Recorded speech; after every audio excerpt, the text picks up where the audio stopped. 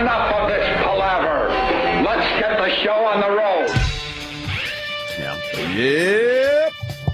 I hear it's been raining in New York for the last, 5 days? Yeah, just sheety weather. Stinks. It's fucking gloomy. Yuck. It was 90 degrees and sunny in Florida. That is stupid. I was talking to myself. I decided on Friday, literally booked a trip, I think Friday, maybe Thursday. I think Thursday, I guess. That I'm going to fly to Florida Friday after the show.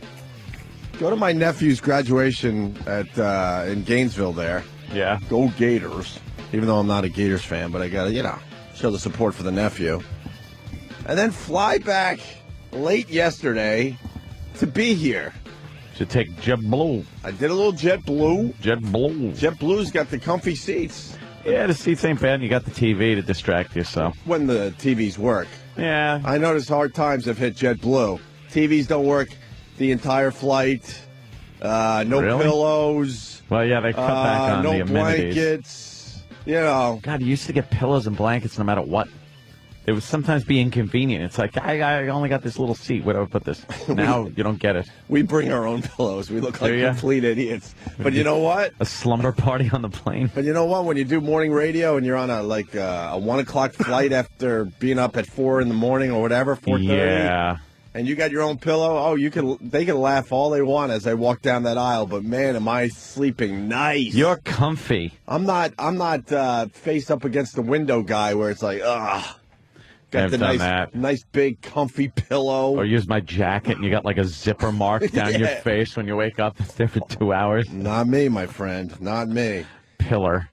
And then flew in late last night, slept 5 hours, and it seems like yesterday I saw you, which pretty much it is. Yeah, I had this crazy adventure, flying into airports, renting cars, driving 2 hours, staying in a hotel, driving back to an airport, back on a plane. A lot of action.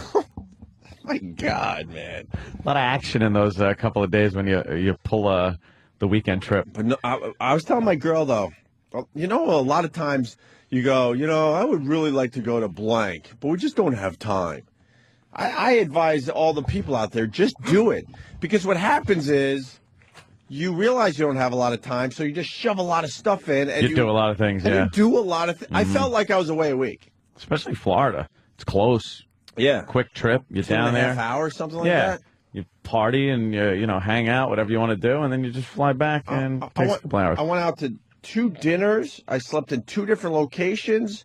I went and saw my niece's play. I saw my nephew's graduation, since Friday. That's crazy. What was your niece's play? Look at Jimmy and John Bon Jovi. Actually, the niece's play was kind of beat.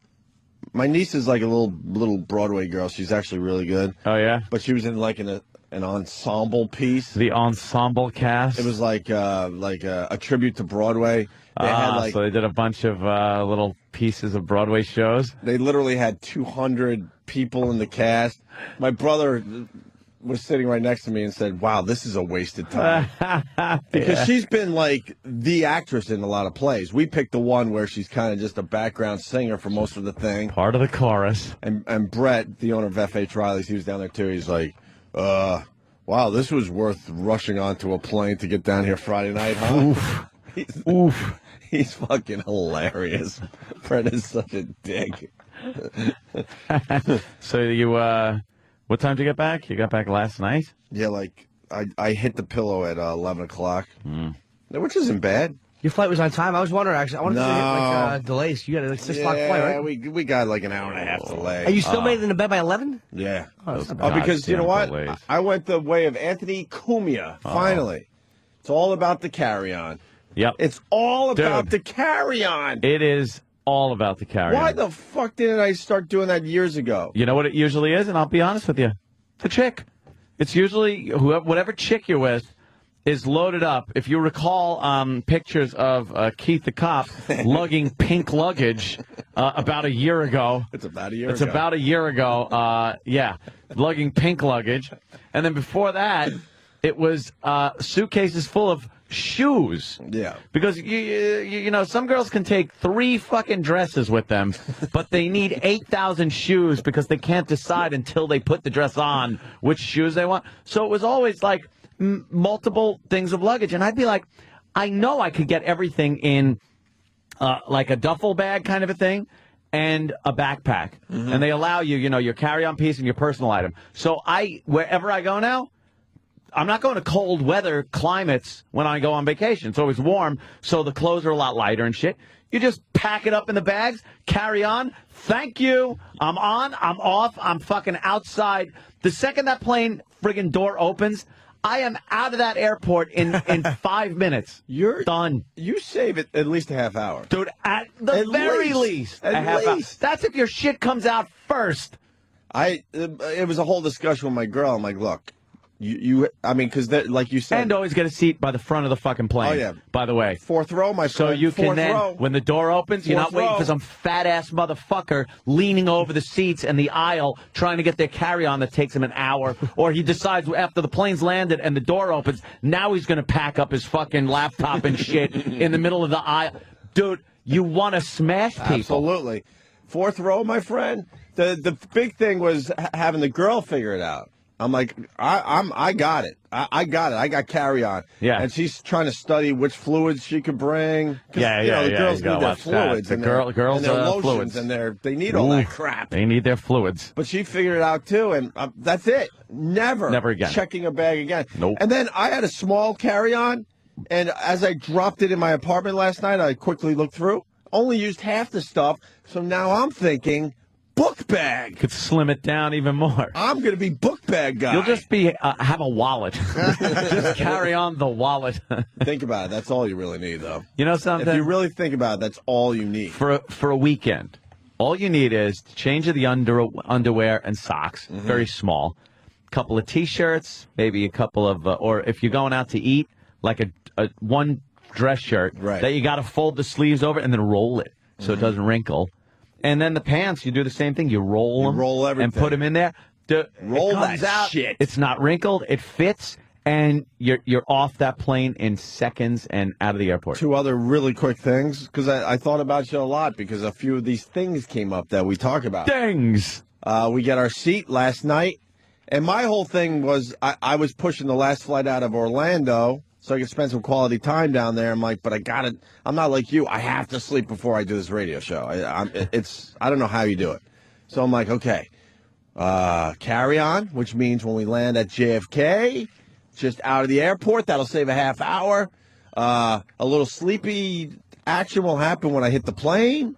So I'll sleep hopefully for an hour, Yeah, maybe that's 2 the hours of the best. flight. So then I'm not that bad, only sleeping 4 or 5 hours. We get to our seat, newborn with mommy. Motherfucker. What kind of headphones do you have? Newborn, Oh. I had earplugs. I'm an earplug guy. And I got these new ones that they go in like screws. They just jam in your ears. You don't hear anything. Come on, a hammer. My girl goes, They call them the Helen Keller. She goes, I got you these brand new earplugs that she was wandering around the airport, and they're actually like screws where you're like, Wow. and they screw right in, plastic. I couldn't hear nothing. I could barely hear myself think. And she sat next to the newborn with the baby because she loves those babies. Oof. Guess what?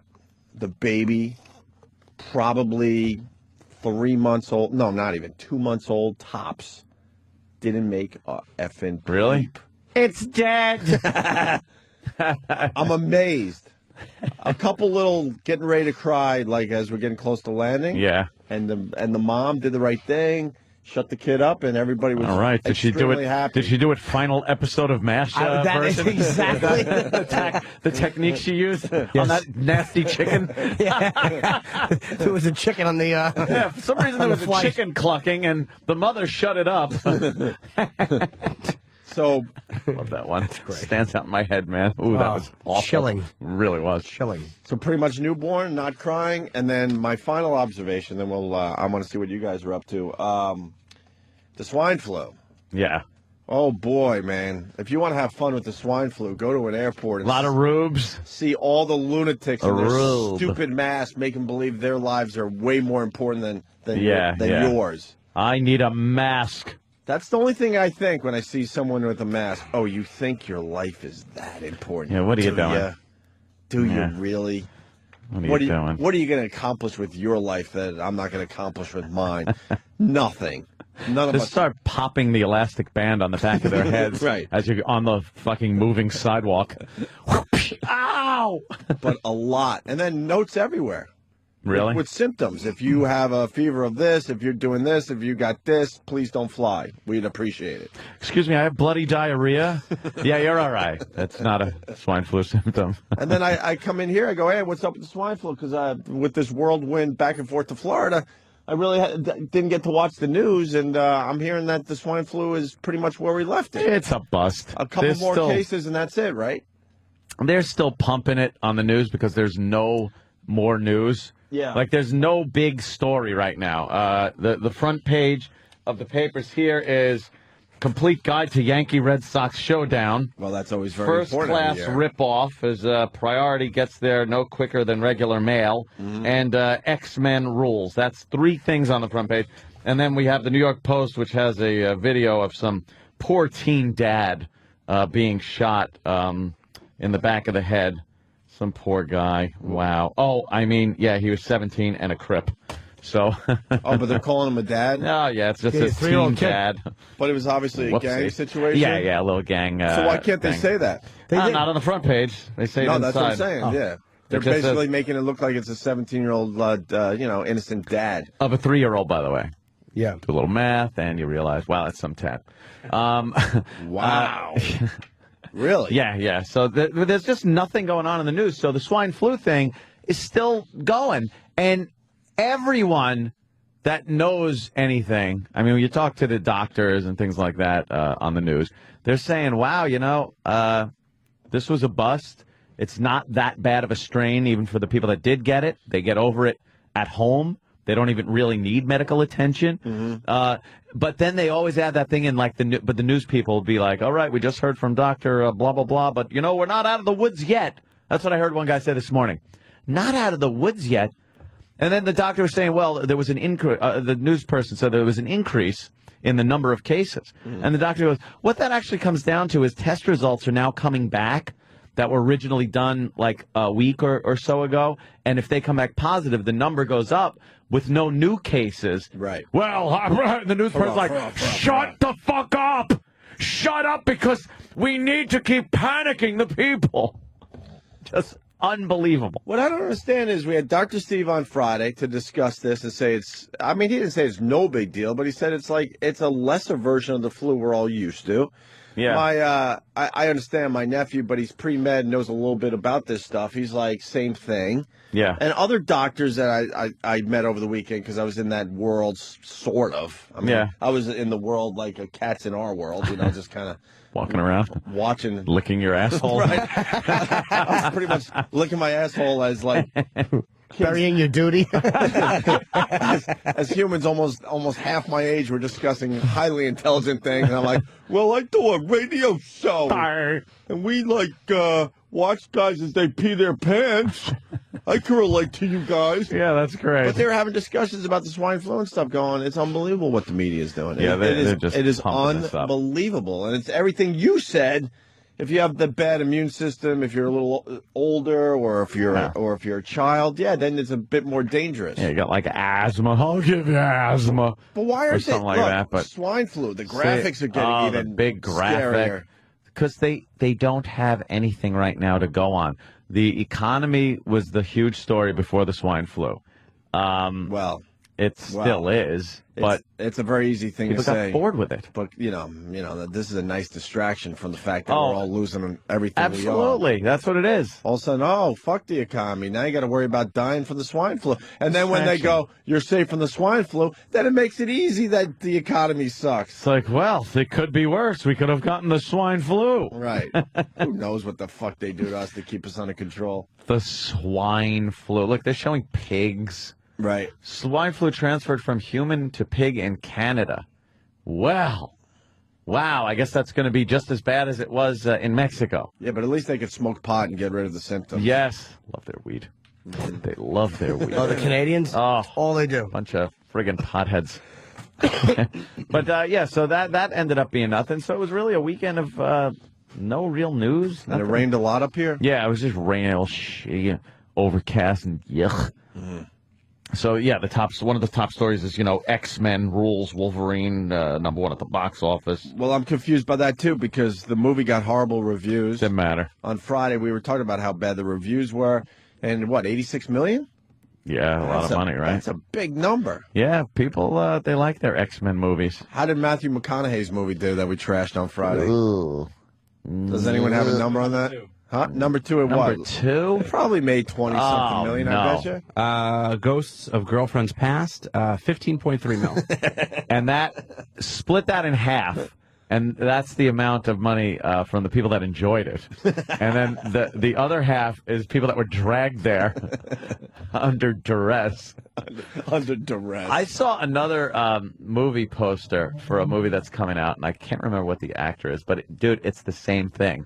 That it wasn't a back-to-back guy-girl, like, look, I'm dominating this dummy kind of a thing, but it was a front-to-front, and the girl's got the guy, and the guy actor is somebody, did you see the thing? Because I saw that.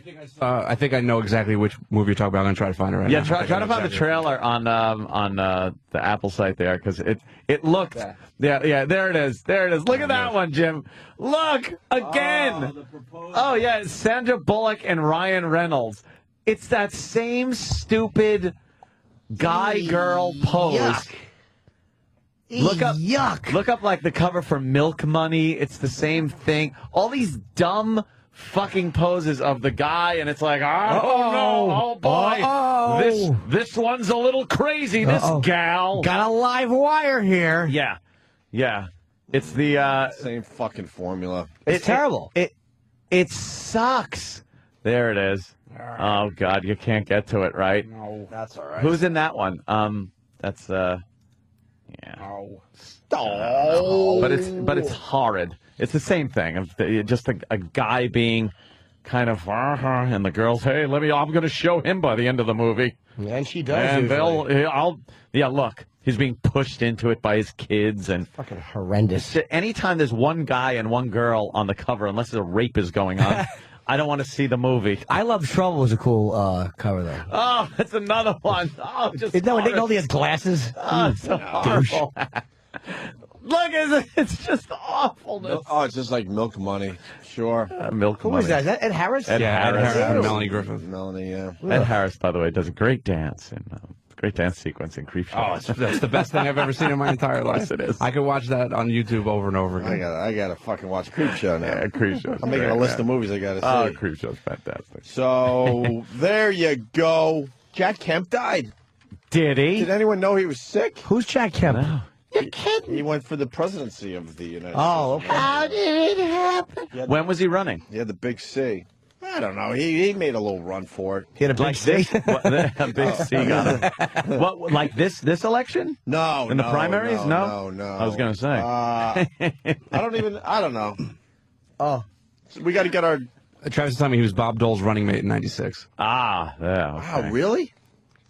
So 12, 13 years ago? Wow. That's a while ago. Wow. Yeah, he was the guy with the deep voice.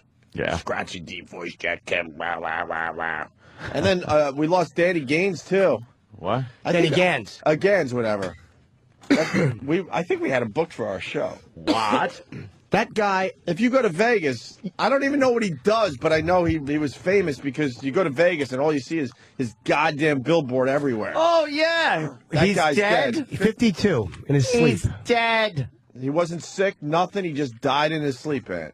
How do they know that? When did he die? Well, Toxicology in? no. What happened? I heard he was healthy. They said the guy worked out. He would eat egg whites with spinach. He was like an ex-minor league ball player. He was a healthy dude, man, and he was massive in Vegas. dude, he sold out 11 years. He had sellouts at the Mirage, I think, and then he moved to Wynn. I guess his contract with Satan ran up, and it was time to fucking contribute. That's a hell of a run.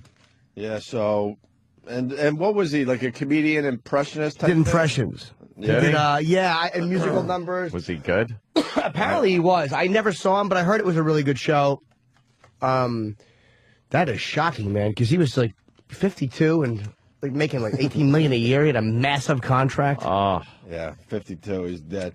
And then we're jumping all over the place, but intern David's here today, and we'll go local for a second. Long Island had their horrendous Long Island Marathon over the weekend. yeah. And I call it horrendous because I know a thing or two about marathons. About a thing or two. I've run 1 million road races over the years. A million? Probably. Your feet must be sore. Probably.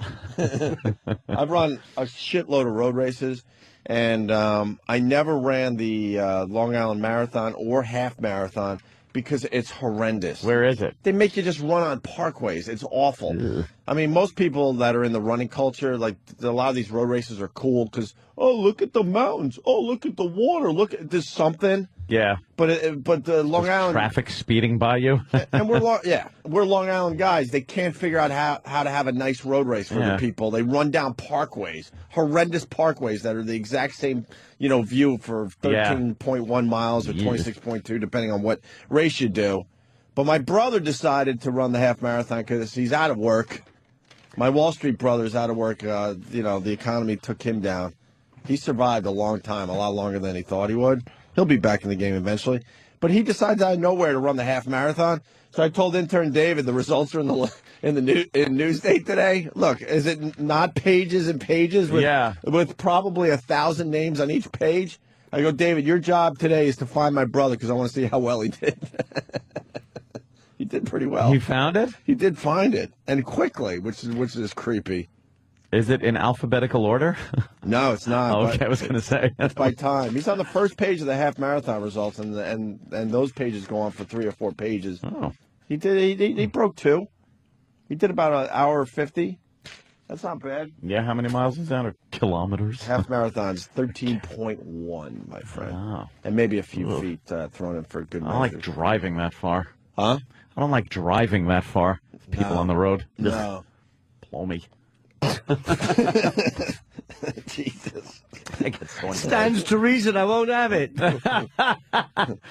I was And lucky Long Islanders is a school that decided to close for a week. A week because of the swine flu. A week. Yeah, why? Why? A week. There's no reason. And what do they do in that week time? They go in and scrub a dub down the school with antiseptic and whatnot. Do they leave it up to the janitors or do they bring in the professionals? I think the pros come in, yeah. No offense to the janitors because they consider themselves professionals. I understand. But it's not like cleaning up vomit out of the cafeteria, When you're dealing with a pandemic, I think we need the guys in the hazmat suits. Sawdust doesn't pick up a pandemic. Right. That's like, that's the magic fucking sprinkled, magic pixie dust of the janitor is sawdust. You know that some janitor somewhere that was too hungover to do his job invented the sawdust solution. What are you doing? This will pick it up. I can't even deal with it. Fuck it. Sawdust cleans up all goo. All goop. All goo. I'd rather have my kids home and well than somewhere where they may be exposed to sickness. For this mother of students in Deer Park schools, the bold move to shut down the entire district for the week is the right move. The extreme measure coming after 3 students at John F. Kennedy Intermediate were identified as having probable cases of swine flu. You can imagine the level of concern that has been expressed by our families. We felt it prudent at this time to have a week in which we could kind of clear the air and still the waters. Let me tell you something. Another Anthony history lesson. Yes. From the Anthony time capsule. Ooh, do we have a stinger for that? Of Anthony being a kid in school.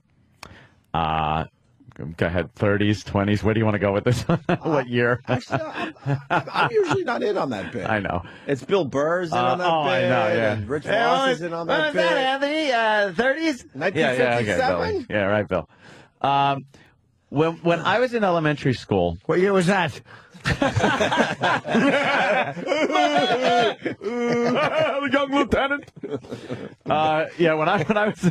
When I was in elementary school, I remember kids having the mumps and the German measles. Wow, dude, you are and things old. like that. And you know something? It would get spread around. Yeah. Rubella. The rubella umbrella, they used to say, you must get the rubella umbrella. It's inoculate yourself against rubella. And it was like, but they never shut the schools down and disinfected. And these are diseases that, like, can kill you. The mumps. You just brought up a great point. Do you remember growing up and your parents forced you? This is going to hit a nerve with a million people out there. Your parents forced you to go have what they call them now play dates. But Yes. forced you, when we were growing up, it was just go over your friend's house, but now it's a play Dude, date. yes. Which is so gay, by the way, that term. I hate the term. A play date. But do you remember all of a sudden, like, you would get a phone call, your parents would get a phone call, and they'd go, Anthony, you're going to go over to Stu's house. And you're like, but I don't know Stu. I know Yeah. he's in my class, but I don't hang out with him.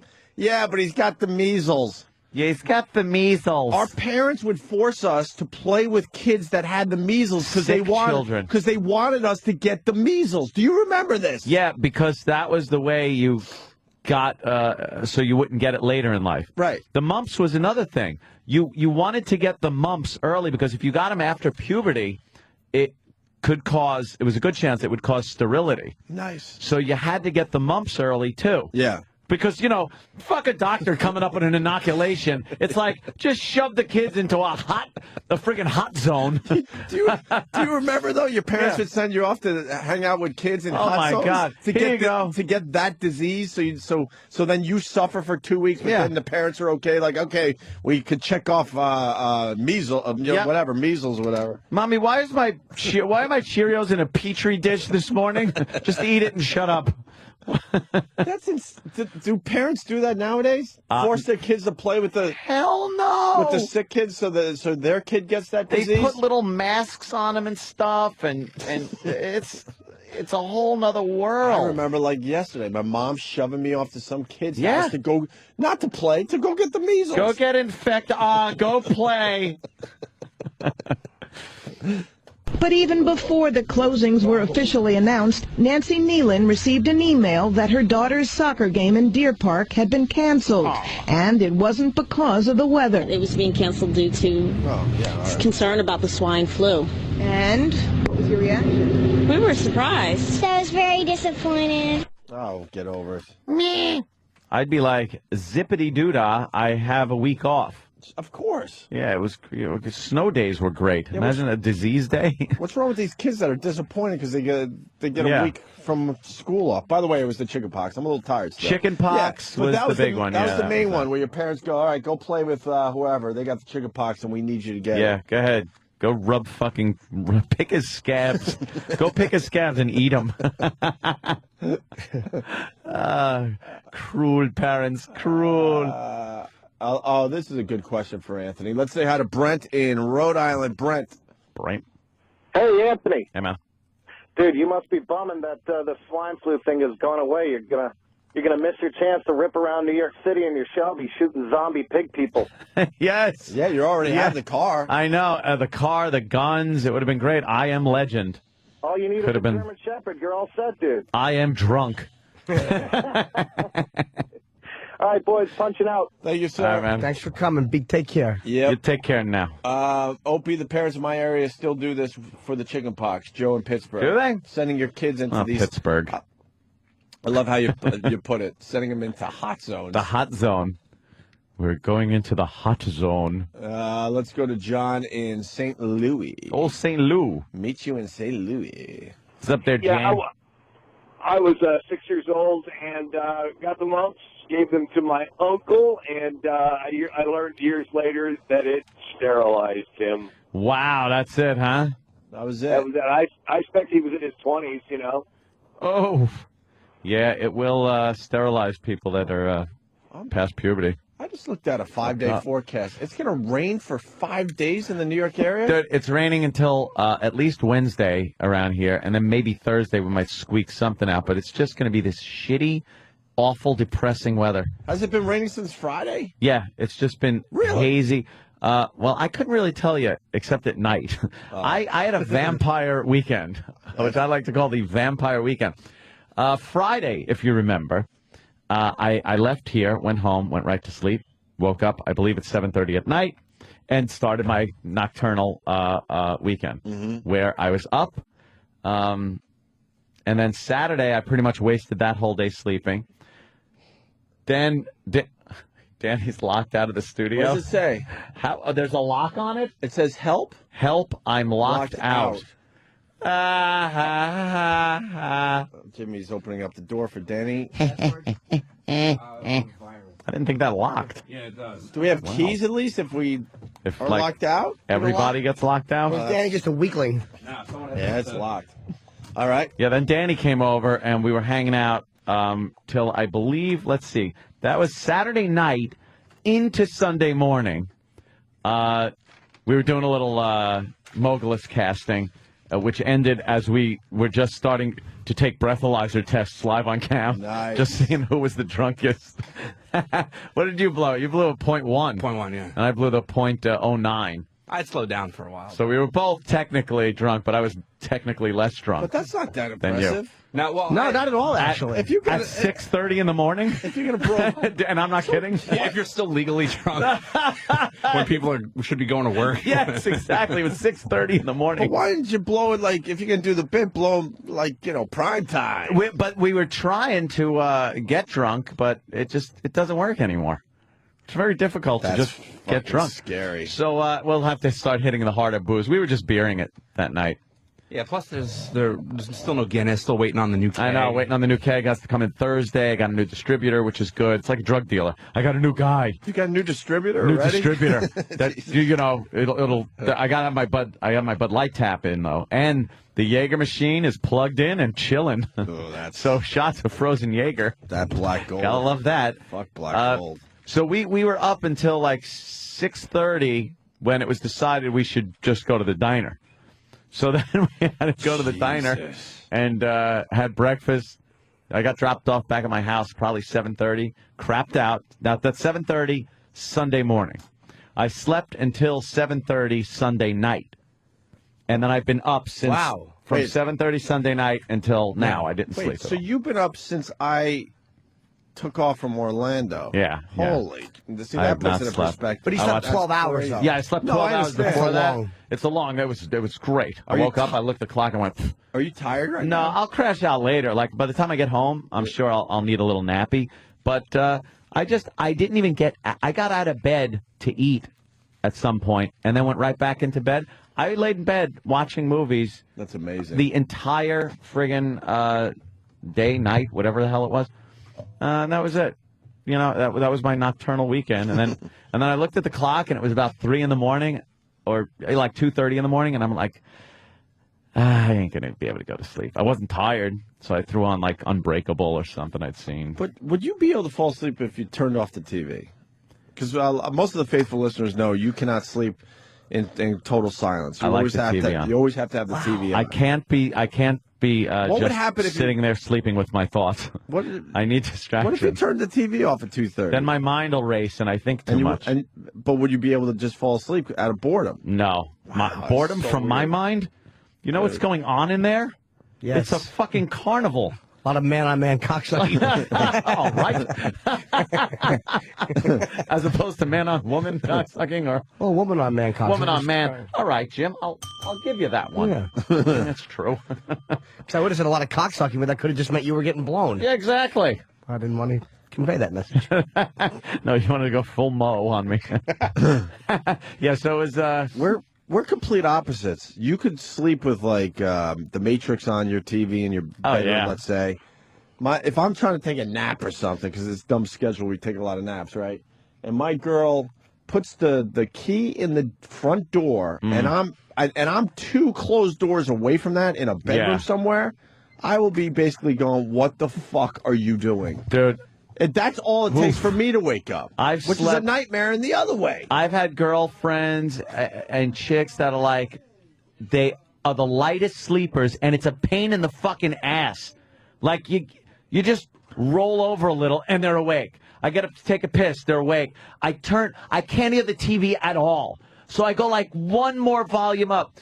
Could you turn that down? What are you doing? God, what time is it? Stop it. Turn that down. And then I've had girls like the dead.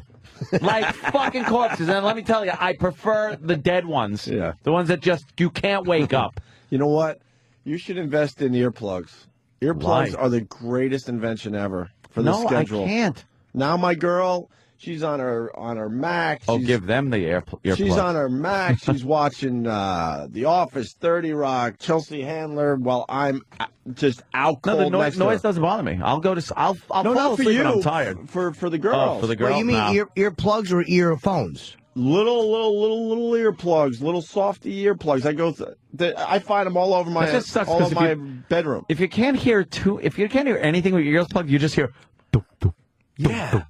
You hear like your heartbeat in your ears. I get Get your blood claustrophobic. pressure checked. No, You're scaring me. you just hear like the inside of your head. No, and you hear just enough. So if there was something going on, you'll definitely hear it. But everything is muffled to the point where that could. Yeah, I don't want to hear my shotgun racking to my face. I want to be able to hear people coming in my house. And then I pull them out in the middle of the night because they start hurting the ears a little bit. Oh, yeah. And these things are filled with peanut butter all over my bedroom. Like once a month, I gotta go collecting earplugs. Holy shit! And I will find dozens of them. Dude, why don't you get it like crusted with peanut butter? Why don't you get her? I never have to clean my ears though, because these things do the job for me. Just pushes it into your head. Probably. If she's watching like The Office and stuff on the Mac, why don't you get her like those Bose headphones so you don't need the earphones? Because this way, you know what I mean. This way, you don't need earplugs, and she can watch it as loud as she wants. But then she can't laugh. Right. You know, that was another thing. I'd watch something sometimes on very low volume, and I'm fucking laughing my ass off, and it's like, what are you doing? I'm trying to sleep. And I was just like, this is funny fucking shit. They got a million of these earplugs rule, I'm telling you. Yeah. And then she could be doing whatever she wants. You know, she's in La La Land next to you. You could have that TV pretty high, too. No. Now I got, I'm on corpse mode. So, right, there's no waking. So you're good. No waking her up. I use the That's always good. I use the earplugs on the planes now, everywhere. Bring them everywhere. Let's say hi to Tom the trucker. Tom. Hey there, Tam. Hey, good evening, boys. Hey. It's Talon the trucker, not Tom. All right. Oh, Talon, what's up, buddy? Oh. I want to agree with you, Opie, on earplugs. Nothing sucks more than trying to sleep someplace and you park next to trucks that don't shut off their motors in like 60-degree weather, and the earplugs just change the sound quality and it's just out like a light. Yeah, you still hear stuff, but he's right. It changes it. Yeah. It just softens it out. I don't know. Yeah. You could definitely hear if someone's trying to break into, in this case, hear, this guy's cab or whatever. Calling for you, but, it does change the decibel level and it makes it easier there. There you go. Thank you, Talon. Let's say hi to Rob in Virginia. Rob. Hey there, boy. Happy birthday, Jimmy. Thanks, Rob. Hey, if you guys ever get locked out of your studio again like Danny just did, you can always break in like you did on Real Rock TV. Douche. Oh. Hey, we're on a... What happened? I'm just looking at the fucking 7-day forecast. 7 days now. It's 7 days of rain. 5 out of the next 6 days will be rain in the New York area. Unbelievable. That's supposed to happen in April. Everything shifted a month. You know that. The April showers are now May showers. May showers. In New York, anyway. Well, if you want to enjoy the rainbow, you got to put up with the rain. You know who said that? Who? Dolly Parton. People thought she was just a great big pair of tits. She's got. You were going to say Jim Norton. She's got the most horrendous tits ever. By the way, ever. They've always been horrendous. Too. Really? Even for you guys out there that are into the big boobies. They're always wrapped up in shit. I don't know. For all you big booby monsters out there, they've always been horrendous. They were always wrapped up like in, hey, let's bring out Dolly Parton here. Dolly Parton's going to make her way out on the stage. And it was like, she never wore anything sexy where you could see anything. Yeah. Just like a hillbilly. Jimmy, how was Jersey yesterday? It was, I kind of kept it under my hat for... Jimmy kept it under his hat and it was in Jersey. Yeah, right. Me and Voss last night were asked to induct Abbott and Costello into the New Jersey Hall of Fame. But were they there? Yes, they were. But they obviously don't listen to our show. Well, one of the well, not I don't. Well, maybe. I don't know what I should say right now because I don't want to blow up your spot. No, it was fine. I think the listeners understand what I'm getting at. That's why I didn't mention it. Holy shit! How does that get done? Well, I guess they wanted a couple of bright comedians. And that like making horrific jokes. Well, you know, about their ancestors. I don't know what you mean. I think he's always been treated. What the fuck is? Very respectfully on this program. No one told me I was coming back to Bizarro World today. We were asked to do the induction, so Voss was panicking because we had to have like stuff written with write out intros. Oh, he was the worst. Why was he panicking? He writes, doesn't he? Yeah. He probably panicked because he thought you and him would have to do an updated version of Abbott and Costello or something. Yeah. Hold on first.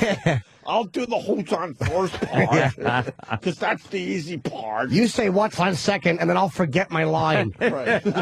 So no, But Beans, Louis Beans. Who's on first?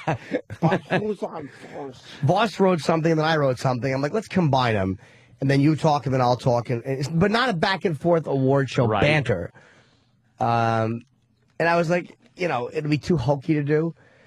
So we get there, and it was pretty cool people there. I mean, they also inducted Phil Rizzuto posthumously. Yes. Yogi Berra inducted him, and was he there? Yogi was there. Former Mayor Dinkins of New York was there. Him and Benjamin Chavis. They didn't honor him for anything. No, did he's they? not. They inducted someone. He's born in Trenton. Oh. Bill Bradley was there, and I did walk up to Bill Bradley. Oh, Bill! No, that would have been better than what I said. I was like, "Hello, Governor," because I thought he used to be governor. Yeah. Corzine was there all night. He kind of hosted the event. Buzz Aldrin inducted Carl Sagan, and fucking posthumously. Jeez, was there a live person being fucking inducted? I brought my Buzz Aldrin photo to get him to sign. You and Buzz? From our interview. From the interview we did in the studio, which was a lot of fun, yes. I didn't want to bother him. So he's talking to people, and he's walking out of the room with, hey, spaceman! Yeah, I said, hey, moon fella. Hey, moon cricket. Whoops. And then I said, You should say ground control to Major Tom. Yeah, come on. Him and his wife were walking out to go back to. There was a big green room where all the inductees and the presenters were staying, and you could go out and watch the show if you wanted to. So Buzz and his wife were walking out with the person who's in charge of showing them around. So I say, "Hi, Buzz. I interviewed you on the radio," and he's like, and I showed my picture of he and I. I'm like, "Would you sign this? It's a photo of us together." Yeah, yeah. And he goes, I shouldn't start signing all these people here, and they might see me sign. I'm like, okay. So I follow him out the door to the hallway, because I figure he wants to do it privately. Kick him down the stairs? No. Oh. I showed it to him then. And I'm like, oh, did you want to do it here? And he's like, not now. And he blew me off. Oh, wow, what a blow-off. So he probably thought I was being picky. Yeah. But I just misunderstood him. I mean, being pushy. So I walked back. You were. But no, I thought he said to come outside. I thought you said I'm all right. Come outside. Like into the hallway. Yeah, you come with me. I'll sign that for you. And I'll give you a moon rock, too, kid. What do you fucking think he's going to do? Please tell me this ends with you and him at his front stoop. Yeah, I thought you meant here, in your bedroom. So I came back in the room. With this knife to your throat. And I was embarrassed, kind of. Of course you were. I wasn't mad. Well, you should be. I wasn't mad, though. I said to Kenny and my chick, I was like, well, he's kind of a dick, but whatever. He's old, fuck him. I already got a picture of the guy. And then, so a little while later, he comes back with his wife, and my girlfriend comes over to me, and she says, I think Buzz Aldrin is flirting with me. I don't know. Give me the picture. I'm going to get him to sign it. Oh. And I'm like, what do you mean? I'm like, no, don't bother him. She's like, give me the picture. Oh. And sure enough, 10 minutes later, she comes back with my fucking picture signed. Get the fuck out of here. And not only is it signed, it's to Jim. Best wishes, Buzz Aldrin, Apollo 11. Wow. So, okay, that makes perfect sense. Apparently what had happened is she was just sitting there, and Buzz he wasn't hitting on her. He was just, I guess, being flirting, young girl. And he's like, so, what are you doing here, young lady? He just starts yapping with her. And she's like, oh, my boyfriend's here. And I was on the moon. He might as well have said that. I told her, like, hey, if you want to fuck him, it's like, I'll live with that. You can't fuck Yogi. You could jerk him off out of respect. But Buzz, you can fuck. But no, and she said he wasn't really grabbing. She's like, oh, here's my boyfriend. He's like, what's he do? And she's like, well, they're inducting people for autographs, yes, apparently. He's a pain in the balls. She's like, well, they're inducting Abbott and Costello. And he went, well, what's the connection? And she said he's a comedian. And she's like, yeah, he wanted you to sign a photo of him and you. And he's like, I'll sign it. So she goes over and gets it and brings it back. And I don't think Buzz expected it then. And he goes, well, I didn't want to sign it now. And his wife just went, the picture's already out. Just sign it. Like the wife his is annoyed. wife is annoyed. Like, all right. And she's got it signed and brought it back. And she's like, maybe I shouldn't have done it right there. Because then like 15 people came up to him. Oh, they did? And got pictures with him. Oh, he must have been so pissed. Yeah, so it started a fucking... frenzy. And the one cool thing of the night, we were all hanging out, and everybody was coming back there. Anybody who was a part of it was there. Again, Dinkins and Governor Corzine. There was a lot of people there. And then they started shutting down. There was a wounded soldier there with prosthetic legs. They were going to honor him as the unsung hero, Jersey guy. And Bon Jovi was due to be inducted, too. He was the big name, and we didn't know who was inducting him. So they're shutting down all the doors, and they're like, could you guys wait inside here? And they won't let any of us into the hallway. And I'm like, I'm getting really annoyed. I'm like, we're presenters. I'm like, I don't give a fuck. Is Bon Jovi coming in? Is this fucking prima donna having the door shut in while the governor's in here? Like, I could see you just I was getting, I had to piss. And I was really getting angry. And then I saw, like, Secret Service people coming in. And I said to one of the women out there, this is for Bon Jovi. And she went, bigger than Bon Jovi. A little bigger. So I'm like, who is this? And I'm like, it's not Springsteen. It's not an artist. Who is it from Jersey? It's not like Clinton, because they don't live in Jersey. It's not from Jersey. Yeah, you gotta... And then we see 4 troopers walk in. God, I can't even think who it could be. I couldn't either. From Jersey. And I guess the guy came in, and it turned out they had the doors closed because it was a surprise for the soldier. It was General David Petraeus. Oh, okay. Who was the top U.S. commander over in Afghanistan and Pakistan, I think Iraq. So I kind of understood the security. He was the only one I didn't get to meet. No one could get near him, which was fine. I mean, Your chick get a picture signed from him? No, but I think she went in there and started screaming communist propaganda at him. Fucking liberal. But no, I said that was one I didn't care. It's like he did like a nice speech for the soldier and he left. And then Bon Jovi came out and he accepted and he's singing with Southside Johnny and the Jukes and we're all supposed to go on stage like a big... So me and Voss walk on. And we're standing kind of center stage behind Bon Jovi and Southside Johnny's name is. Mm-hmm. And they're singing, and Voss goes, we're going to be in every picture. And I didn't realize we were right behind Bon Jovi. Oh, yeah. So there's footage of it. If you see it... it's mostly you. You saw it? I didn't see it. Yeah, I saw a quick clip. I didn't see Voss. Before and saw Jimmy, yeah. But apparently I'm right behind, and I wish I would have known the words, because people were just coming up and singing. I would love to have sang at the mic. Oh, wow, just jump on mic. But I didn't. The song was, We're Having, and I hate the song. You should have just gone, We're back! I would love to have. Ruined the Ken whole Sheckler, thing. I should say it. We're having a party, apparently. You know what I love about that story? He goes, I didn't know the words. We're having a party. They probably say, we're having a party over and over. But then it was... They probably say it 20 times in a row. I know, but I didn't... You could have just went up and gone, We're having a party, and then gone back to your fucking... On the radio. Yeah. Everybody's singing on the radio. that That's all you needed to know, Jimmy. But I didn't know. I was clapping my hands. I didn't want to clap. Offbeat, probably. And then I saw Buzz, and I'm like, great job on the speech. And he was like, Rrr. Oh, he is angry. But he's just wanted nothing to do with Buzz. me. I don't blame him. It was a fun event, though. It was fucking, I thought it was like, is this going to be cool? It was mobbed, and next year they're inducting Shaq. And I want to go next year, man. It was fucking fun. No money, of course, but... No, but for you, that is money. Dude. Just hanging out with celebrities and bothering them for autographs. And then my obsession was, why didn't I bring a ball for Yogi to sign? I brought my picture, and he signed... You brought 2 of them. Yeah, I should have had him sign. Dude, in gray, on the gray, he signed. And I had to go back a minute later and go, Yogi, could you sign on the black? And he's like, why didn't you tell me? I'm like, I got to tell you? Yeah, it's not over till it's over. You got to display all this stuff, Jimmy. I do. I just all the pictures I don't have. Mind-boggling how much stuff you got signed. I came in Friday to meet Strawberry because he was... Did we get our ball signed? I got one signed. I think you did too. Ooh. From Daryl. And I bought his book too, so he was happy to... Boy, he's a tall drink of water, huh? His handshake, dude.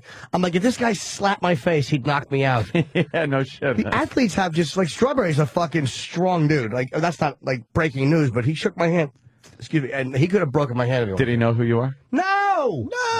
good. Bon Jovi didn't even acknowledge that he knew who I was. We took a great picture together, and I heard he was laughing while me and Voss were presenting. Yeah. Because we went up and we had to do a little bit of jokes. He's Bon Jovi. And he apparently, they said he was laughing at my opening joke. Yeah? Yeah. See, and then not even an acknowledgement? That's all right. Why Darryl Strawberry should have been the greatest home run hitter I agree. of all time. Is he in the Hall of Fame or no? As that. He blew it. This guy blew it. How many home runs?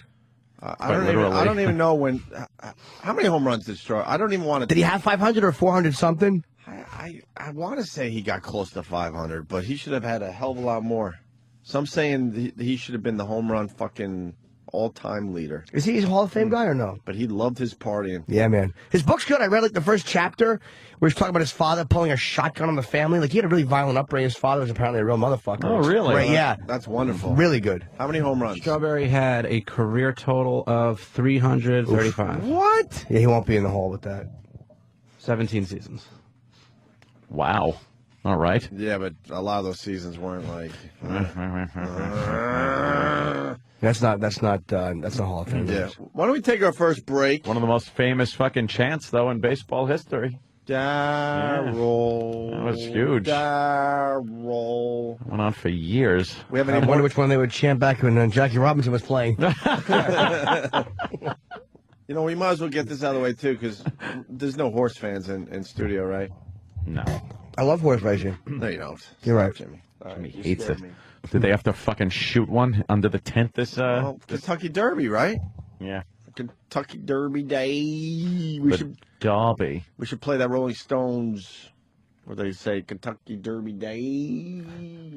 Maybe we shouldn't. I think it's Dead Flowers. They Oh, yeah? reference Kentucky Derby and Dead Flowers, Travis. Anyway, How do they say it though? Kentucky Derby Day. He does a little twang, that Mick Jagger, in that song. A 50-1 shot won the whole goddamn thing, right? Yeah. If you would have fucking had the fucking triple on that or something, with Imagine that you had thing $5 in there. on that. That had a. 100, 250. Do we even know the name of the horse? How dumb are we? No. Yeah. Do you know, Ant? Not a clue. I don't have a Scheckler clue. Teddy. I saw that though. 50-1. 50-1 shot wins it. So. And you know, a lot of people are putting money down on the 50-1 for the for the goof. goof. The goof. They had to pay out a lot of cash. Or you take who came in second is the important thing. Was it the favorite? I don't even know. Because if the favorite comes in second, Would and you then the go- long shot, you usually, you play the favorite, and then you wheel the field with the exacta or something like that, or the triple. You take the favorite and then just play all the other horses. Combinations cost you a lot, but if 50-1 comes in, woof. Is horse racing still big?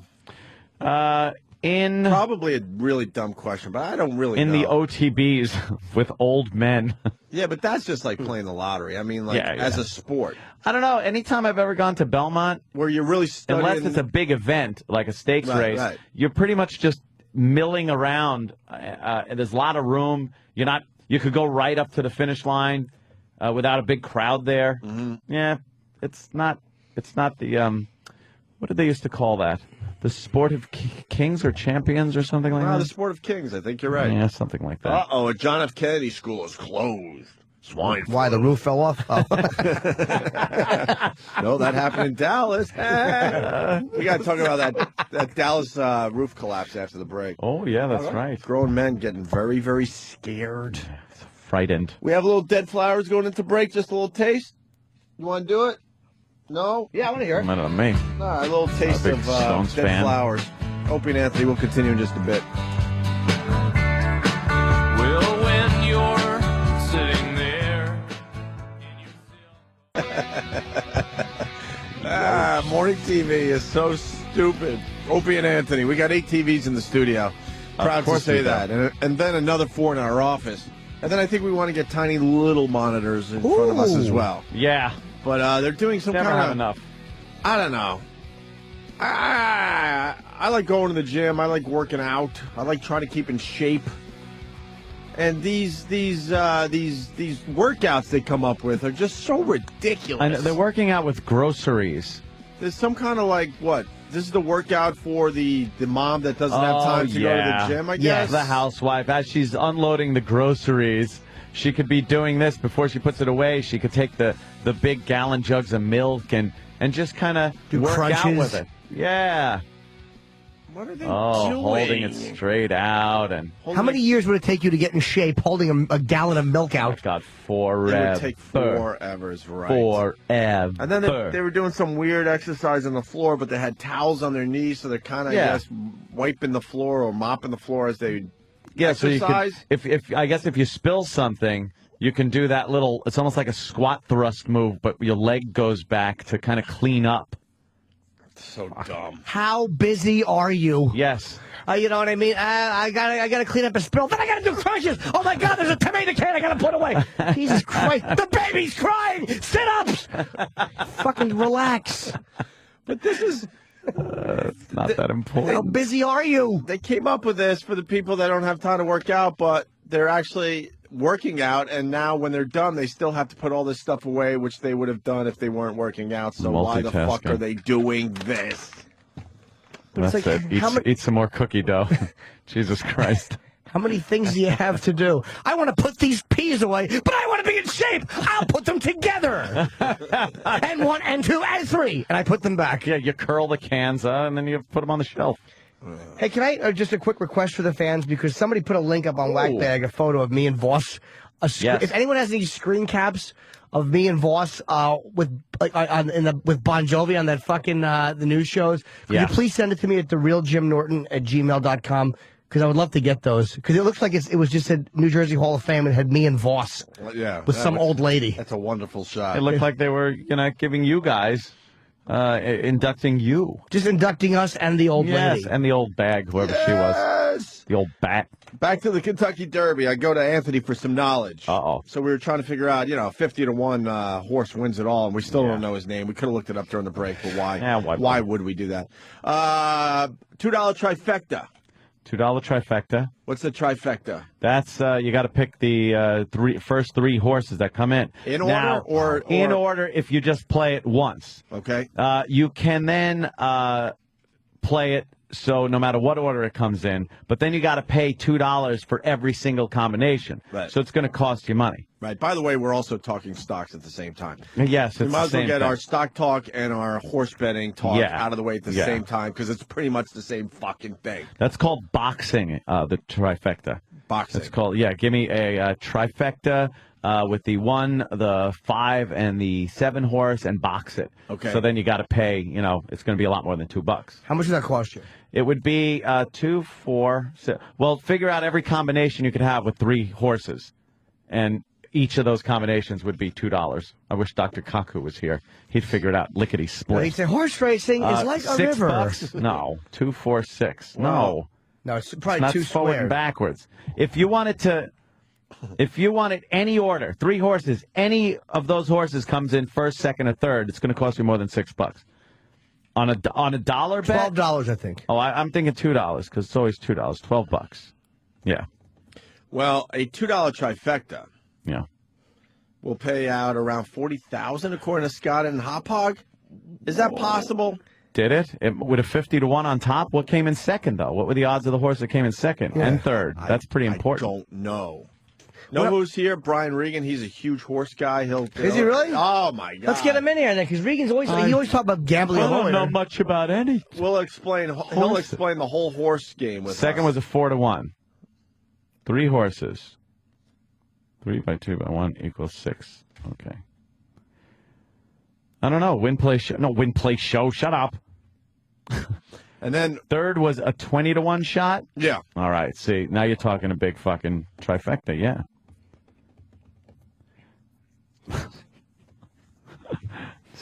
Here comes. Thank God. Thank God Brian's here, the horse expert. God, thank you. You're here. You're a big horse guy, right? Oh, yeah. Yeah, you know trifectas and... The quinella or the exacta? Yeah, can you explain the quinella for us to begin with? I can. All right. Quinella is, you got to pick number 1 and number 2 in the correct order. No. That would be an exacta. Let me finish. A quinella is an exacta that you don't have to box. They can come in You're either right. order. You're right. And it still only costs you $2 if you do a $2 unit bet. I'm in here, 3 seconds? I've already made a mistake. And you're screwed I'm 0 for up 1. already. What about I thought they were calling I'm him already in the hole. Brian the Horse Regan.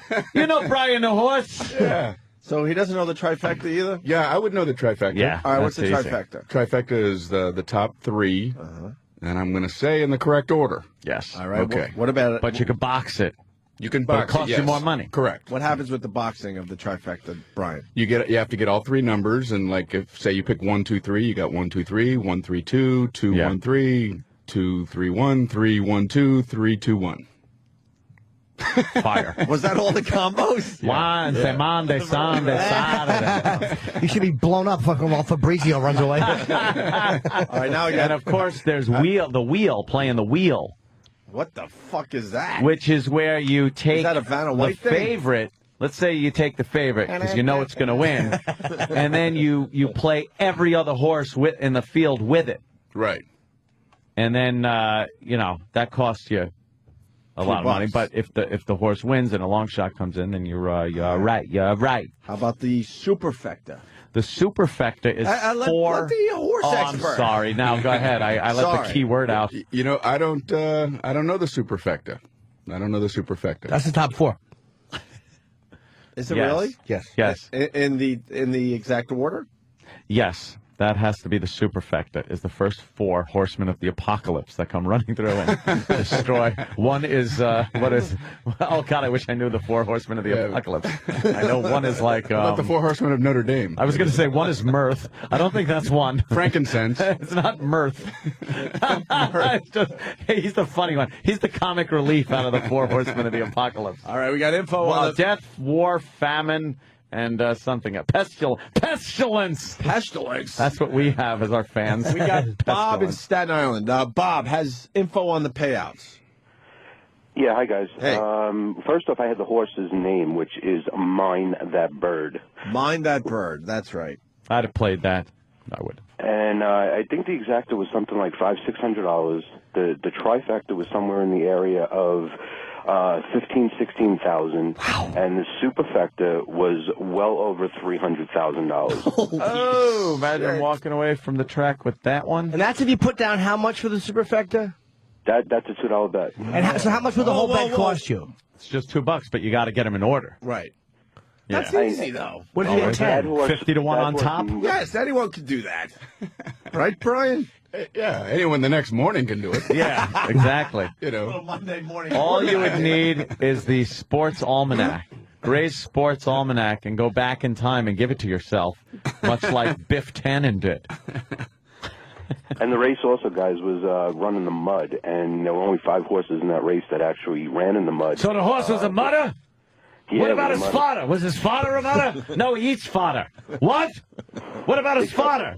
A little tribute to last night. Abbott and Costello. Of course. Sir, let me ask you a question. If that's a $2 bet, could you have put down, say, $10 on that if you want to, the superfecta? Oh, yeah. Of course, you could put down as much as you want. And then that would have paid out 10 times the amount. Well, 5 times the amount of a $2 bet. So it only costs you $10 to put down a crazy bet like that for Yeah. a superfecta? Wow. I used to put down like, $2. You do a $2 bet, but if you put down like a $20 bet on it, then you get 10 times the amount, so you'd have $3 million. Well, do we have any You'd have info to pay on out. how many guys won a shitload Actually of won. money yesterday? I never played $2 exacta bets. I'd always play like $10. The horse exacta. fans out there must have went with this. On $2? Dude, There's you know got to be how a lot hard- of huge Do you winners know- last night. No fucking way. Do you know how hard it is to put a 50 to 1 horse on top of your superfecta? Not. You'd never put it up on top. All right, think of... and then have another 20 to 1 shot in All right, there. how many- Without just going with all the long Hold shots. on. Second place, I think, was 4 to 1. How many horses ran yesterday? There were 19. The favorite was Scratch. That was easy. The favorite was Scratch. 19? 19 horses. All right, watch how easy Holy this is. watch how easy it is. And write down 4 numbers, Okay.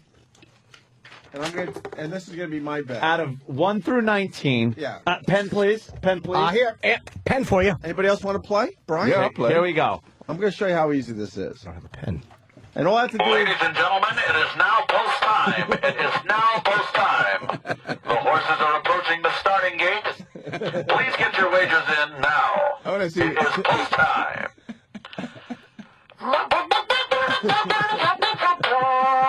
All right, look. I'm gonna. Don't even write your numbers down. Oh, what? You'll just randomly pick 4 numbers. Well, it's After easy. we write It's ours. easy to pick 4 numbers. That's not the hard part. No, now It's having he's got them to come match in that them. order. Yes, he's got to match my number. I'm the winner. I'm the one that I Right. am the winner. I'm the This is- order that the horses This is came what- in. This is how most people bet. 1 through I don't- 19. I don't look at a horse card. I just start picking numbers. Watch what I do. 1 through Or names. 19. All right. Oh wait, am I supposed to pick? Wait. I'm going to go with, okay. And then I'm going to go with this. And then I'm going to go with, okay. All right. I got mine. This is how easy this See is. if everybody's got theirs in. This is so easy. Go ahead. Ladies and gentlemen, the results are in. We have a Stewart's inquiry. A Stewart's inquiry. This will take about a half hour to solve. What the hell is that? What happened to the actual Stewart, race? I say somebody hit from another horse with a whip. Oh. And we're having a Stewart's inquiry. Okay. And it's a photo finish. So we got to go through that. All right, what am I going for? Throw Luke? your tickets away. Am I going for the trifecta, so I need the 3? All right, 4. You need- Superfecta. you Oh, we're need going four- superfecta? Superfecta. All right. Superfecta, dude. And what is this, a $2 bet? This is a $2 bet. It's So going to get you $300,000 if you win. All right, go ahead. What, All right. What number won the horse? Won the race? Ladies and gentlemen, we have the official results. Coming in first is the number 7 horse. Bullshit. The number 7. All right. I had it. Now you only have. I had it. Now you only have 3 more to go out of 19. Wait, how much? And I swear I didn't You know don't it was get a shit. How much did I win so far? You don't get nothing, sir. You said 7. I got It 7. doesn't matter. See, if you would have played to win, then you would have won some money. How much would I won? 50 to 1. You would have won $100 on All a right. $2 bet. All right, I'm crossing the rest of my numbers No, out. you bet What? the ticket. Rip it up unless you have this next number. Dude, let it be known I got the say, 7. First of all, why would you write with a highlighter? I can't even see that shit. Give the man a Sharpie, for fuck's sake. Coming in second, the number 2 horse. Number 2. Anyone have 2 as second? I got 6.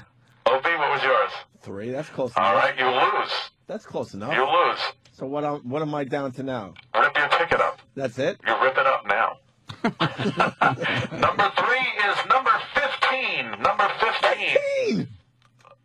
You went into 4th place, though. Is that bad? Yeah. Oh. And coming in 4th, the number 4 horse. 4. Why I would you got pick- that one. Why would you pick 4? Exactly. Why would it come in? It's 50 to 1 shot. That's how easy it is. You all went away losers. All right, I got Now, Opie would have been like, oh, man, come on, I got the first horse. I got the first and the last. You know how many people at OTB I used to hear going, I had the 7 first, but then I had it, and before I picked it with the 3, and then I played it with the 4 and the 8. It's like, oh, did you win? No. But I picked I picked 2 out of the 4 numbers you picked. That's pretty cool. See if you would have exactly only 19 though. that. What did you get, Brian? I had the 7 to win, but then I had 4, 16, and 3. I wonder why people do that, like 7 to win. It's just one of those numbers. Yeah. Pick 7. It's a Well, it's lucky the most number, common man. number people pick between 0, like 1 and It's 10. not.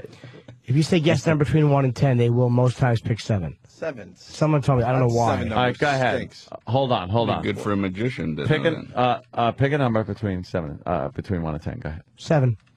That was it. But then I realized that only works with pick a number between 6 and 8. That's Most a people sure will thing. pick 7, except the profoundly Yes. retarded. 6.13. They pick shoe. Yeah. A retarded person. Shoe. Pick a number between 1 and 10. That's fork and eye. Call the doctor. Paint chip soup coming up. Wow. Trifecta box cost $6. Best bet was Payout was $577,000. Let's say hi to Jared in Boston. Jared. Hey, guys. What's up, Jared? Hey, man. Evening. Not much. You know how we all do with math on this show, but check this one out.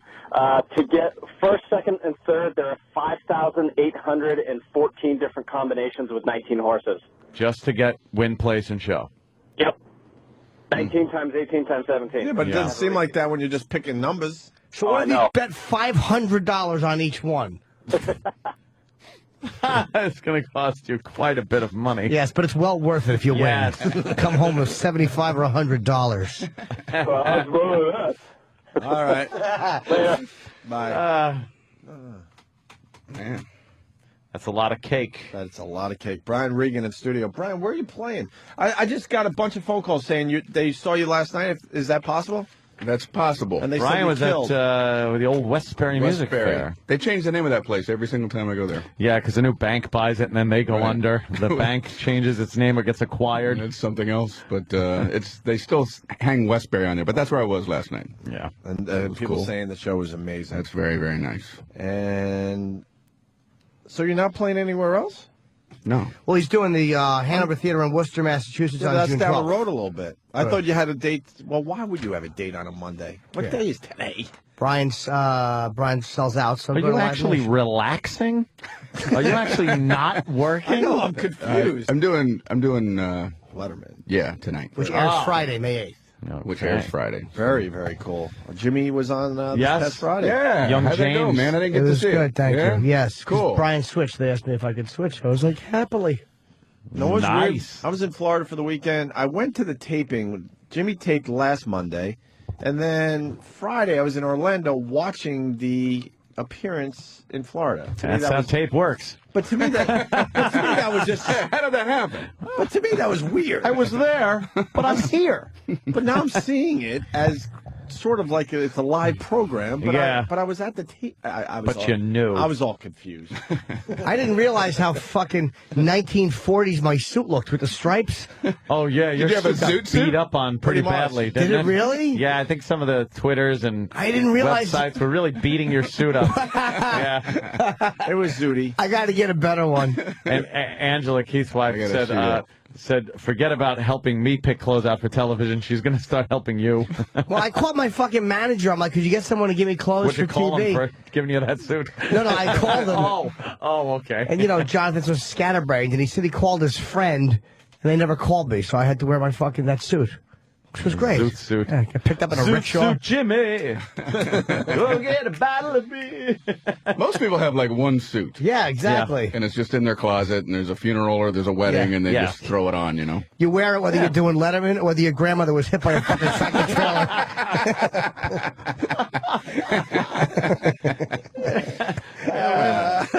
Grandma's getting my striped suit. You really do That's reach so a point. true.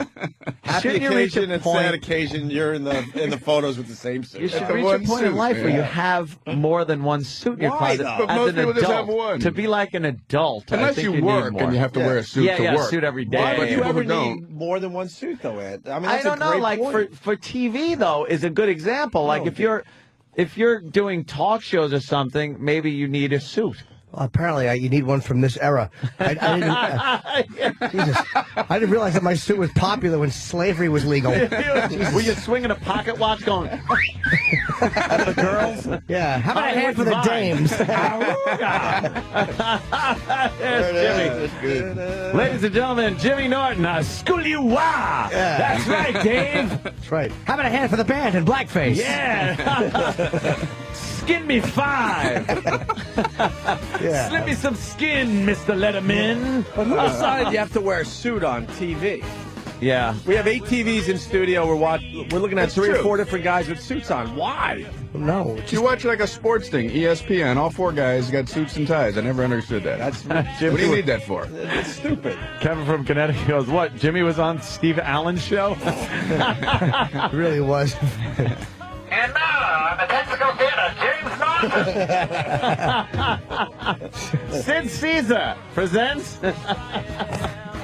I didn't realize that it was fucking an older man until I watched it. Good. It looked fine. Fine, fuck him. Oh, no, don't get me wrong. I'm not saying I wasn't a juicy, fuckable specimen. I'm just you saying were. I didn't realize it was a throwback suit that I'll never wear again. Maybe Angela could help a brother out. Angela. Yeah, she would. She'd help you out. I want her to help me with my apartment because there's like stuff that needs to be done, and your place looks so good. she's But I'm afraid she'll think I have decorating, Anthony money. Ah. I That is don't. interesting. You have more. No, I No. you know something? I spent. I got it and I went with it. Easy come, easy go. Me a bag of shells. He just lets it go. Let's ask Brian about the swine flu. Brian, Yes. you all right? Yeah. No Feeling swine good? flu for you? You travel a I lot. cough a little bit, but I cough into my elbow. Yeah, that's what you're supposed to do. You're supposed to do, right? Is that really the proper way to? Yes, no longer cover with your hands. You're supposed to cough into your Jesus. elbow. There's Jimmy with his suit. Hold no. on a second. Could you not get my neck so fat, Dan, so Brian doesn't think I put on weight? Fantastic.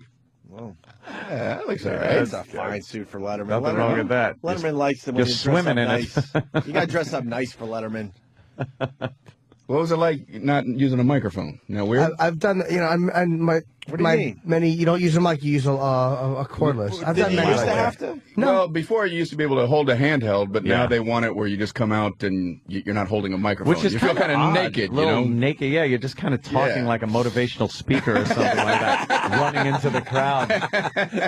Well, if you, See, he looks good though, man. well, if you got look your at the way hands I there. do it, I obviously am such a professional. I know how to gesticulate and move my hands comfortably. Arms Like are I'm moving like the Lost in Space robot when there's an emergency. Warning, warning. My suit is too big, Will Robinson. Warning, warning. They are moving quite a bit. You don't have to point at everything. I really am a fucking. I'm like Travis doing the nannerpuss dance. I should be face fucked. There you go. Which giant defensive lineman did you get that suit from, by the way? Holy A little big, a little big. That is, ooh, you look adorable, though. Is that the same? I didn't realize it was too big. No, suit it's looks fine. Who the I've fuck lost am I weight. Talking. Don't tell him it's too big. No, I I'm feel not. good. I lost weight. He'll obsess about that. I all just day. like, you know. Yeah, it's fine. The suit's fine. Everything's fine. Fine. Does remind me, I got to get my pool uncovered. Why is Tommy Lee frowning at my suit? So you're supposed to cough into your elbow. Into the crook of your arm, yes. It's hard to cough into your elbow. I believe the crook of your arm on the opposite side of Maybe your I've been elbow. doing it wrong. I've been trying to cough into my elbow. Ow! You're walking around in a cast. That's where you prop your head up with your elbow and cough on people directly. It's even worse. Yeah, launches it.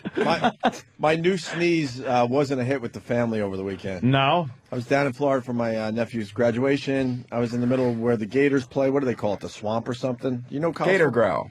Is that what it's called? Yeah. Well, no, they have a big annual homecoming thing they call the Gator Growl. But you mean the stadium itself? Yeah. I think they call it the swamp, maybe as a Yeah, all right. lingo. So- Tribute to the Gator. You know, the Gators would be in the Or swamp. tribute to MASH. Yeah. My nephew graduated. We're all taking pictures on the field. It's the thing to do. Get the Gators logo and all that crap. And I needed to sneeze. And my new sneeze is I do the whole at the end of it.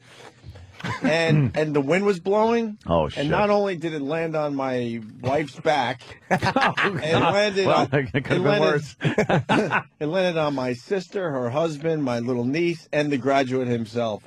And then they all That's nice. were beyond pissed at me at the Well, same of time. course they're pissed. It was just a cloud of A mist of germs. yes, just when the wind hit it perfectly. You're going to be And like covered all of them. patient zero or whatever that term is that got it going.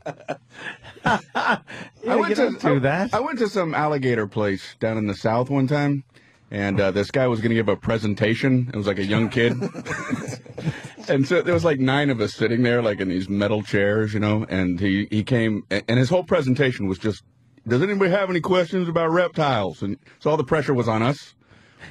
And he was like really into reptiles, and somebody said, is it true that alligators can rip people's arms off, can bite people's arms off? And the guy gets all indignant and goes, that is a misconception. What? That is a misconception. Alligators do not bite people's arms off. And we're all sitting there like, wow, chill out.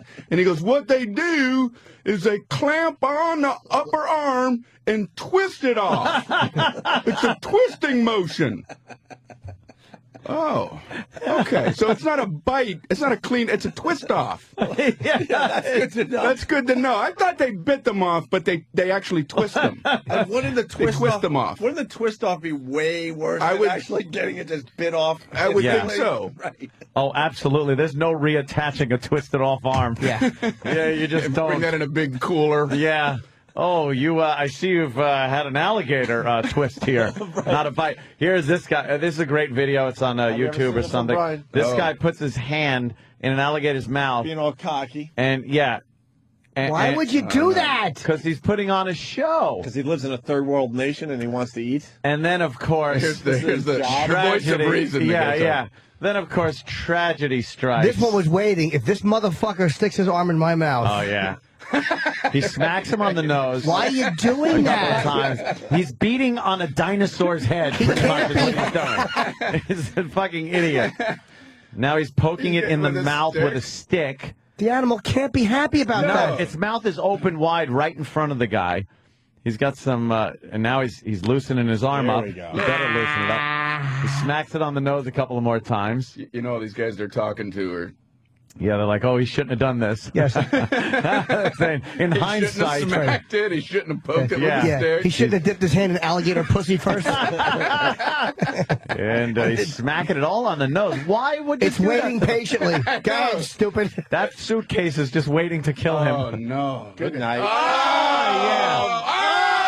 He's twisting. Dude, it goes around completely one time before He's the guy twisting. even rolls over once. That's exactly what the guy said. Oh, the death roll. Oh! It went around once. No!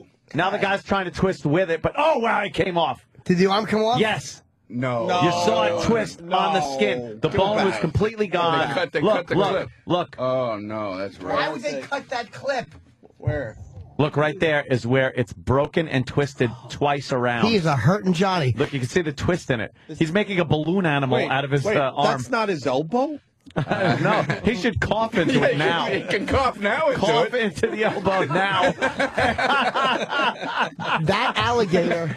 Oh, was he waiting? That alligator just kept his mouth open and was like playing possum. Like, go ahead, dummy. I know the drill. Yeah.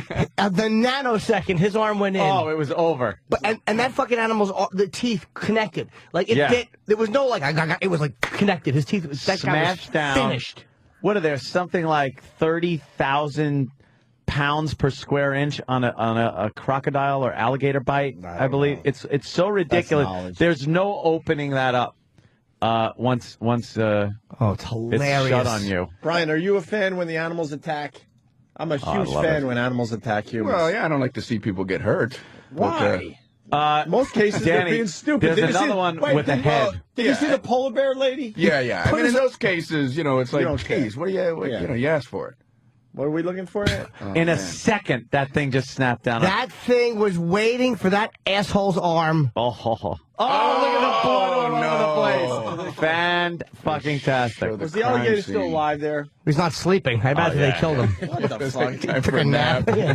The alligator. A good twist off, you know. Hey, Kill guys. the alligator. He's looking at the other alligators going, I got him, guys. Well, they probably had to kill him to get him off the guy. He was probably eating the man alive. You can't kill the alligator. I don't know if he was even dead. He's dead. Like, what did he do wrong? Here's a man. The guy stuck an arm in my mouth. Now, here's another idiot that puts his head in the alligator's mouth. Let's not see He's got a helmet on. Is it a helmet or no? He's not. No. A drip of something. I heard this drips on the alligator's tongue This because is it was hot and he's sweating, and a drip of sweat hit his tongue, and that's what made the alligator shut his. I don't know if this is the one that you're. Oh, please really? tell me this guy gets his head Hope it bitten is. off. This is the guy that got the job the next day. They didn't tell him about the guy that No. Look at this guy. What is wrong with his head? Now pull your head out. You're still alive. Alligator's What's the mouth. cameraman panning Oh, to? thank Let's you. get I a was shot of about his to say tail. that. Yeah. The head's in the alligator's mouth. Oh, Let's- my let's God. pan The to man's that. head is in alligator's the tail. bite his head. No. And then he just realized, hey, my head was in his mouth. I better get it out of there. That was dangerous. No shit. Show the one where it bites him.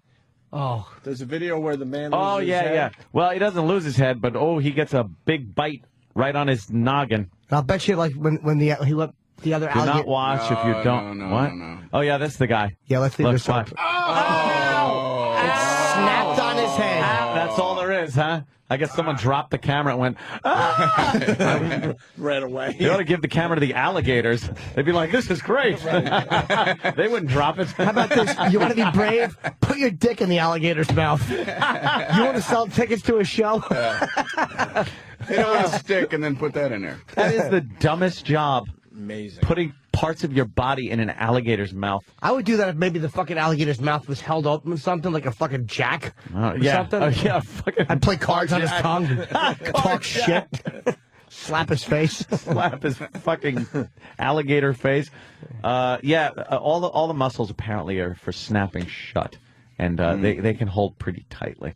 But you can hold an alligator's mouth shut because their muscles aren't made to open the mouth. Very small muscles to open, very big hard muscles to close. So what happens? How do they yawn? But if it's already closed, that's okay. That's but if all you they have care a about. body part in there, right? What are you going to reach out and keep it closed? Then you're not going to say, "I'm going to keep this closed on me." Well, that's when they're wrestling alligators. You can see they actually hold the mouth shut on him, and he can't open it back up. Man. But once it opens, look out! Let's do an experiment in studio. Let's get an alligator in here. Yeah, let's do that. Alligators? Any of them? Do you know I know there's some snakes here. Reptiles suck. You can feed a croc every day for 10 years, and the minute you're late, he'll bite your leg off. It doesn't. They're terrible. There's no love there. There's None. no he knows me. It knows me. I've raised him since he was a little alligator, and as he's twisting your leg off because he doesn't bite it off. Apparently, we've learned that today. They twist off. Pulls. Your legs and arms are a twist off. They're not a pop off. No, they don't bite them off. They twist No. them. You heard about the monkey attack, right, Brian? You've been on the road. Oh, the chimpanzee. The chimpanzee? Oh, Bit the, about a month woman. ago. Yeah, right? Yeah, that was a terrific one, too. Yeah, And wasn't she lying, saying it was cheetah? Was she saying it was cheetah? I thought she was saying it was cheetah. That lion sack. And then I found out it wasn't the real cheetah. I don't know. It was angry, whatever it was. It was very, very angry at the woman that came over. It's a nice greeting. What's going What are on we here? watching, Danny? Is that what I think it is? Is that guy fucking a snake? Yes, it is. Is he putting his dick in a snake's mouth? He sure is, James. What? It's got to feel good. Hope it's not a cobra. Probably a Gardner snake, those little Or pussies. something. I don't understand that Just visual. kept eating Or him. do I? Yeah, you do. He's getting head from a snake. I'm with Brian. I'm trying to figure out which one is. Why would he do which this? One I is get it. Now we I see the see. penis. Why That's wouldn't you? really See, I desperate. thought the snake was the penis for a while. Yeah, was a so little did I. confused. Thank Yeah. you. Like- All right. Look how degraded that snake looks. Oh, I've dislodged my jaw for this. The snake's like, come on, would you come already? This is embarrassing. This is so embarrassing. He just saw the camera. Yes. Oh, is he degraded? Look at Like him. low-level Poor thing. snake porn. Yeah. That's fucking hilarious. So- Oh, I hope he The fed him name first. of this is the ideal. The fun thing is, though, after you shoot, you could watch the cum bubble go down his body as he digests it. See the snake kind of frown at you, like, oh, did you have to? He is really, yeah. Oh, This is. How does he keep a heart on? Jesus. it's fucking a snake. I lose my fucking boner if my phone vibrates. Oh, this guy's a trooper. Man. And by the way, the snake, no gag reflex. No. Look at that thing. That's got to be a fucking very harmless snake. I wonder if it's dead. I would hope. I'm thinking dead. You know? You think that? No, it kind of moved its upper part Yeah. of the jaw around a little bit. It's probably just a stupid snake. It probably thinks it's a fucking really wily mouse. It's like, wow, it's the hairless, wily mouse that keeps working its way in and out of my mouth. How does it do it? And why does it have a World War II helmet on? It's got a Nazi helmet on. And Must be going to a costume party or something. Oh, he knows he's getting close to coming because he's fucking like pushing it down and up he's fast. deep throating it. Oh, that snake wants no part of the blowjob. Oh, the snake should just wrap its fucking self, constrict his balls, if it knew any better. But What kind of teeth does the snake have? that one probably toothless. That's It's a constrictor. No, it looked like there were teeth on that thing. Yeah. Really? You gotta He's hold probably those holding things it a away. certain way so it Hey, can't there were bite teeth it. on chicks too. Still stick your dick in there, don't you? Think about it. That's true. Oh, is he finished? Yeah, I think he finished. This guy should be just killed. That's He disgusting. has nothing to contribute to society. Snake fucker. Well, he's Wow, contributing Danny, a good nice find. video for Good find, Danny. I've been sitting on that one, just waiting for someone to bring up. Yeah, snake fucking. fucking a reptile. As Bill Burr Anything says, close, we'll You can check that off your list. as Bill Burr says, a little bit of my soul has been taken away now. Thank you. I've lost just that much more of my soul by watching that. So we're gonna get an alligator for the Opie and Anthony show. Yeah, and then what are we going to do? Wrestle it. What would management say? Well, I don't think that's going to happen. We do that from time to time, Brian. That would be controversial. Yeah. Dave Mordell wrestled an alligator. During one of his shows. Really? Oh, I hope he's okay. Oh, because he got God that love him. wacky show there. What show? I don't know. I saw he had some show on like Discovery or Science or one of those. Mordell. He was on Last Comic Standing with Voss. Yeah, you That Dave remember. Mordell? Yeah, he's always depressed. No, he's a funny guy. Very funny. Is there a video I'm of just that? trying to figure out why he's wrestling alligators if he's a funny guy. I know he wound up getting some like nature show For real? or something. Yeah, it's some kind of Corey. You know, it's some kind of Jackass meets nature show. It's always Jackass meets something. It's called Recreation Nation. Ah, there you go. See, What was ours called? Jackass meets Mythbusters. Mythbusters. Right. Yeah, that show isn't around anymore. The one that I think They ended up They ended doing up because doing. we said no because we knew it was a horrible idea, and then Yeah. someone else did the show, Wow. and it lasted a week. But we were the ones that were called crazy for not going for it. Yeah. Corey, what's up? So Mordell's show is so fucked up. He wrestles this alligator, right? And they start off with little ones, you know, like little 2-footers, and they work their way up to either a 6-foot or an 8-foot alligator, and he's with like 3 or 4 other people, and this one girl, right? She gets bit in the fucking face by this alligator. You know, they come from behind and they grab it underneath the jaw. Yeah, we've been watching. Right. So this fucking alligator reaches all the way back and clamps right onto her cheek. Right? It bites right onto her. They show the whole goddamn thing. And then, you know, you see Mordell jump the hell out of there. He's like, I'm out of here, right? She goes back in and finishes the job. I guess. Oh, there it goes. Yeah. Well, that was a promo for it. They didn't want to. But yeah, give it away. Yeah. All right, good for him. He's got a nice Yeah, little what do you show got? on Discovery. A little show there.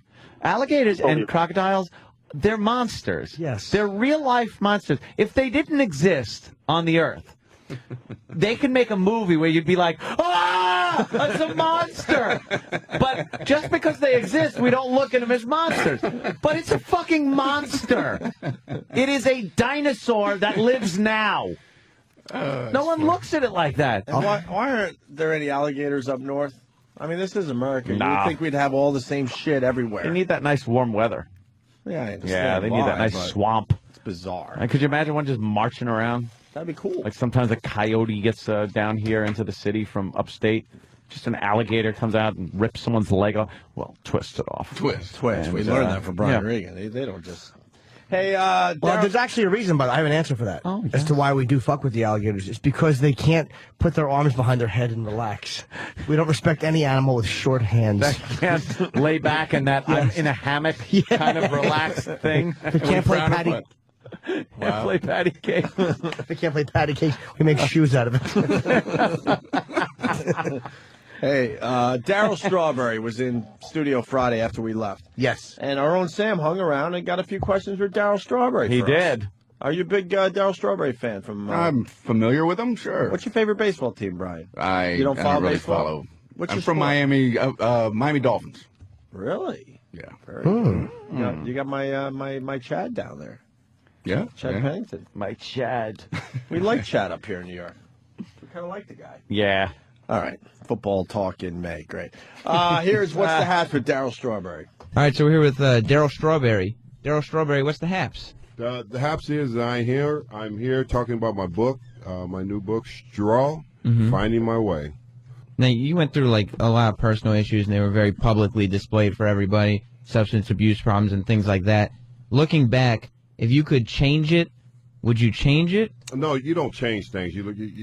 There's nothing you can change about your life. Oh. You know, your life Listen is to a Doc journey. Brown. It depends on how your journey's going to go and what your journey's going to mean to you. Stupid, Sam. My journey means a great deal to me about people that are less fortunate and that struggle with issues and battles and young teens that are in trouble, to go back and try to encourage them that I've been in trouble. I know what it's like.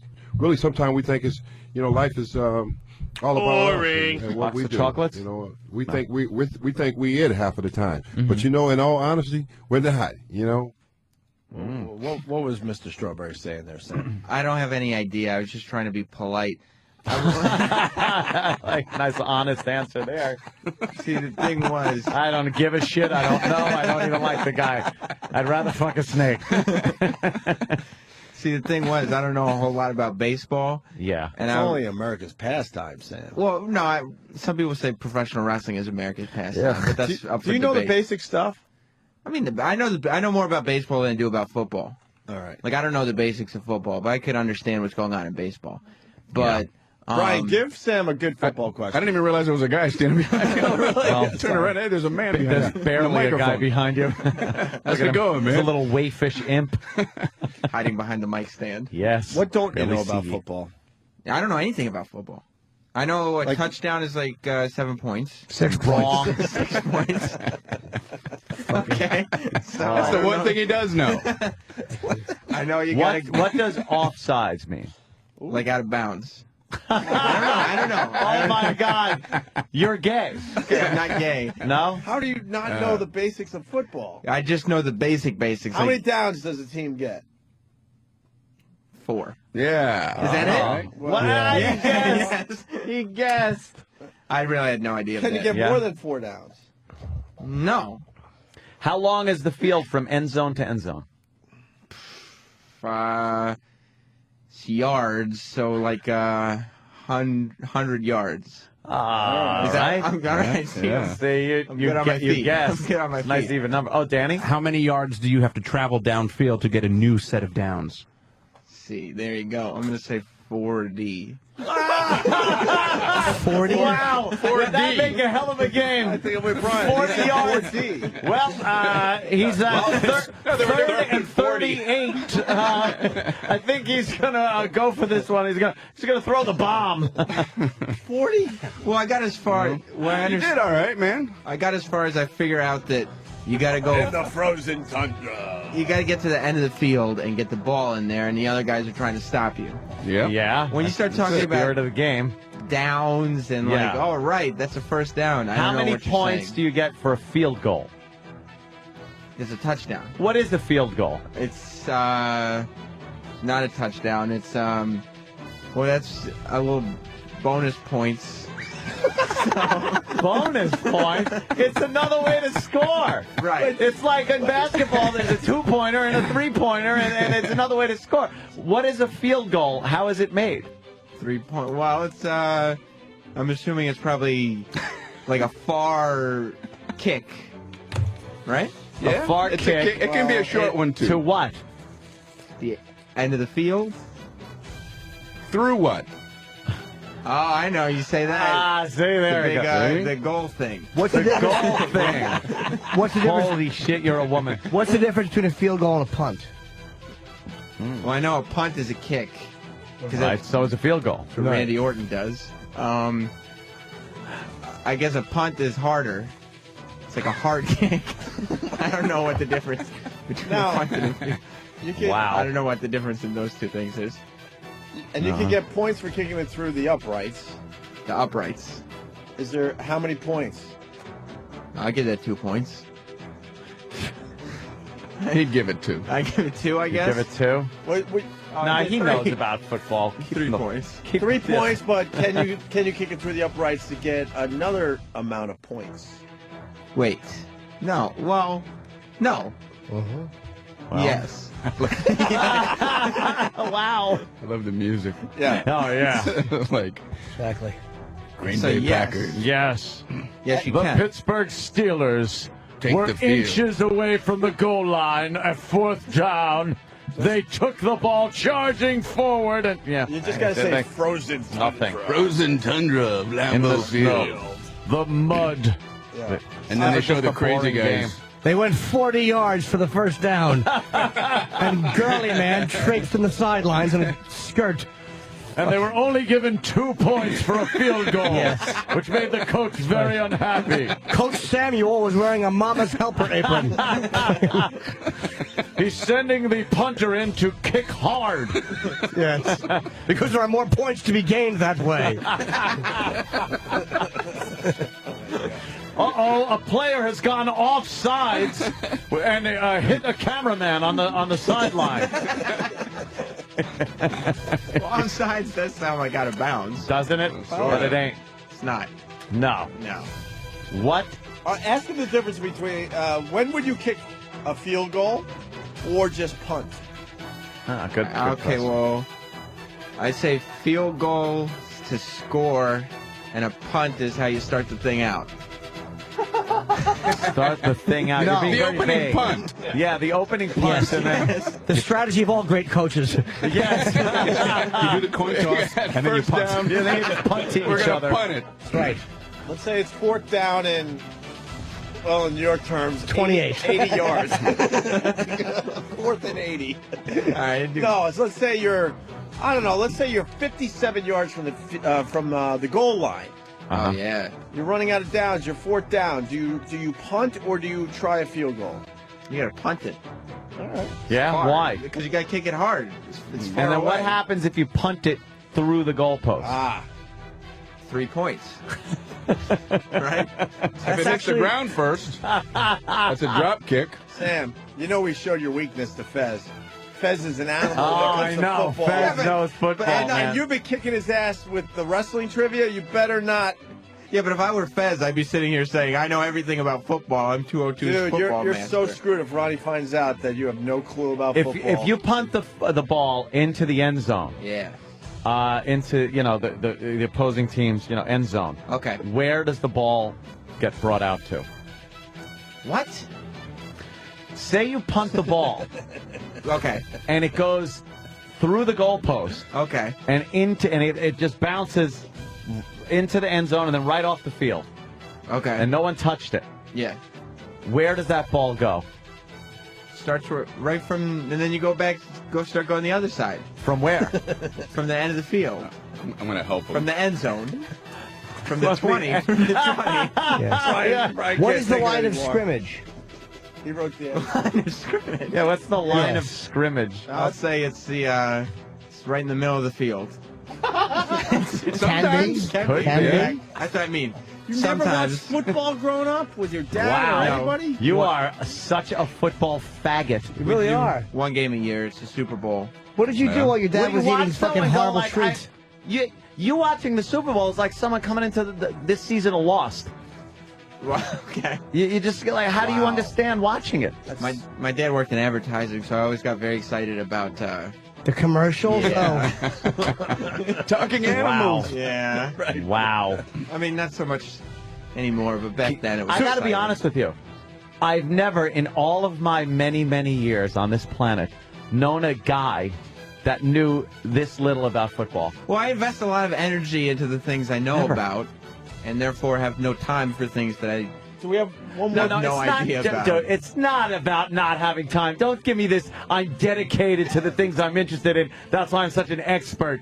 If you don't know or care about football, you at least know the basics just by having a penis and testicles. You know these questions we're asking Give you. him one more basic question. Brian, you got a basic football question? What is a Wildcat offense? What? Wow, that's a good one. Jesus. I don't even know that one. Fuck. Thanks a lot, Brian. I'm sorry. What happens? Throwing you under the bus. What happens when the ref? What does it mean when the ref throws out a yellow rag? Ah. Say foul. Yeah, that's a foul answer. Foul. It's a foul. Four more and Grabbing you're the out. helmet. You can't grab that helmet. What is it called when you grab the helmet? Sexy. Grabbing the helmet. That's what I. No, that's where it was. what you should be doing to men. Yes. Grabbing the helmet. What is it called? You don't know? Yeah, I was stuck with grabbing the helmet. What's a face mask? Oh, it's the thing on the helmet. No, but what's a face mask penalty? It's when you grab the face mask of the helmet. And what is it? Oh, go wait. ahead. Be the ref and give us the signal for face mask.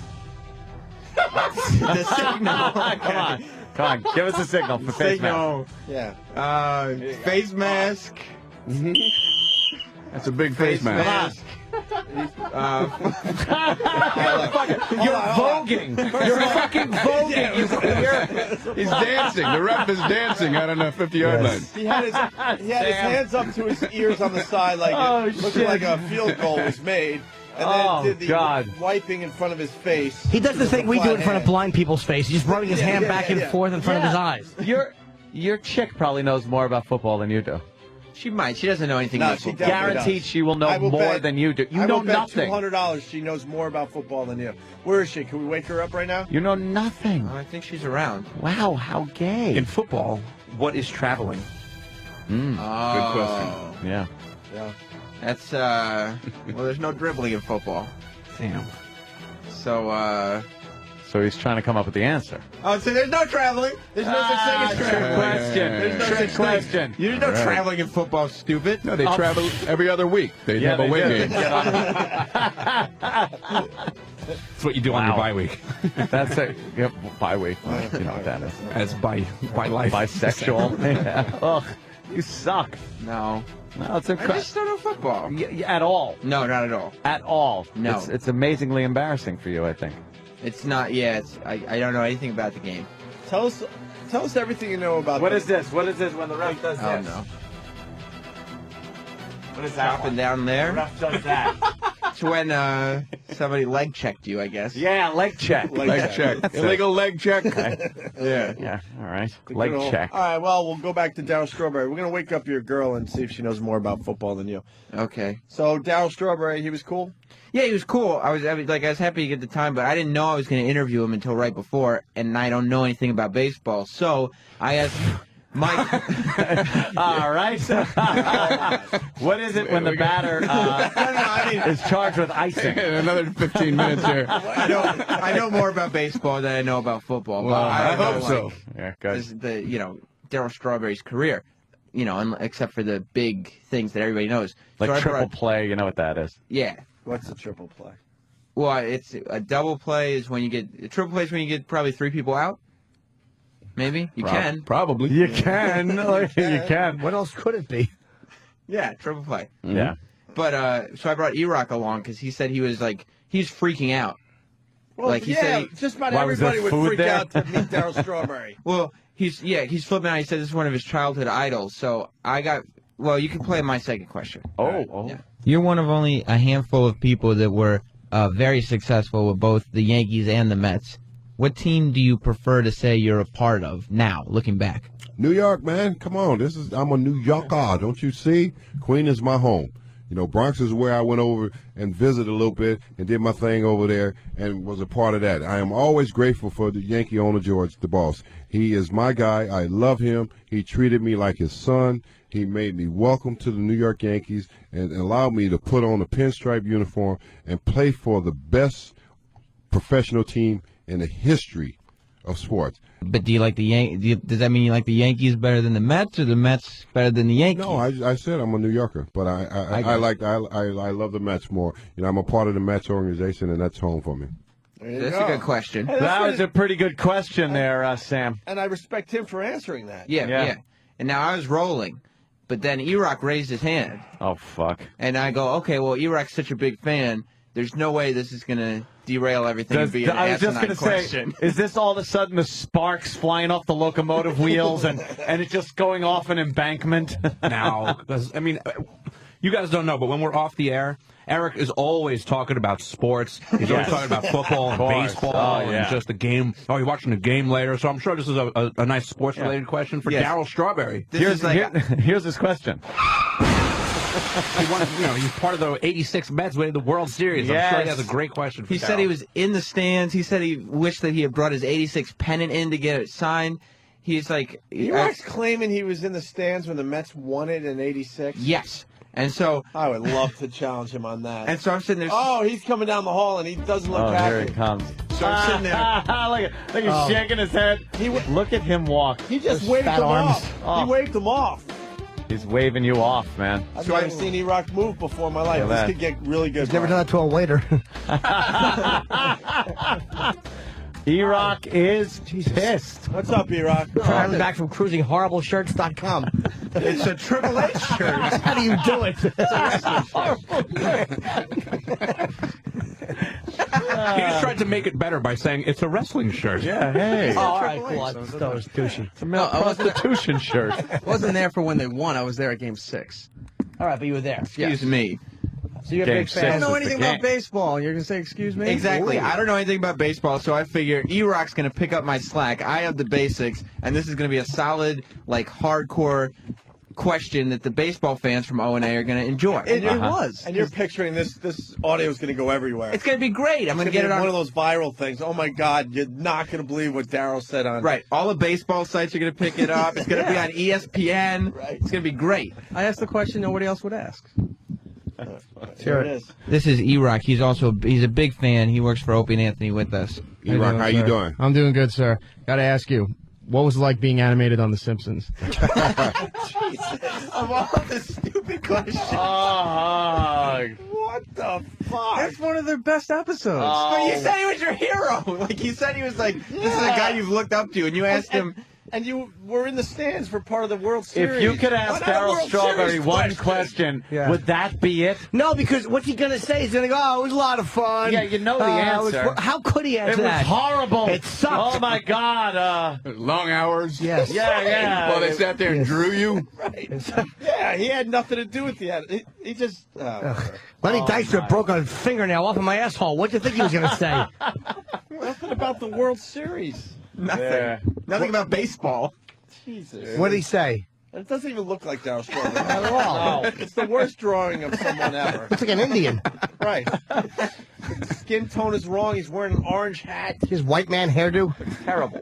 I know the Mets had orange in their colors, but not not like that. Orange. No, that's because he was on Mr. Burns' softball team. Oh, was he? That is crying in a picture. A terrible question. It's the worst. It's horrendous. It's not even terrible. It's just nothing. It shouldn't even exist. I wanted to know. Did you and Gorbachev ever Yes, I compare head birthmarks? Would have been a better question than that fucking horrendous one you asked. Asking him, how does it feel to be alive? I mean, How many possible answers could he have? You know the answer. What did he say? Can we hear the I'm sure it's I'm doing riveting. good, sir. Got to ask you, what was it like being animated on The Simpsons?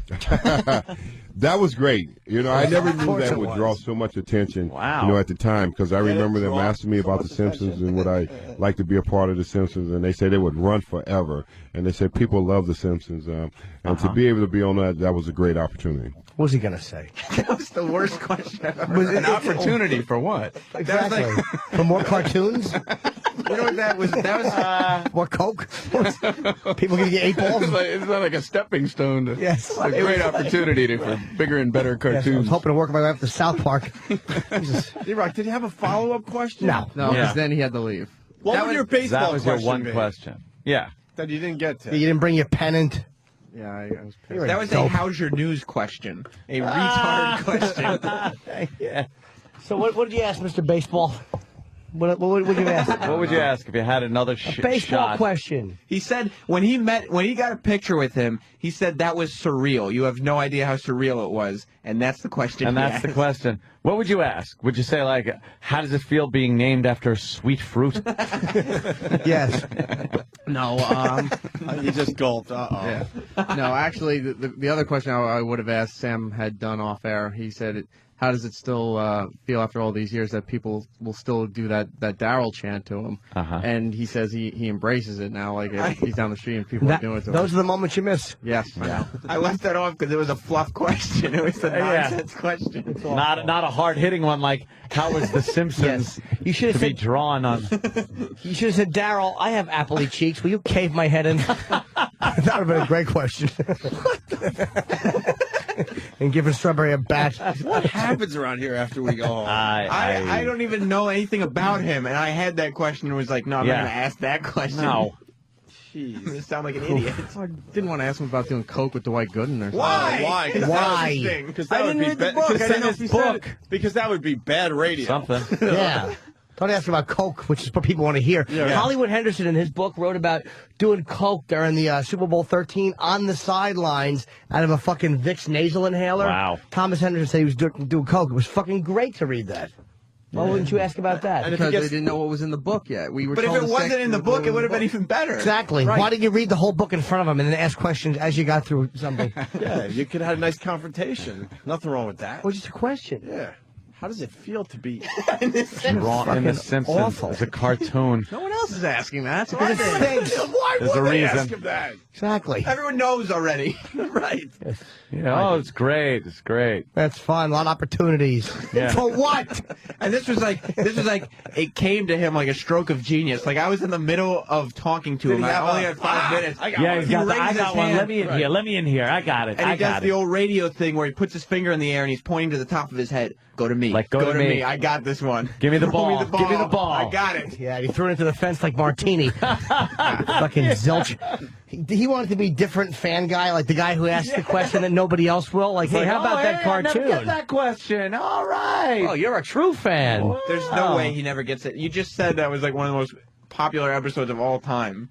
I'm sure he gets asked that at least on a weekly basis. It's not exactly like a new episode. Like that episode of The Simpsons has been airing for at least 10 years. Oh, really? Yeah. A minimum. I didn't That know episode has probably been. That was probably made in 1991. Oh, shit. What did you wish you had brought with you for him to sign? I have a 86 pennant from the World Series. You have a pennant? Yeah. Not a pendant? Whatever it is. It's a pennant. Oh. One of those stupid triangle things that are in every kid's room in the Wonder Years. Yeah, that episode, yeah. by the way, is 1992. Wow. 92. Good topical question there, Your Honor. 17 years ago. So, Dal, I got to ask you, what's your favorite airline? Jesus. How cool was it to be a baseball player? Yeah, that's pretty much it. Oh, it was great. Got to play baseball. We got intern David marching back and forth. So What does he want? David, what's up? What's going on out What's there? the matter, David? I see you like trying to help Sam along, but he couldn't see you. I'm just laughing. I'm just laughing at everything. It's very funny. What's funny? It's funny that that Sam didn't know anything about football. Yeah. And it's funny that Iraq didn't ask good questions. It's just funny. Yeah. That's intern David. Yeah, that's funny. Okay. Yeah. Non-Jews are funny. Do you know Brian Regan? Hey, how are you? I know of him. Yes.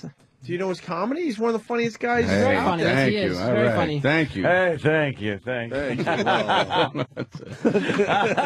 you.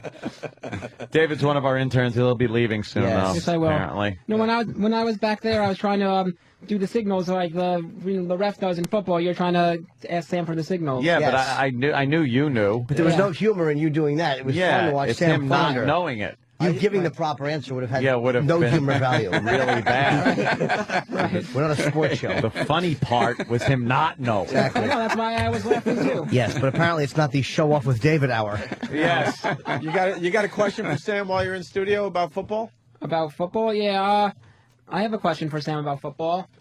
Sam, how many points does a team score when they get a safety? Hey.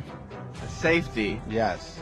And what is a No. safety? Well, it's How about we start with what is a safety in football? That's a good question. Yeah, It's I a like lot it. easier to guess the point system. You just have to give a number. Hope it's Well, right, yeah. A safety is basically when they get to a point on the field. Well, it's not that necessarily. It's when they realize they have a safe chance of going all the way. And what you get... Sam's face is red. Wow. He's freaking Yeah, As it he should be really from slaps. knows nothing. You don't know what a safety is. No, that I do not know what a How many safety points is. do you get for a safety? It's just one.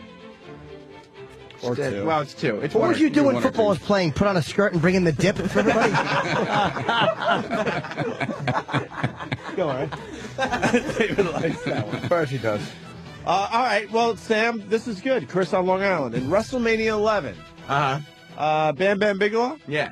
who did he fight or wrestle? LT, Lawrence Taylor. Okay, what team was Lawrence Taylor on? I know he was on the Giants because they did all kinds of clips. Yeah, he just knows that through He knows wrestling. football, Brian. Yeah. He knows wrestling really Whose really well. career did LT end?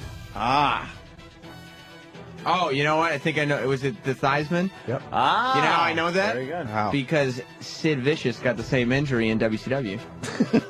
And my friend told me he got the Theismann thing, and I said, what are you talking Everything about? has to be wrestling related for Sam to know about it. Theismann. It's like, 8 degrees of wrestling separation. All right. You need that wrestling factor. Yeah. It helps. We should head toward a break. We've been talking for like an hour and 15 minutes. David, you're doing a Wolverine movie review? Yes, that's correct. I certainly am. Yes, that's correct. What, you went and saw Wolverine Boy. Friday?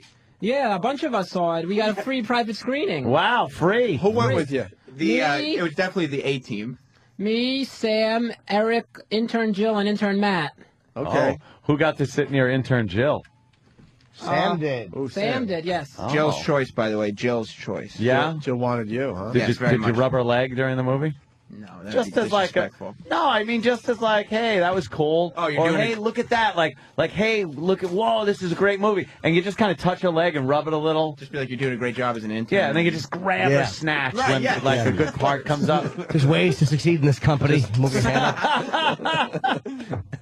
All right, intern David's review of Wolverine after the break. Also, as we go to break, Brian Regan's here doing Letterman, taping tonight.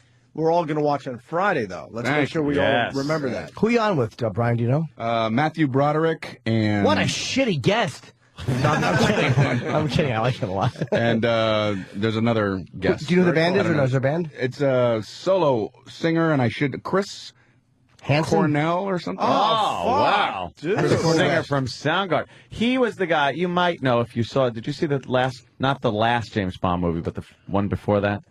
No, I didn't see it. Oh, right. Well, he sang the opening song, which, by the way, my favorite Bond song ever.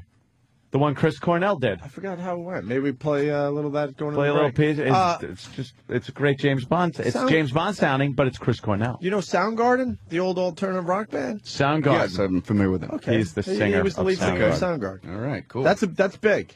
That's Yeah, a big show. cool, man. You, him, and Matthew Broderick. That's nice. Hey, Sam, you did a little backstage with intern David? Yeah, because Sean Stevenson was here. Yeah. And I figured he would be, after his segment here, I grabbed him in the hallway because intern David needed advice on his David, career. I want you to explain Sean Stevenson to Brian Regan. David. I like to make sure everyone is, up to speed with what's going on here. You remember him, right? I do. Brian, wait, first of all, Brian, do you know who Sean Stevenson is? Fill me in. You don't know. Okay. Just making sure. Sean Stevenson is a motivational speaker. Okay. Speaker. He is really, really short, a midget. He's in a wheelchair. He's disabled, and he goes around like giving motivational speaking / like psychiatric, psychological help and advice. How short is he? He's like I don't know, like 1.5 feet, I guess. How much does he weigh? Way? Look, I'm almost 6 foot. That's like saying Opie, I met him. He's 3 foot. You're 50% off. 1.5. I don't know how much he's very, very short. Guess how much he weighs. I have none slightest idea. Well, That's why I said guess. Well, think, if he's 1.5 feet tall, how heavy would he be? Yeah. Picture him 1.5 feet tall. Now picture picking him up and going, how much? We've all done that. Yeah. I think he weighs a good amount. Well, how much? Really? Why? How much? You might be right. He might be Like a right. neutron star. He's a foot and a half. Neutron star? He's a foot and a half tall. How much does he weigh? It's easy. I don't know how much He he weighs. weighs- 130, 140 pounds? I don't know. Holy I Jesus. don't know. What is he, a looks fan? pretty heavy. I don't know. He looks pretty heavy to me. That would be. I don't think this any. There's I don't know, nothing look that could pretty be that Can we tall. find something Odd that's a foot and description. a half tall and 140 pounds? He weighed a lot. He weighed a lot. It looked like it to me. You imagine like if he committed a crime and that had to be like what you described to the police.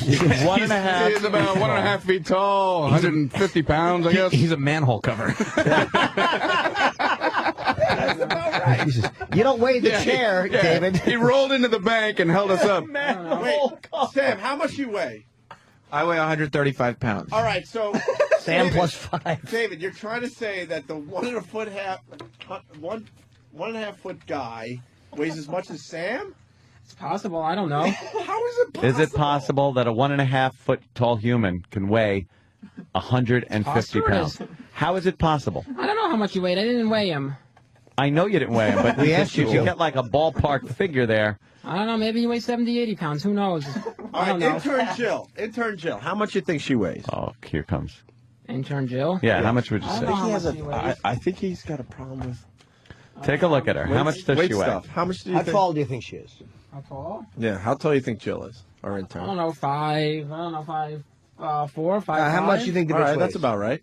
Is it? Yeah. Yeah. No, she doesn't weigh that. How much does she? How much? How much do you think she weighs? Take a guess. I don't know how much. I can't guess. I'm not Just good at guessing. guess. We You all can do the guess. guessing game with I weight. don't know, It's the easiest game you can play. I don't know, 110, 120, I don't know. 110. Somebody's trying to be flattering. Yeah, where? On Jupiter? You gotta go like The Price is Right. Yeah.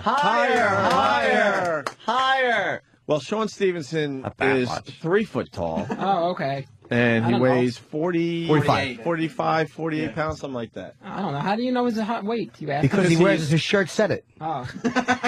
He has a scale I didn't chair. observe his shirt. Just has constant readout of his weight when he rolls Every around. time he walks in, hey, I weigh 48 pounds. He thinks he is a foot and a half tall because he was looking at the bottom of the seat, right, and the top of his head, right, which was about 1.5 feet. But he didn't add in those pretzel legs he But had. he weighs 150 pounds. How heavy are his shoes? Although that head could weigh a lot. No, you never know. He's got a big head. The big head, knowledgeable guy.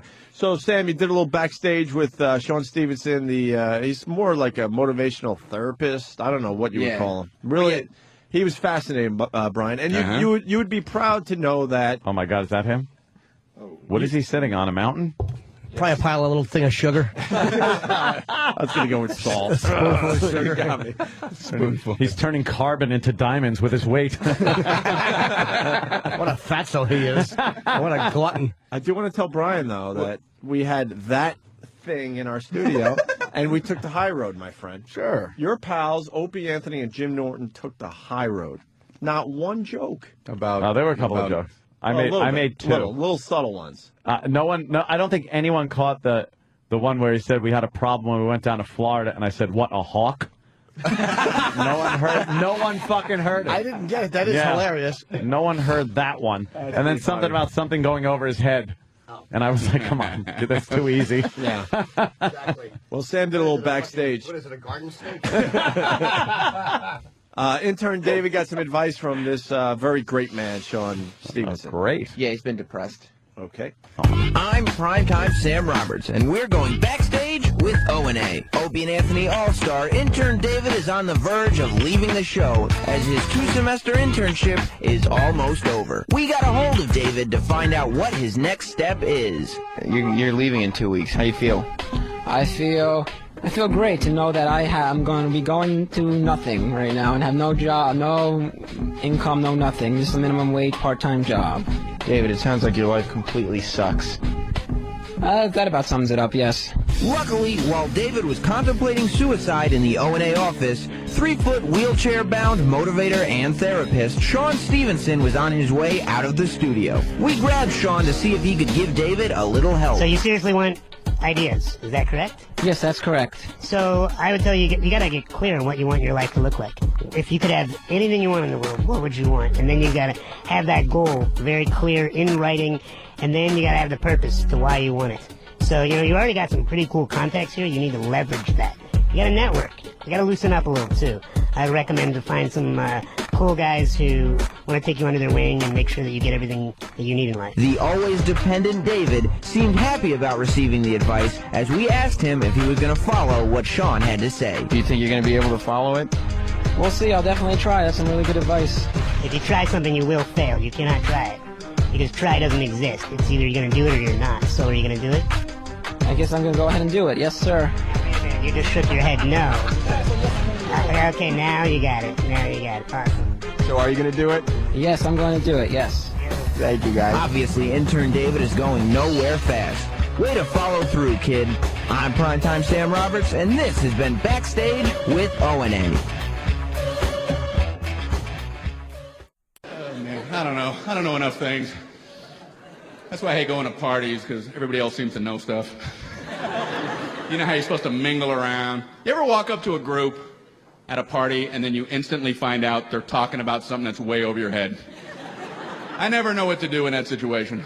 I wish I knew how to say, I don't know what you're talking about. May I still stand here?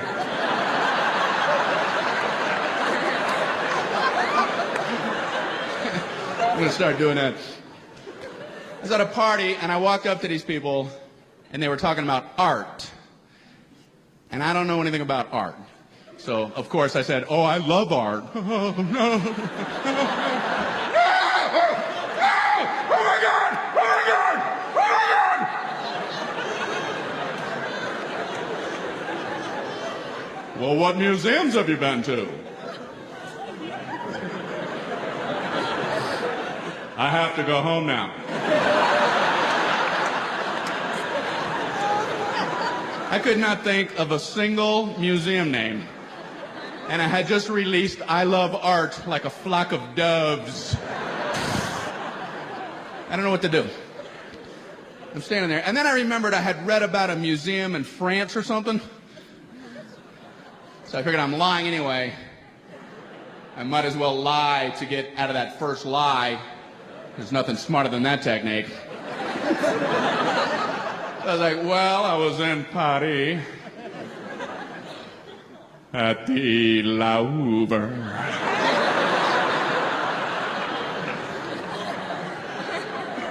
Do you like Monet? I love Monet. In fact, I spent a lot of Monet when I was in Paris. Well, what's your favorite Cézanne? Winter.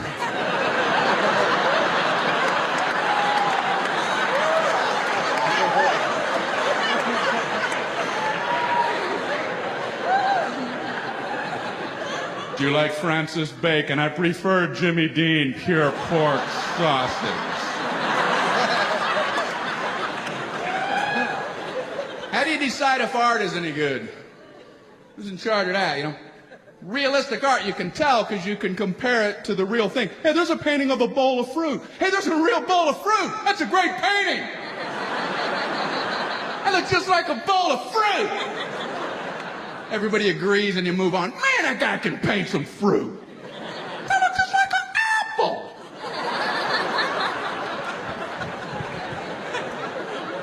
But abstract art, who decides if that's good or not? Like Picasso, he puts two eyes on the same side of the face. And if I were judging, I'd have to take points off. Pablo, look around. Does anyone have two eyes on the same side of the face? No, hence the low score. And people say, well, that's just it, Brian. He sees things differently. Well, then he shouldn't be painting. Might want to give him a camera because he's not even close on these images. Not sure if that's open-minded or not.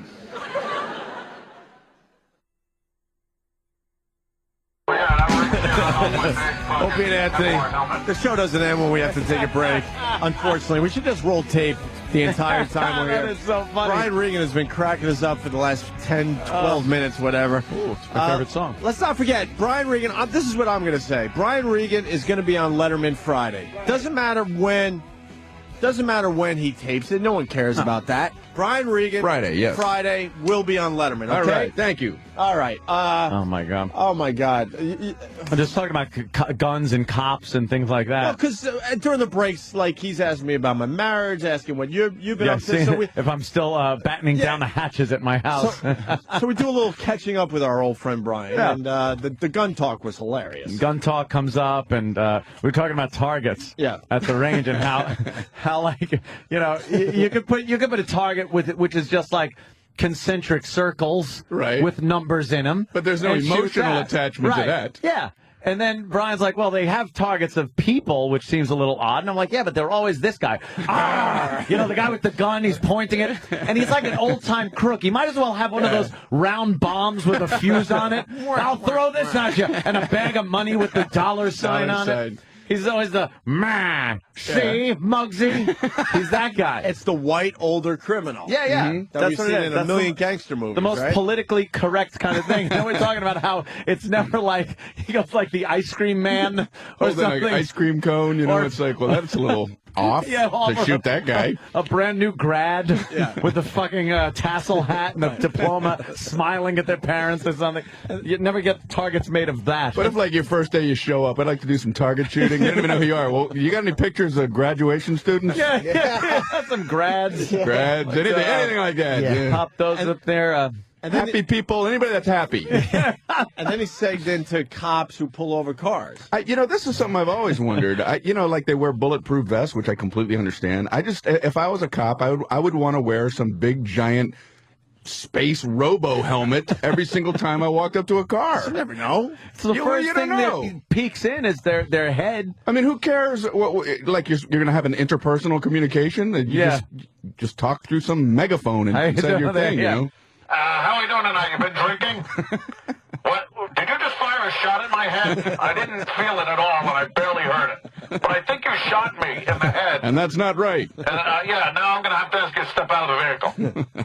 Thank God for this big Brian Regan-designed RoboCop helmet.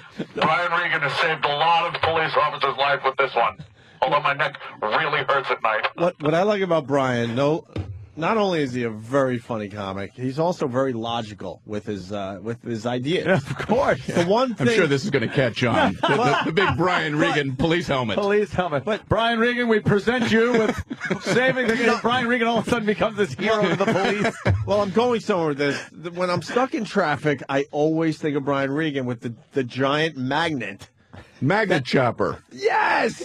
They should have a magnet chopper that just patrols the city with a cable and a magnet that just picks up any car that's broken down and drop it off over in the grass somewhere. Yeah. Get that thing off the road. Do you understand how logical that is? That could work. I mean, I do it as a joke, but I really believe they should do that. Right. Magna chopper. Why do they got to wait for a tow truck to get to the damn thing? Just get it off the road. Right. And they can't get there because there's traffic. Exactly. Because of that thing. Because of that car. And this joke, it's not a 1979 joke. We're in the year 2009. I think we could get this done. It could Brian. happen. Be something that they can do at this point. Could you imagine?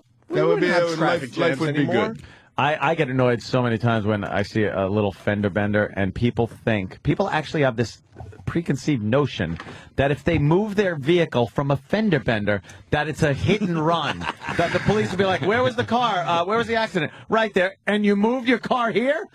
All right. Turn around. You got any sharp objects or drugs on you at this point because you're under arrest? Hit and run.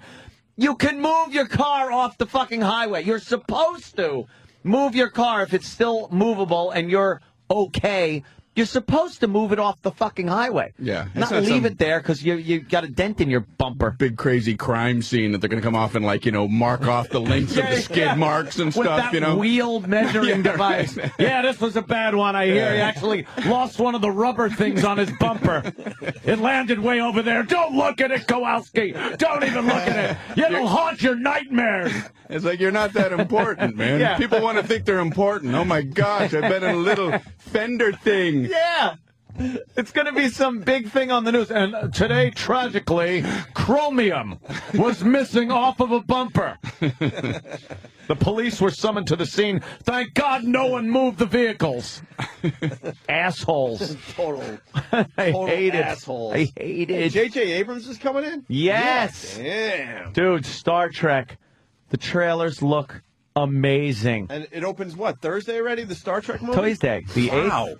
Wow. Right? Isn't that it? The 8th? Sounds like it, sure. Yeah, I am so psyched for this movie. I've been, a Star Trek fan. I'm not going to call myself a Trekkie or a Trekker, as they like being called later on, because Trekkie got this image of being a geeky nerd. But Trekker they're the cool people. That's right. Jesus Christ. All the same not getting laid, you're a zip-faced assholes. You're a non-practicing Trekkie. Yes. You know more about that damn show than anybody. I know, but I don't like giving myself a name. You knew more than William Shatner when he was in here. I know. Shatner kept telling me, he's like, I don't know. It was a television show I worked on. And he was being serious, not like doing the SNL bit. Like, because I'm telling him, I go, there was an episode where you did this and that. I go, there's just a lack of consistency with it. He goes, it was a show. I don't even know what you're talking about. He goes, we didn't even work in the same place. I'm like, well, with Chekhov came in. And he's the helmsman, or was Sulu the helmsman? Because sometimes they split jobs, and that seems like a waste of resources. He's like, what are you talking about? He goes, I sat in a cardboard chair, and I pulled a check. He does get funny when you start talking really deep Star Trek with him, because he just doesn't give a shit. We love Shatner. He's hilarious. He's a rip. He's had this goddamn, goof kind of career. Yep. I think it started kind of at the tail end of the Star Trek movies, because He went from Star Trek, the series, and then did some really lousy television and T.J. Hooker and things like that. A lot of hits, that guy. Oh yeah, a lot of hits. And then Rescue 911. You know what? When I was thinking of lots of hits, that was one I forgot about. Every episode was like, and time was of the essence. Hypothermia was setting in. Like everything. It didn't matter what was going on. Someone trapped in a car fire. Right. Time was of the essence. Hypothermia was setting in. They called 911. Of course they did. I was with so it's called Rescue. It's not called Rescue 466. Hello? I was with Boston Legal, T.J. Hooker. I forgot about Rescue. Yeah, Rescue 911. Forgot about that one. They rigged a line. Yeah. Pull him out of the river. Hypothermia was setting in. It was. Time was of the essence. And didn't he sing some song like at a corporate event or something like that? I'm a Rocket Man. Yeah, Rocket Man. And I think it's going to be a long, long time. You want to hear it, Brian? I'm a Rocket Man. He actually did that song on, I think, Mike Douglas. And it was lip sync very poorly. And he sat there with this light half on him and half in the shadows, smoking a cigarette. Ew. And like the light would shift to the other side, and he would be angry guy, and then it would shift to the other side, and he'd sing it happy. I'm a rocket man, and then he wouldn't say I'm a rocket man. He'd go, because I'm a rocket man. Jesus. And I think it's going to be a long time. Do you remember this shit? It's ingrained in my head with other horrors. He drinks 100 beers a week and he still remembers this 100 beers a week. I know. My Guinness keg coming in Thursday. I want to see that. Can we get that up? I want to see that fucking Mike Douglas. The Mike Douglas Shatner clip is terrific. Fucking great. Yeah, it's very, very Might have been Merv or Dinah. Well, one of those. While Danny gets that. Shatner live. Singing Rocket Man. Rocket Man. While Danny gets that a quickie, we probably should have done this during our great baseball discussion. What? We were having with Sam and E-Rock and Darryl Strawberry thing. Denise Richards did her rendition of Take Me Out to the Ball Game. Oh! For the Cubs. She's good. Have you been asked to do any of these yet, Brian? No. Have you ever thrown out a first pitch or anything? Oh, my God. Nothing? Here it is. Here it is. All right, here we go. All right, here's Maybe a little pot up. I didn't realize you were going to get this so fast. I was going to do a little Danny. filler. I was going to do a little filler for everybody. Mr. Quick on the keys. I can hit pause. Huh? Mike Douglas. I could pause it if you Nah, want. it's fine. I didn't realize this was on a TV show. I thought it was like Yeah. We can't hear it. Yeah, where's the sound? Where's the volume? I don't I want to hear. Look how groovy Shatner looks, too. How long was that thing in style? That neck thing. He's got like puka shell beads and a turtleneck. Yeah, about that. He got 47 women went to him. We could do a whole show of just entrances and exits. Oh, that's Yeah. He looks very Star Trek. Talking about Star Trek, do you? No, I love to talk about Star Trek. Because I want to find out, everybody wants to find out what it's like being recognized. What's going on? Hold on, pause this. What's going on with Mike Douglas's hair there? It looks kind of like a little comb over action going on As in the kids, front. we didn't know that. No, and because the He's got part is horrific- like over his ear. He's got horrific hair. And yeah. Who knew? I never noticed it when I was younger. Mike Douglas. Is was it Mike Douglas's set that Kramer wound up getting out of the garbage when he set up his talk show? Travis would know. I love that one. It was Mike Douglas. We'll be right back. Merv? Okay. He's got That's a fucking great episode. That's either a comb We'll be right over back. or like a horrendous hairpiece. Yeah. Yeah, Merv. Mike Douglas. Mike Douglas. All right, So let's go now back. Mike is with William Shatner. Yeah. Looks like a Raiders helmet. Talking about Star Trek. And Shatner, when was this? Because he's still wearing the Shatner pointy sideburns. 70 years. Wow. 69. It went from 66, 67, 68. So he's just getting So out of the I guess Star he Trek just thing. got out of it. And he's been Wow. talking about it ever since. Yeah. He must be happy. That was like right when it was canceled. Talk about my canceled show. Before they see Oh, yeah. I mean, it's marvelous. I mean, people just come up and say, William Shatner and Captain Kirk. And I mean, one of the great moments in my life was walking in a park with my kids. And I was walking in a park, and a kid came up and recognized me, and said, "Hi, Captain Jerk." Boo. Is that the shirt you wear on the show? No, that's just a shirt. Oh, that's an old. He thought it was a prop. Well, it's a Fucking You're wearing that on purpose? Merv just insulted him so bad. He Is that thought it Merv was or Mike? Mike. They're both the same. They are kind of the same. They guy. are. They have that same stupid background. They have the exact. The- They have the same exact show. And the background's got those fucking the dating game Yeah. flowers, groovy 60s things. Yes. Captain Jerk. Captain Jerk. thought he was wearing a He goes, shirt is from that the shirt show." from the show? Would you? That's like going, are you pregnant? To some fat broad that comes out on there. What's the What's the baby do? That's the bit. Jesus, I knew someone did that joke. Go for it, Anthony. You sound good. What's the baby? Baby do. Now, this is a black turtleneck. George Takei shot a load on it. That'd be a great answer. For everybody. All right. But you do wear something similar to that. Well, it's a crew cut thing, but or I don't know, a turtleneck, a mock turtle. cares? Oh my Haven't God. the Star Trek scripts required you to play variations of the Captain Kirk character? Well, yeah. I mean, I've had a lot of things. You played a woman once. Yeah, I've had a lot of things to do. I know a lot of series actors say how bored they are with being on the series after a couple of years, you know. But I've had a lot of challenges. What was the biggest challenge? Well, I've had a number of them. There was one where I had to play two Captain Kirks, the evil Captain Kirk and the good Captain Kirk. I love the that idea one. of the show being that we need both sides of our nature to be a whole person. And as I was telling you the other day, Mike, you have to work by instinct. You have to select something quickly because the shows are done in 6 days. You don't have time to rehearse to see what works, what doesn't. By the way, that episode was so bad because anytime Kirk had to fight himself, they would show just this fat fucking grip, I guess. They would dress him like Kirk from the back, and they would throw each other around like engineering or something, and they wouldn't even try to cover it up. Like, you'd see the guy's face and go, who the fuck is that?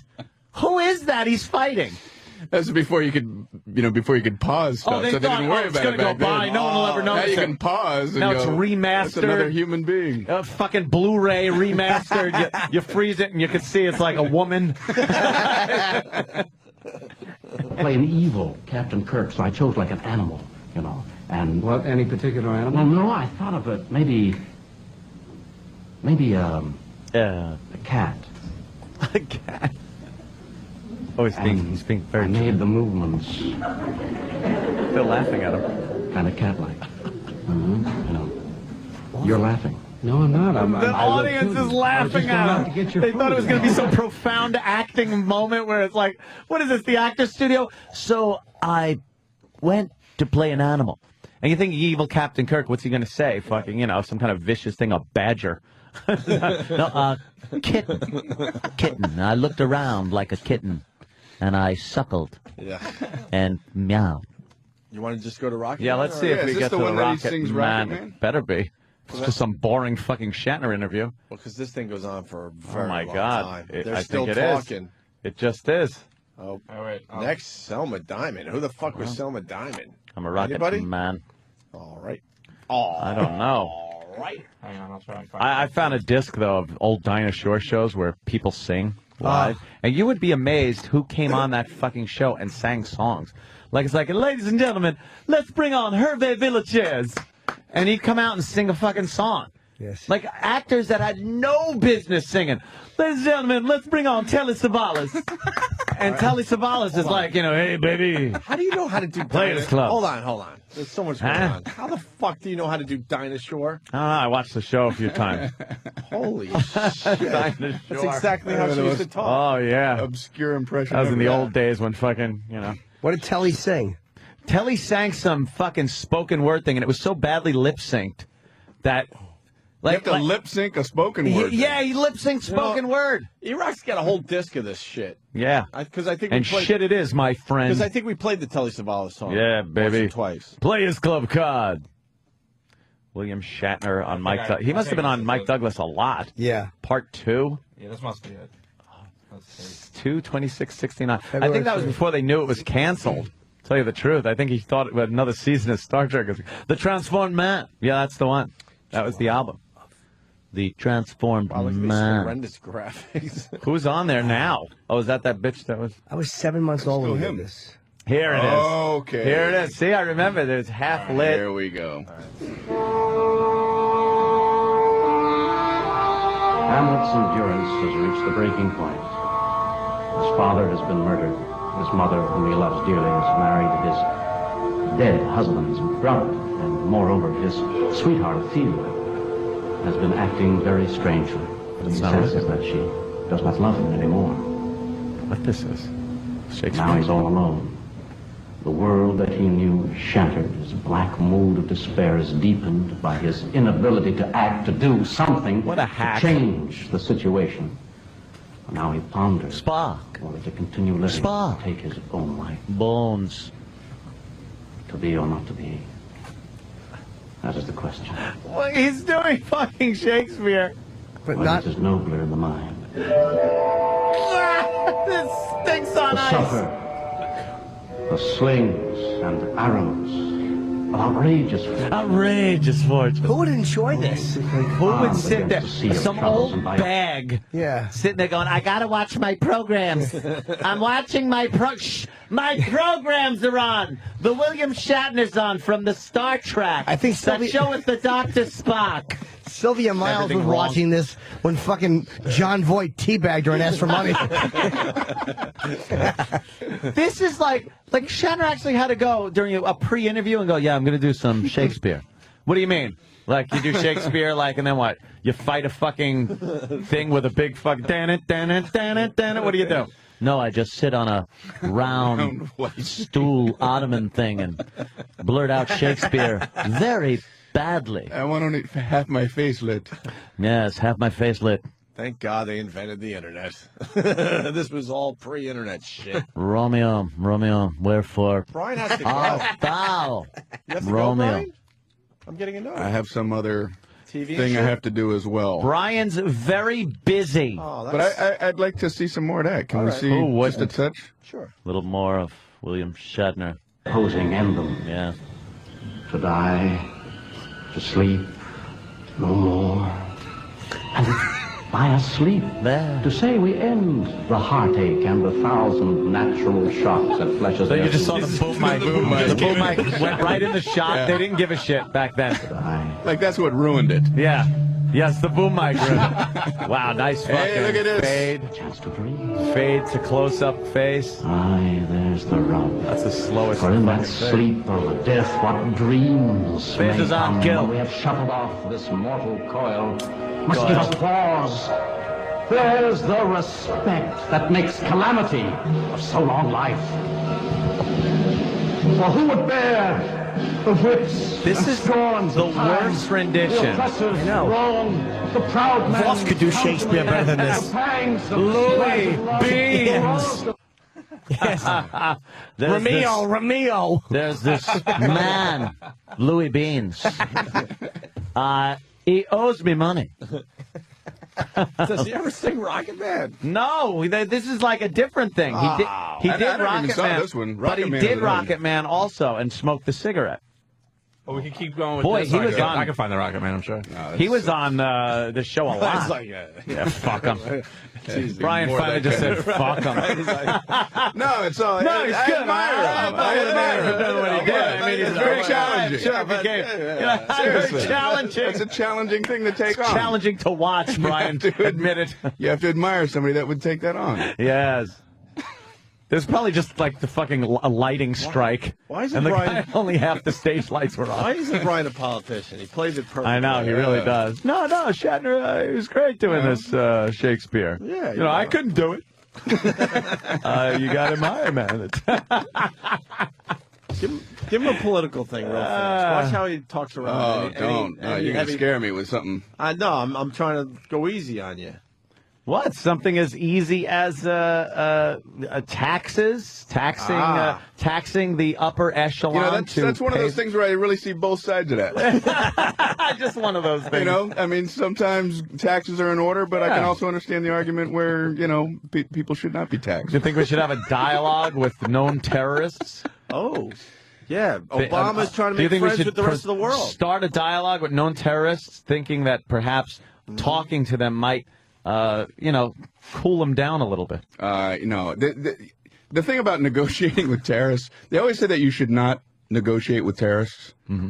But what if their demands are like really small?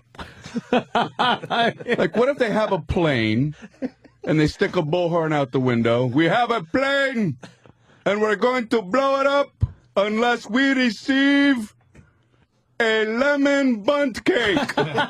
You gotta give him the cake. Yeah, if you're talking about let's give him the cake. Doesn't really hurt. We will not give in to terrorism. We're not playing games.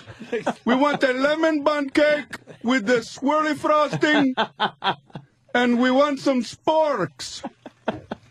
Let's give it to him. You gotta just give it to him at that point, right? Cake. Yeah. Brings up a very good point. It is very Sometimes tiny you gotta demand. negotiate, right? That is a tiny Next demand. thing you know, the plane blows up. Yeah, we're gonna let the plane blow up because they want a cake. And then everyone finds out it was just a cake. Yeah. And, Yeah, then what? It's a catastrophe. Fucking Brian. That's why those pirates should have just brought it down. All right, not 3 million cookies. Yeah, start baking. I just want to get out of here. Got this fucking sniper shot through my skull. That was amazing. They had 3 simultaneous amazing. sniper Yeah. shots. We'd all appreciate that. The captain. I don't know how you would ever talk about anything else for the rest of your life. How would anything ever bubble into your consciousness after that happened? Like even 20 years from now, you want to play some ping pong? Well, no, but that reminds me. Once I was bobbing in a lifeboat when all of a sudden everyone's head exploded. Except for mine. How would anything else ever go into your head? Holy shit. You want to give a toast for our daughter's wedding? Sure. I'm sure I can come up with a little something. That would be the only thing you would ever think about, ever. For the rest of your life. Oh, shit. Fuck, that's funny. Yeah. Can you imagine what went through that guy's head, though? Like, My God, just kablam! And you're like, everyone's whoa! dead and I'm alive. And I'm here, and that's amazing. It would have been even better if he had just gotten to the point where he was like, okay, guys, so we're set. You realize this is silly. You're going to let me go, and everything's cool. Oh, yeah. All right. Let's take... Holy shit. Whoa. I was talking to these guys. 3 heads blown off and not a piece of brain matter on anybody. No. Man, what a trip. We got to get him out. Yeah. Brian's trying to play the Brian's cool guy, but gotta we definitely go. got to get him out of here. You guys are your great, guy out there is man. panicking, so.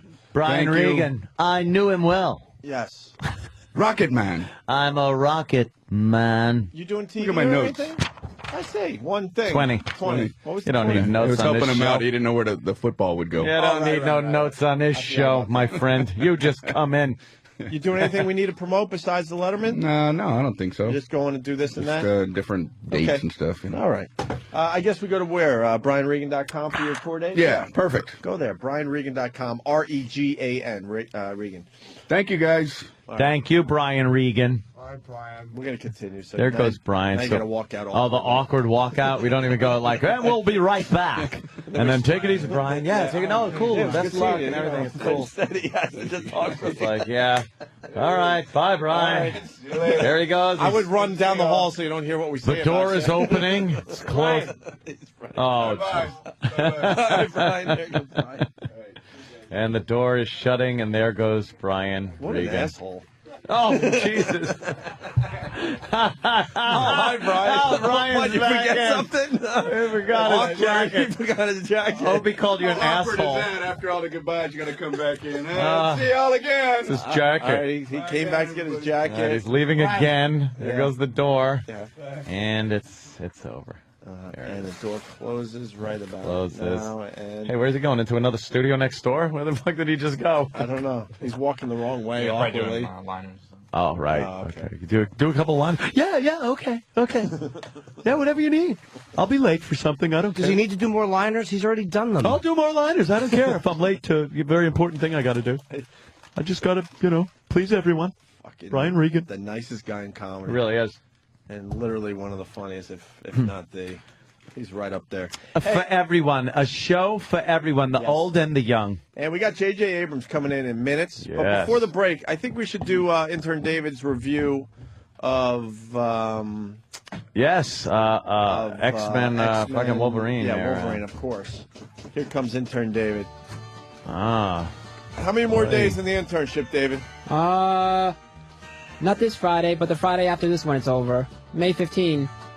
Today's May 4, so Oi. it's over May 15. I saw Wolverstein. Oh, yeah? Boo. You didn't like Wolverstein? Boo, boo, boo, boo, boo, boo.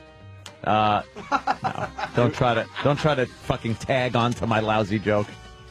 It was a movie about a Hasidic Jew. Looked just like a wolf. Yeah, boy. Hasidic Jew turning into a wolf. Yeah, because, you know. Oh, because he's got the payas. Right. Yeah. That would be funny. All right, David. So you went and saw Wolverine with a few of the staff members, right? 2 staff members and me and 2 other interns. Correct. For free. For free. Wow, the most important part. Most important stereotype. It was a private screen. There were no other people from any other companies or organizations there. How much do you like free? Very much. I enjoy free. Yeah. It's, I was telling David before that he asked me if I saw it. I said no, and I said I might go see it today. And he said, you should have came on Friday. It was free. It was free. And I said, well, I kind of want to go with my chick. And he's just like, I don't know if she could have gotten He's like, in. well, he's like, so you're going to pay for it? I'm like, yeah. He's like, you could have went and saw it for free. Oh, he's just so happy about having gone for free. I am, because intern Paul also went this weekend and paid for the movie, and he was invited to go for free, and he said no and paid. Do you ever pay for movies? Why would I pay for a movie? No. You never go to the movies? No, yes, I do. I do. Oh, okay. You were just trying to make a joke. Yeah. It didn't even resemble one. I see. All right, let's go. The Yes. big review of Wolverine from intern David. Yes. All right. So I saw Wolverine, and Wolverine, I think it was a very good movie in my opinion. Very good. That's what. Wait. But that means nothing. Like, right. Name some of your favorite movies of all time, so maybe we have a reference point. Well, do you like Leonard Part 6? What kind of movies do you like? What's that? What's Leonard? Okay, I'm gonna say no. I have no idea what Leonard is. Name some of your favorite movies of all Well, time. I'm mostly into the comedy movies and stuff. Like Schindler's List? Yes, like Schindler's List. A big comedy that I like. Yes. Oh. Yeah. Wow, I think you got mad at me for that one. It's one of those tasteless, dark David. humor jokes, David. Name a few movies you really enjoyed. I told you I like the Ben Stiller comedy type movie. That's my favorite thing. Comedy. Oh, like Dodgeball? Name. Yeah, Ben like Stiller's been Dodgeball. in a bunch of bombs. That's why I like them. Yeah. Because they're bombs. Yeah. But anyways. What is he trying to do? Is he trying to... David, I don't know what he's doing. I don't know if he's trying to do a bit. David, name like 3 or 4 of your favorite movies of all time. Actual names. Not types or genres or Right, anything. I like one of my Movies. favorites of all times is Ben Stiller's Meet the Parents is one of my favorite All right, movies that's of all time. respectable. Yep. A lot of people would say that. I'm also big into sports movies, so I like Remember the Titans. That's one of my favorite I'm movies. on David's Facebook. Okay. And he's got a list of. There's a lot of movies here under your Yeah. favorite Wow, movies. see? I'll read off some. Meet the Parents, Meet the Fockers, Meet the Fockers. Spider-Man 1, 2, and 3. Yeah, I like that. Yeah. Rudy, School of Rock, 51st Dates, Scary Ugh. Movie 3 and 4, but not 1 and 2. Nope. 1 and 2 isn't here, but 3 and 4 was awesome. Yeah. The Hot Chick. Oh. Yeah. Oh, I like that movie. It's funny. Rob Schneider. you're losing us. Dumb and Dumberer. Oh, Yes, no. it's funny. Dumb and Dumber is funny. Yes, Oh, it is. It's very. God. I like it. It's Stop funny. it. Yes. Dumb and Dumber? You like sequels to movies that, like, were Good. all right. Yeah. Mr. Deeds. Yes, I like Mr. Deeds. Yes. I like Adam Sandler. He's funny. Oh, fuck. Deuce Me and Bigelow. Opie were just Hold talking on, about hold Adam on. Let's slow Sandler. down, because Ant and I, that's what we were discussing this Before morning. the show, Adam Sandler movies. during my full night of awakeness last night, actually this morning, right before getting up and coming here, not Happy Gilmore, the other one, Billy Madison was Billy on. Madison. Yeah. Billy Madison was on, and it's not funny. Yes, I told you. It's Yes, it not is. fucking funny. I've been. It's just, Can I ask you something? doing a weird voice. Adam Sandler.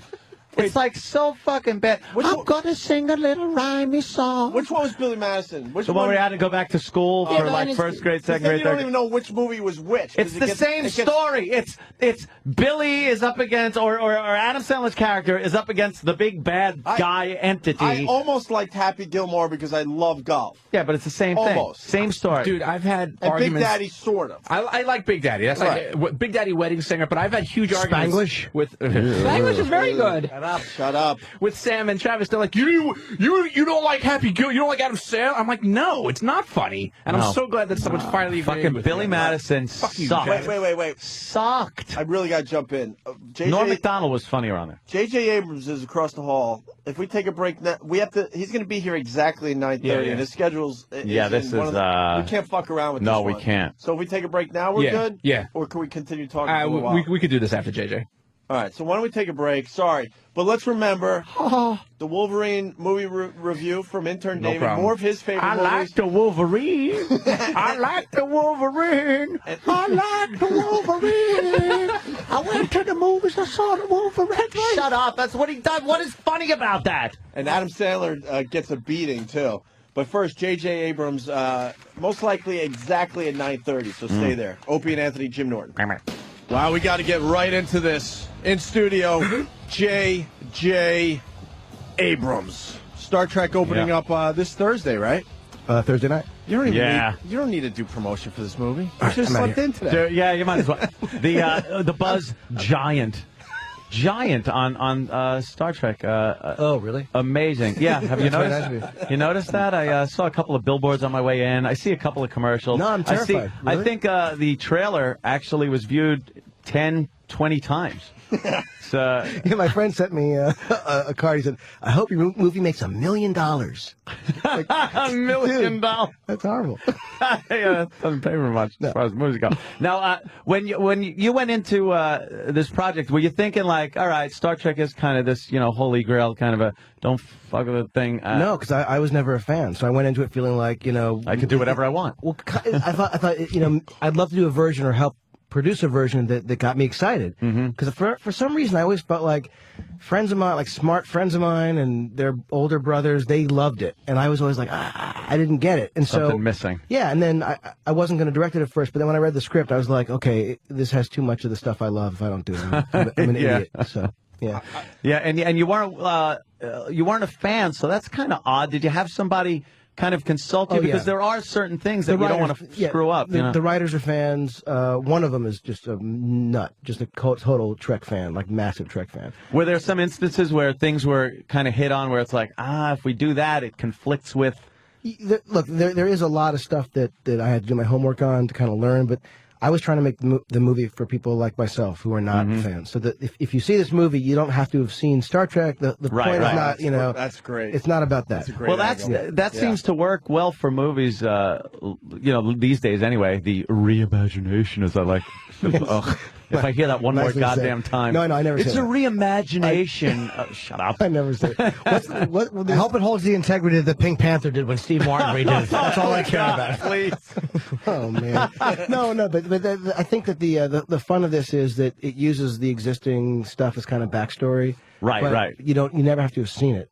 To see this movie. Well, that's cool. Oh, good. The other thing about prequel type things that usually gets me is the technology is a lot better in the past, if you will, because the technology is better in movie making now. Right. So how do you cover that thing where, as they had cardboard sets and... Well, you're literally hitting on the whole thing because this is not a literal sequel in that regard. I thought the key is to take the stuff that was that was created almost half a century ago, and say make it relevant.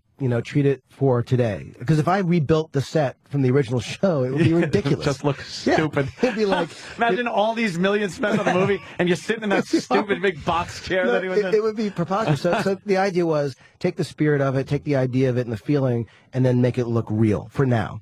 Right. That was the right. idea. Yeah, because if you take something like Star Wars and then you look at the prequels, it's like, wow, why didn't they just keep that? Because then you go to the original Star Wars movie, which is supposed to be later in history, and their stuff was like crap. It's an interesting thing. I mean, it was the dilemma. I mean, the Star Wars movies were literal prequels. Right. This movie is its own sort of timeline, its own world. So this isn't actually a prequel. We don't have that problem of I don't care how exciting the sequence is. I know that Ewan McGregor lives because I saw Alec Guinness play him. You know what I mean? Right. Which is a good point to bring up because we were also thinking about that. And I never even realized that. Nothing's going to happen to Ewan McGregor. That's right. Because he grows up into Obi-Wan Kenobi. That's right. So you also know that nothing is going to happen to the characters in this movie because But that's not true, because this is a totally separate timeline. This movie is its own thing that acknowledges the... Oh, wait a minute. That's right. Okay, That's I'm right. thinking, are we talking Back to the Future rules? Are we reimagining something? Is this a reimagination? Are we currently reimagining? Is this a Biff Tannen goes back and fucks up the timeline? In fact, that's a very different way to look at it, because that's a typical thing where you think, oh, well, if you get rid of something back there, it'll erase the thing. But this has a sort of parallel string theory. Oh, this is timeline. okay. So it's very theory. That is and cool we're back. then. And we're back. Very good. You lost me. Now you ruined the movie for me.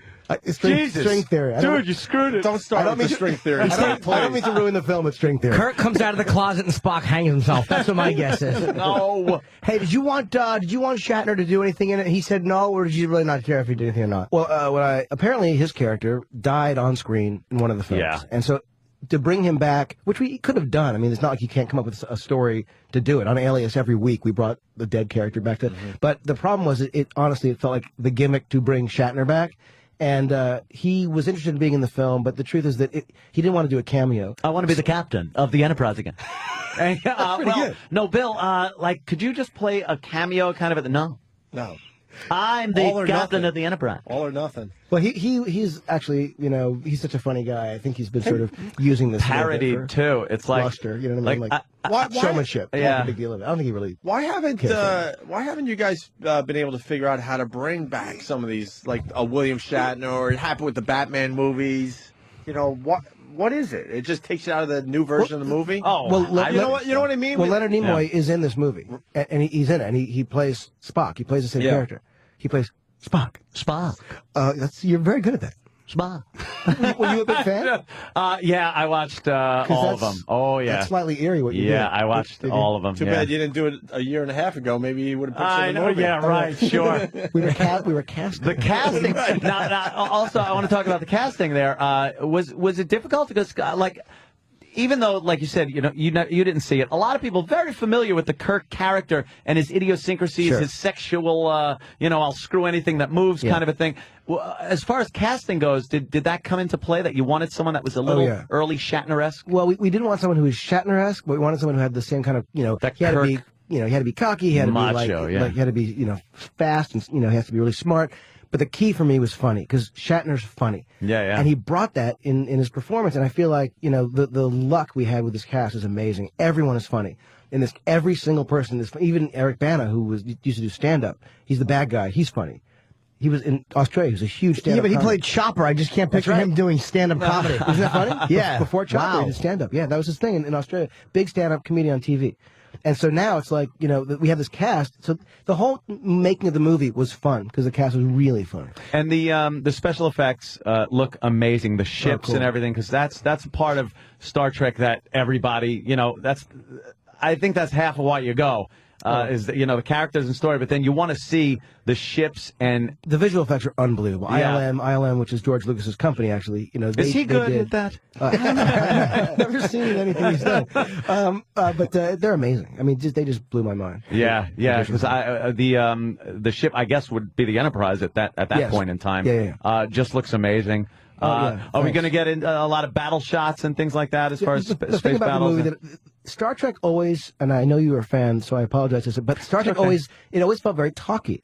It was always promising action that they didn't have the resources to deliver. It was like, I always felt like it was a discussion about what might, which, by the way, I get, and that's a good thing, because it means that, you got to be creative. I think it was kind of economics back then, too. That's what it cost a lot of money to show a phaser. No, they didn't have the resources to do it. And so, but I understand, like, when you have limited budget, you actually are forced to be more creative. So that's why people, I think, love the show.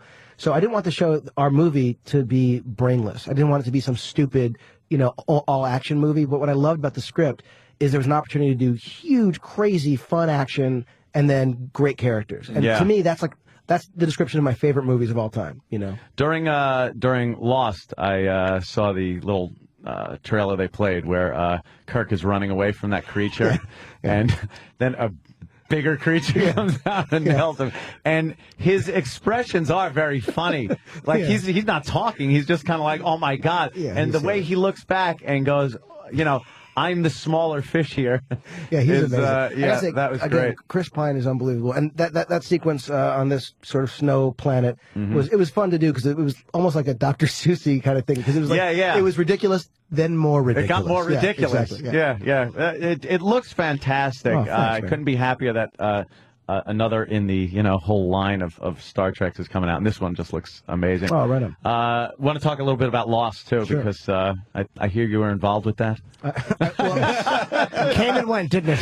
That was a fad. I was involved, and the truth is that I left working Yeah. on it day to day in the first season to go and do Mission Impossible 3. Really kind of tells you're doing well when you leave Lost. yeah. Because, No, goddamn. do something else. Can you imagine? Well, honestly, that's kind of what happened. We had this show. It was this, amazing thing to do, and all of a sudden, Tom Cruise said, "Do you want to go direct Mission Impossible 3?" I was like, "Goodbye." Yeah. No, I'm kidding. I'm leaving. Screw you all. No. But Hope you die on this island. But it was like my life's dream was to direct a movie. This opportunity came up, and Damon Lindelof, with whom I created Lost, stayed on the show, and he's been there with Carlton Cuse, another writer, and they've been running that show since the first season. It'll be the sixth season next year. Amazing. I just wanted to. thank Did you know at the time you guys created a monster with Lost? Well, we knew it was something special because it just felt like this is insane that they're letting us do this. Like we could not believe they were letting us make this. I'm convinced that whoever let you thought it was going to be Gilligan's Island 2006, 7, whatever it was, because when I watched that pilot episode and just knowing what I knew, and I knew nothing about it, I was like, wow, this looks great, it's cool, but what's going to happen? We're going to have to just deal with these people on islands with, like, the Harlem Globetrotters land on the island once in a while, or some Russian spy or something. And then it got weird, and before you knew it, you're just talking about it with your stupid phone screener every week, and you can't miss an episode.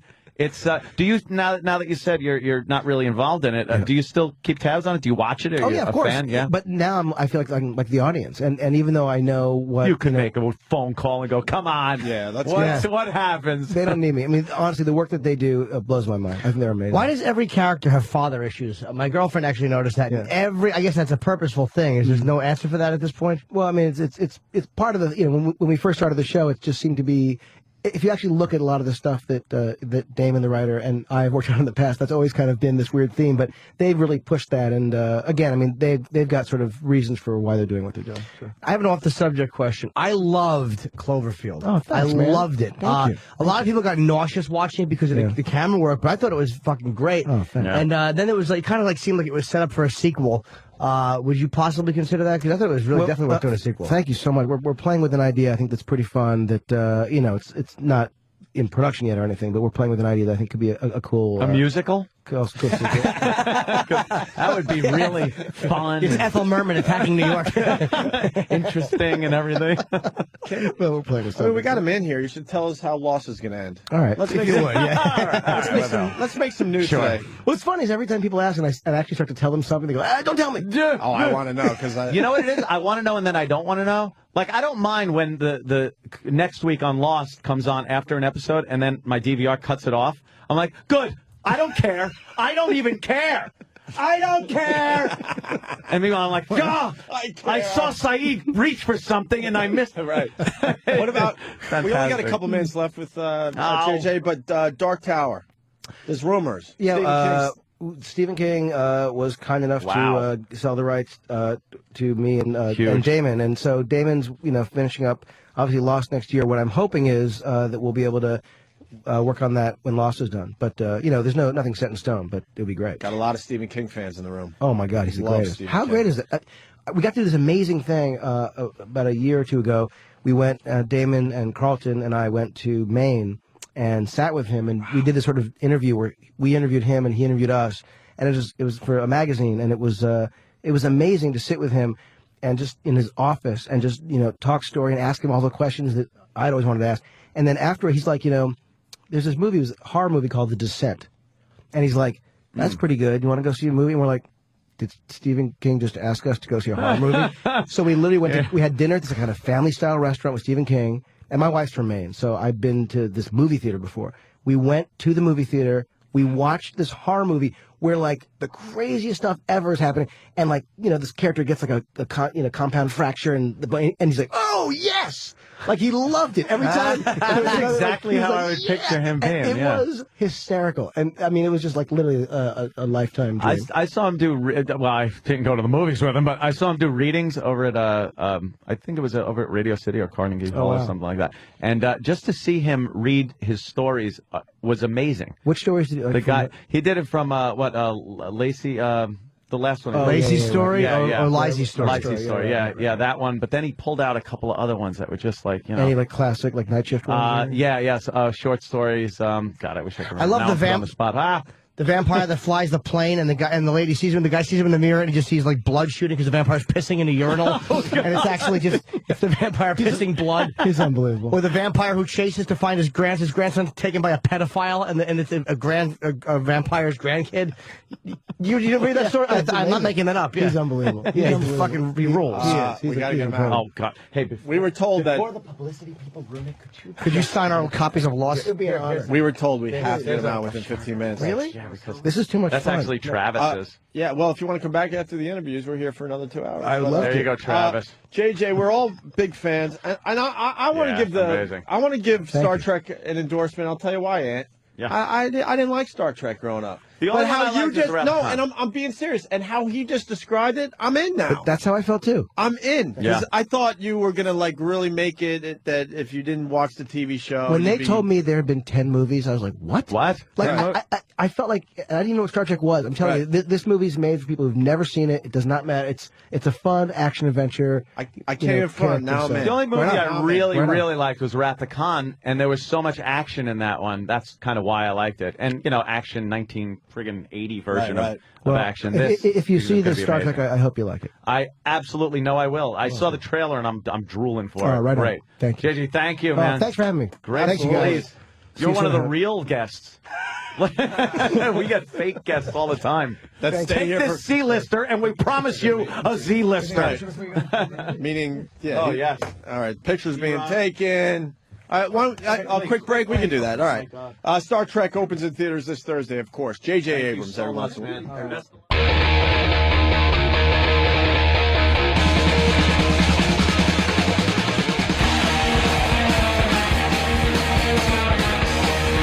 Opie and Anthony on your radio. Where am I? There I am. Gotta be on the coast. Yeah. Can't be inland. I was just having a Florida discussion because I did a quick weekend in Florida. Yar. Florida. And I know we got a lot of fans in the Florida area. Florida sucks. Really? Unless you live on the coast. It's the coast. That's what it is. Or if you're going to Disney, you go to Orlando, or then you got to hit the coast. Anywhere else is like just hot, fucking, muggy inland shit. My sister lives outside the Orlando area, one of the suburbs, and it's just strip malls. Yeah. There's no personality to it. And then you get lost because you're like, which strip mall am I supposed to take a left to get on her street? I don't even. It sucks. Yeah. I hate Florida. I like it. I like Disney. I like doing that whole thing. Disney meaning all-encompassing, SeaWorld, all that shit. Yeah. I love Daytona Beach. Miami is worth going for a goof. Miami's fun. To see how ugly you really are. Yeah. Just don't look at people. Just get a burlap sack with one hole in it and walk around Miami. You'll feel right at home. Oh, if you think you're... my friends. Get out of here, ugly. If you think you're a looker, go to Miami so someone could straighten you right out. Oh, my God. The beautiful people. The beautiful people. Where else? Tampa's all right. Yeah. And Fort Lauderdale, old days, spring break, all right. Yeah. That's all I know. Inland? If you're inland in Florida, oh, kill yourself. What are you doing? Yeah, it's really... Go move. Unless you live near Lake Okeechobee. Where the fuck is that? I don't know. That's some big lake there. It's such a big lake somewhere. We almost stopped into Cafe Risque. I'll go local for Florida. Wait a minute. What was that? Is that a strip club? Ah, dude, I've talked about Cafe Risque. The truckers all know. It's where you get one of the best breakfasts ever, and you get to see some snatch. Snatch and breakfast? I don't think Yeah. those- Why didn't you go? That would have been great. Those don't go together very well. We were kind of late. We had to get up to Gainesville and Harry snatch and breakfast. How do they bring out your sausage? Just holding it. They're totally nude. Totally nude. Totally nude. Cafe Risque is brilliant, and they have billboards every 10 miles. Yeah. And you get excited because it's like Cafe Risque, exit 378, let's say. I forgot the exit. If I want to go real local, I think it was 384. And all of a sudden you get excited, and then you see the next exit, and it's like 348. There's a million exits before you're going to even get close. You're jerking off like a monkey, and you're getting all plumped up for the girls. just waiting. And, yeah, but they buy just about every billboard every 10 miles, and you do the countdown to Cafe Risque. And the food's terrific. Yeah. And the women? I don't like eating in places where there's naked women. Women are a little rough. Like strip clubs where that have, hey, we got a big...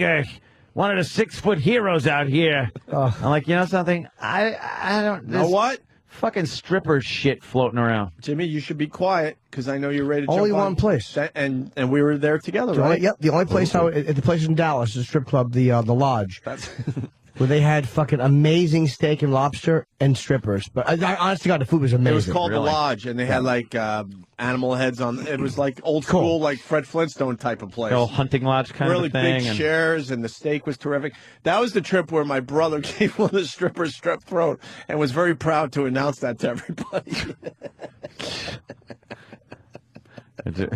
Thank God we're all married. What did now. she give him? Who knows? Thank God.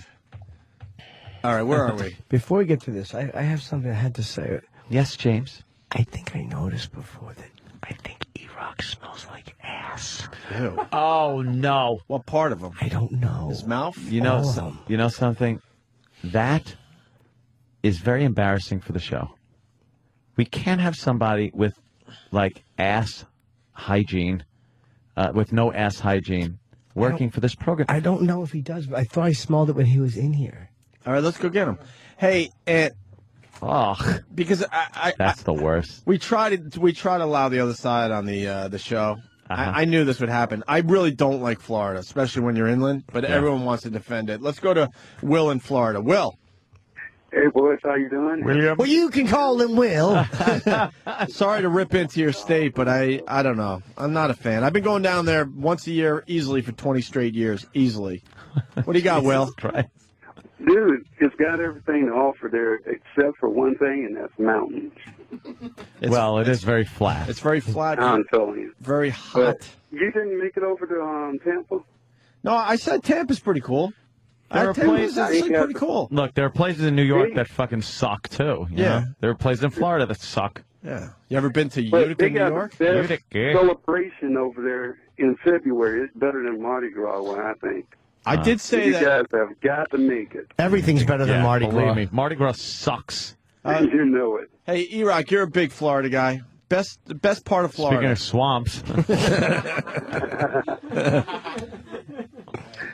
Best part of Florida you've ever been to? Fort Lauderdale, West Palm. West Palm is too ritzy, though.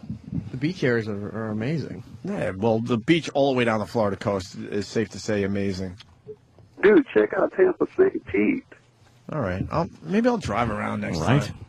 I drove All to right, Gainesville. I thought Gainesville Fucking would be cool. Florida tourism commercial? Yeah, I know, sir. What's your name? Fucking Ted Florida? I drove to Gainesville. I thought that would be a cool area. College town. Gainesville wasn't that impressive either. No? A lot Bunch of of strip highways malls. under construction. Yeah, whatever. Why we have E-Rock in here, Sam? I wasn't sure if I Jimmy? noticed before. It might not be E-Rock. No. But when E-Rock was in here before, I noticed the smell. It smelled like ass. And I'm like, is that E-Rock? I've never noticed E-Rock smelling before. No, because every time if I have to go here, I have a drawer full of these. I learned years ago. Okay, so on this. I could be wrong. I'm not saying Okay. it was you. So my Sam smell E-Rock. Not necessarily that. It could be the pants, you know. Yeah, I don't Are think those new pants? Like, did you, not new, but are they fresh washed Yes. pants? All right. And when did you shower last? Yesterday morning. Okay. Yesterday morning. Did you have diarrhea? Morning. Jesus. Oh, come on. You don't shower every day either. I so do. So do I. No. Smell? Can you smell? I'm not kidding. Smell the back end. See the ass first. That smells. Oh, Could be gassy, but I don't. No, don't think fart. that's it. Oh, yeah. No, it ain't. Oh, Jesus. What is it? Is it the breath? I don't even. I No, he think just smell the his back asshole. of his pants smell. We need Smell the confirmation breath sniff. first, just make sure. Oh, it could be the egg. David, let David. David you want smell. to We need confirmation breath sniff. first, Okay, yeah. I'm gonna smell the breath first. Hey, I don't know if it's Second opinion. Hold on. Okay. Might as well. Oh, we gotta wait. Okay. Oh, Second opinion. Okay. Ready? Yes. Oh yeah. Okay. But I will say this: the breath is bad. But it's the back of the pants. All right, smell his pants again. Oh, God. Well, should we have David smell him this time since I already know what I'm Yeah, yeah. All right. Yes, it's the back of the All pants. right, David. You don't have to fart. Confirmation. We need confirmation. Smell like the back of his pants where his ass crack is. All right. David leans. And give it a good smell. No, Oh, E-Rock. Let's smell. Oh my god! Oh my god, that's terrible! Whoa! Smells like shit! Oh well. That's terrible! Oh, no, E-Rock. Travis, come in here, please. I want another opinion. I think they're picking on you, Oh, Rock. poor You can't Travis. do that to a girl. What did you just break something, Eric? Oh, Eric. What was that? Froze His up. underwear snapped off and made a run for it. Just smell the pants where the ass. The back of the pants. All right, David, we get it. I smelled Eric's ass a couple months ago, so I am Oh, a professional shit. here. Oh, okay. Now, see if this is ass. Yeah, that's ass, all right, Eric. Oh, no! What's going on, E-Rock? I had swamp ass. I had eggs and iced tea for breakfast. No, but it doesn't matter. Somebody fucking Funnel through your asshole. Yeah, no, that's weeks of Yeah, a couple Of build farts. A couple farts will not do that. No, You that's gotta, that's like you're sitting on your sweaty ass or day in, day out. Yeah, you gotta Those soak- jeans are not washed. Yeah, they are. You No. probably took them. These These are my And you last. have to pair. use soap between the I cheeks. think I could smell. I think have it's an wafting amazing. through the room. Yeah, Danny, yeah. can you check it out, please? I tried Danny's It's sense of wafting smell. through the room. Because I tell you Oh, one thing, Danny. I have an amazing sense of smell. Dude, I'm smelling something now. E-Rock smells like honey. You want to smell it? No. Sure. No, I smell it already. Jimmy, if you smell, I'll smell. Oh no, crack. I won't. Yes, right at the All right, crack. I'm not smelling that. On the pants. Oh yeah. What does it smell like? That's ass. It just smells like someone's got swamp ass. Where's the expert? Steve? Yes. Because he's an ass? Is that why he's an I asked him to come down with me, and he waved me off. What's going on with Steven breakfast, by the way? Oh, is that a big... Why is everyone laughing? Is that a big to-do? David notice? Is that what he calls a cock I know now? what happened. What happened, David? Intern Paul was late today, Yeah. and he felt bad that he was late, so he offered to pay for the other interns' breakfasts. And Scott and interns Goals. What did he offer to pay for, David? for the other interns' breakfasts. So Breakfast. So he was gonna- BREAKFIST. He was going to pay for the breakfasts, for the right? other interns, yes. Of what? Oh, for the other interns. For the what? The what? breakfasts of other interns. Dumbest things. I know. So intern Scott said, "No, I don't want any breakfast." And I said, "It's free, Scott. It's free." And then I said, "I still don't want any." And Steve said, "Oh, if it's free, I'll take Scott's breakfast instead. I'll get free breakfast." So he gave me his order. I went to a restaurant. Steve ordered 2 pieces of sliced grilled chicken and 6 egg whites, and his total order was $15. Whoa! And Paul paid for this. Paul paid for this. Now Paul also paid for his own breakfast and Jill's breakfast, and those breakfasts combined were $6 combined. Those what? For 2 people's breakfasts. $6 combined for 2 people's breakfasts, and Steve was $15 alone. I think the point here. The point here is that it's kind of shitty to make your intern buy you breakfast. How much money? I would never let Paul buy me breakfast. None. How much money does Steve make? Estimate. A lot. Wow. Why so you ordered a animosity there. $15 breakfast. From an intern. Do you smell E-Rock's ass from there, by the way? I know. This is all.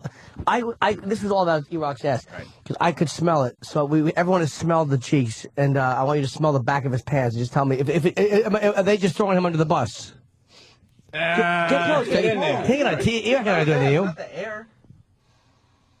Kind of a musty smell. It really is. Steve sounded like it was potpourri. Steve doesn't mind it so much. Steve has a Yankee candle at his house. It smells like roses. Ladies and gentlemen, from Cloverfield, we just had J.J. Abrams in, our old pal, T.J. Miller. T.J. I remember him. Yes. Hey, guys. What's up, buddy?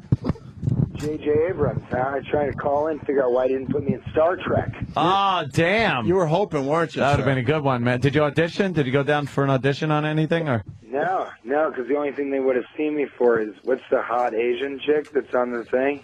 I don't know, Sam? Yeah. You could have played a fucking one of those red shirt security guys that gets killed like in the first scene. Hey, I was fucking taken instead. I'm in Montgomery, Ohio, playing Go Bananas Comedy Club. Oh, my God. Go Bananas. Reading Jim Norton's Happy Endings book. Yes, that is a good one. I have been reading that. I don't know if you guys, I don't know why, but when you read that book, you start talking like him. I told the guy at the front desk here at the Homestead Inn to stop smiling like a happy retard. That's probably accurate. Yeah, he really was. I don't know why. We were It got asking. me really. What are you guys doing? I'm coming up there in May 15th, 16th. I'm doing Gotham Comedy Club. We were asking JJ about doing a Cloverfield sequel, but even if he did one, I didn't even think you wouldn't be in it because you got killed in the first one. Yeah, but no, that's exactly right. But it's kind of weird because I think did he say anything about it? I didn't. He said they have an idea that they're throwing around, but that's about it. Well, I heard they've already filmed it. That's what I heard, is that they filmed it and it's going to be from a different perspective, like closer to the military. But yeah, they didn't. I don't think they're using any of the original cast. Although if they are, Holy we wouldn't know. shit, But what- maybe they would cross our paths or something. I don't know. I honestly. You know I what? don't think Hold on. could I just do want to it. stop you there. That would be an awesome idea. The exact Right? same movie From another point of view. From another You can point make- of view. you And can make 10 movies that's what that I'm way. saying. You could like, but imagine. Yeah, that's pretty good. And one from the monster's point of view, where he's just trying to get some New York pussy because he's heard how great it is. Just annoying people in the way. Dude, what a great fucking idea, though. It's good. No, but The military point of view, then you go with a few other different ideas, point of views. Yeah. Hey, TJ, we could catch. If they did one where it was just from the perspective of somebody that didn't even know, like it was in like New Jersey. No, they didn't even know that it was going on. Yeah, they just like go about their business, go to bed. Right. It could be some. It's a boring story. It turns into a chick flick. It's just a chick flick, but it just Yeah, happened at yeah. the same time the monster was creating. It's like Stella havoc got her and groove havoc. back or something. Yeah. Just TJ, go to dinner at TGI Fridays, go home, watch the news. Like, Right. don't even catch that. They just hear about the swine flu and then go to sleep. That's it. Hey, TJ, we got to cut you off. Come in and see us. We'll catch up on everything. All right. Okay, you guys. All right, and if you see JJ, tell him that I'm very unhappy with him. Okay. We'll let him know. Okay. I'll see you guys later. We'll see you in a couple weeks. TJ Miller, a friend of ours from the movie Cloverfield, came in and we all just hit it off. Hey, David, the Wolverine movie review finally, right? Finally. We were talking about Adam Sandler before we left. Yes, we were. yeah. But get back to Wolverine. Okay, okay, back to Wolverine. All right, so we were saying that. What? You can't go on with your day unless we talk about Adam Sandler. Well, you wanted right? you told me to write notes about it, and we were going to continue. Oh, you know what? He is sort of right. Because he loves Adam Sandler, and he was insulted by you, Ant, because you don't like Adam Sandler. I'm not I so think much a it's, fan myself, but something to do with religion. Yeah, he's a Jew, and he sings about Hanukkah. Does he? I never heard that one. Oh yeah, I've heard that many times. You know what? Oh, literal Jim Norton. You know what? Patrice turned me on. I think it was Patrice to what was the Zohan movie? Don't mess with the Zohan. It was all right. I have to admit. Really? I lost a lot of respect for Patrice's movies. I have to. I have to admit. Patrice is not known for his great movie picks. I'm not saying Caddyshack all right, but it was an all right But it movie. was aight. It wasn't bad, to be honest with you. It was just aight. It wasn't bad. I was surprised because he goes, Patrice. I think it was Patrice. He goes, you gotta check that out. So I did a little on demand. And all right, go ahead there. Is that all you wanted? Oh, what were your notes on Adam Sandler? Yeah. No. To defend him. Yeah, my guys, notes are defend that- him. My notes are Defend that him. I just liked him because he started out at Saturday Night Live, and I liked all his characters were funny in Saturday Night Live. Every single one of them. The one. Yeah, the Well, Canteen Boy Did was you funny. like the one where he went like this all the Yes, time? that's funny. That one where he talked like this? I do like Oh, that. did you yes. like this one? The one where he did this bit, where he talked like this and went, oh no, I gotta look out here and I'm gonna write a song. That's why I think he's funny because And he you talks like that like one? that. Yeah. Or was it this one? Well, let me tell you Yes, what it's I'm all of gonna them, yes. I'm gonna do something funny now in a funny voice. That's a good That's impression. No, it's not an impression of a dummy fucking unfunny fuck. Anthony, what about when he does like singing bits though? Yeah, like the opera guy. Oh. I'm gonna eat some chicken, and then the bones I'll be here picking.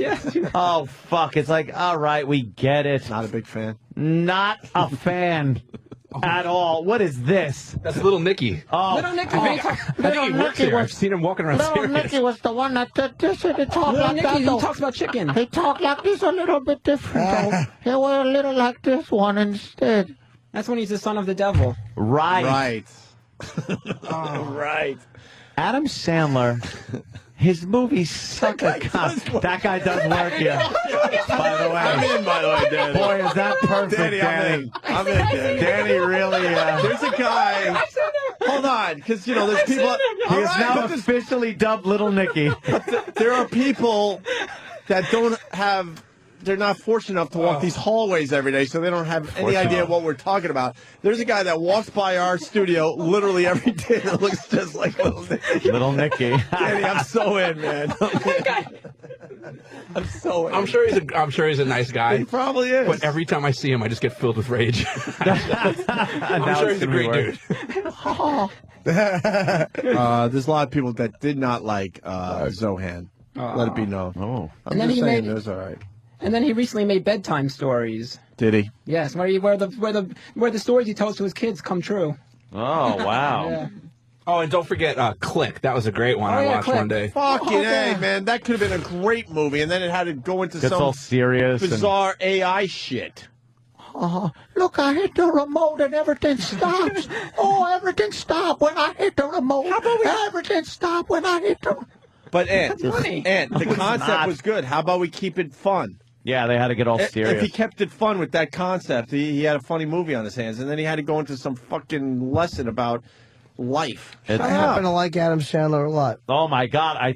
Is this true? We have Adam Sandler Oh on my the God, phone? we got Adam Sandler on Oh, the no. line. This is not good. Adam Sandler, everyone. Hey guys, how you guys doing? Who is this guy? Hey, Adam. Sandler. Yeah, what's going on there, Anthony? I put on my radio, and you guys are excuse him. You guys are bashing me out there. I just didn't enjoy. I was watching Bill.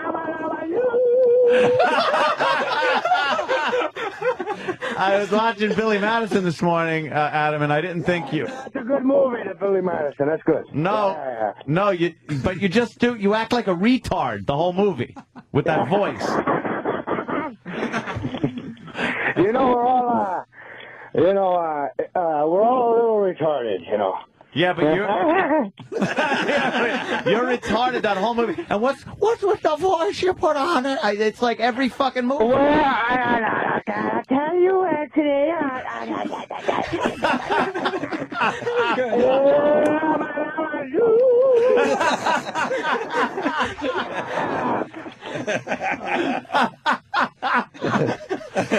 Damn.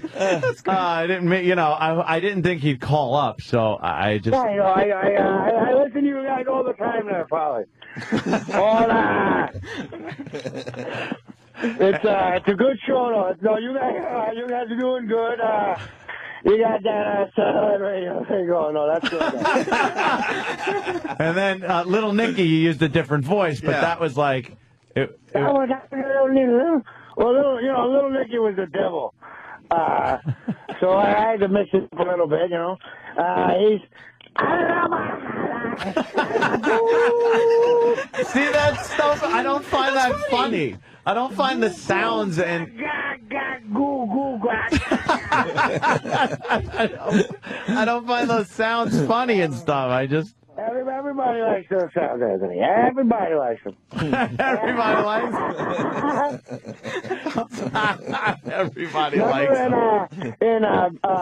I think it was Billy Madison. I'm laying there in the I'm laying there in the swimming pool, and I make a happy face on my body with with the with the sunscreen. Yeah. That was hilarious. You know something? That wasn't funny at all, and I think Norm Macdonald was funnier in that movie. Flazoo? Yeah, Norm was really good, but I can't take credit for an Adam Sandler movie. But I appreciate it there.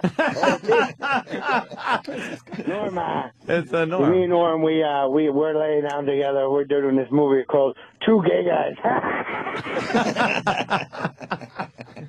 Hi, boys. Hey, Jay. Hopefully your brother's a sweetheart. You know, let me break out a character for a second. No. This Jay Moore took care of my brother, who has a very mundane life, trying to raise 4 kids, and Jay treated him like a superstar over the weekend. Yeah, he didn't have to fucking bring him. Yeah.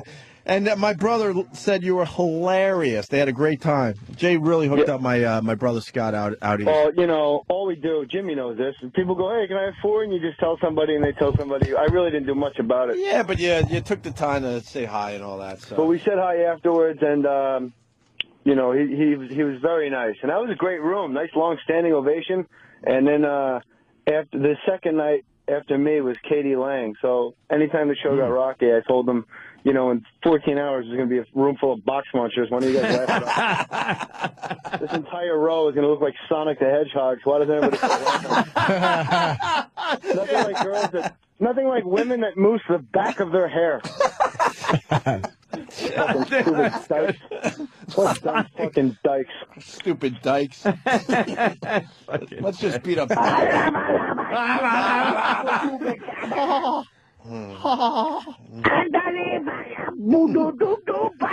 Fucking Andrew Dice Sandler.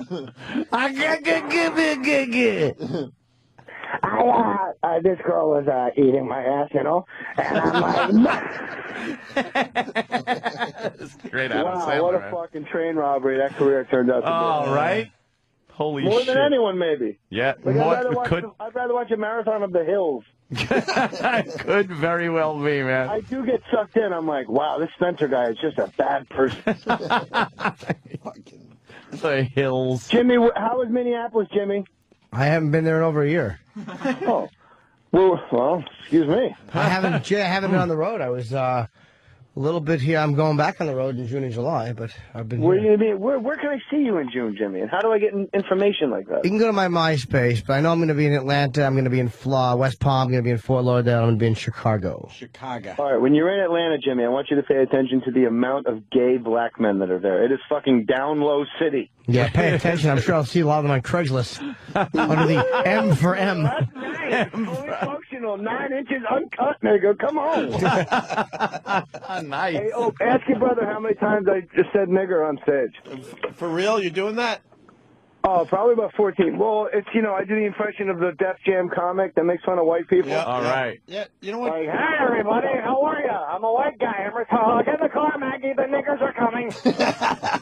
God, Oh, my God, I just shed my pants. I'm afraid of the niggers. Come on, honey. God bless you that you're not avoiding that. No, I hate it. God And I bless say, you. no white people talk like that. You know who talks like that? Tony Gwynn.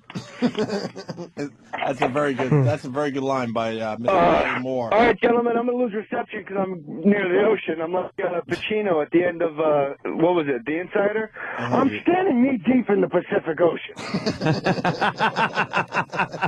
Oh, my God, do I still have you? Please tell me you're still on the line. Good, Why man. is my hair orange on this call? Scott was a sweetheart. Oh, I just wanted to tell you, everybody behaved nice, and it was great. And just, you got good people over there in your family. Yeah, you made his night, man. I I'll appreciate see everybody at Thanks Riley's this Friday. All right, Colin. Thanks, Thank you, Jay. Jay. Thanks, Jay. God damn. Jay Moore. That Yeah, you know, he played out east, and I don't know, he didn't even really promote it with us. So. No. Maybe it was a charity gig that did well. I don't know. Hey, David. Jay could be one of the best impressionists out there. He's taking them I all mean, on it now. is amazing. I never thought of him as an impressionist. He's been a funny comedian and shit.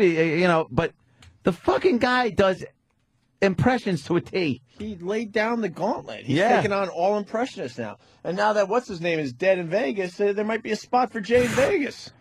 Man, and What was his name again? Danny Gans. And what's his name? Retired Madden.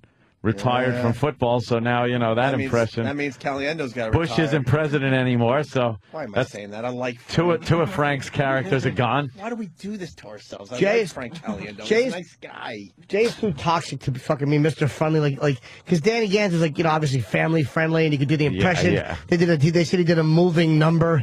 And Ew. Jay just wants to say dykes and niggers in the same phone call. I wonder why nobody likes him. Insulted half his show business. That's what's amazing about Jay, because he has a really good career, and he's very caustic. And, Yeah, he's yeah. very abrasive. Yeah. He's a talented dude. And he doesn't You have to be to Really pull that is. off. He doesn't put it through a filter. No, he does He's not. got a network show. He's like, I ain't putting my shit through a filter. I'm gonna That's still true. say, He's on a network show, and for some say this reason, and that. no one touches him. All They right, leave him that alone. fucking moosing the back of your hair line Sonic. was hilarious. Sonic the Hedgehog. David, get your stupid review out of the way so we can go home. Yeah, come on. Come on, David, I'm tired. Come on, chop chop. Hold on a minute. We got David Caruso, all the big stars calling the show this morning. Mr. Caruso, it's a pleasure to have you on the Opie and Anthony program. Well, Frank, I guess you could say that Danny Gans tonight did not make a good impression.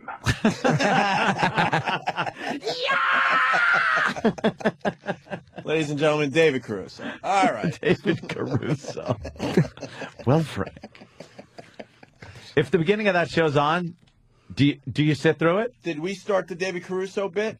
Absolutely. Thank you.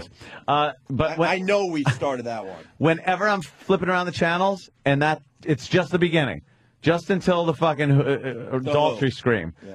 But before it, I'm just fixated on what he'll do. Once he walked out of the scene, came back in, put his glasses on, said something stupid, and walked out. all you I need was to say. pissing myself. Yeah. I was fucking iron sheiking myself. I would love to know the ratings. I would love to know the ratings for the first 2 minutes of For the that first show. 2 minutes. For real. We're number one for the real. first 2 minutes, Frank. All right, David, Wolverine, you saw it with a bunch of nobodies. Yes, What do you correct. Why somebody? got?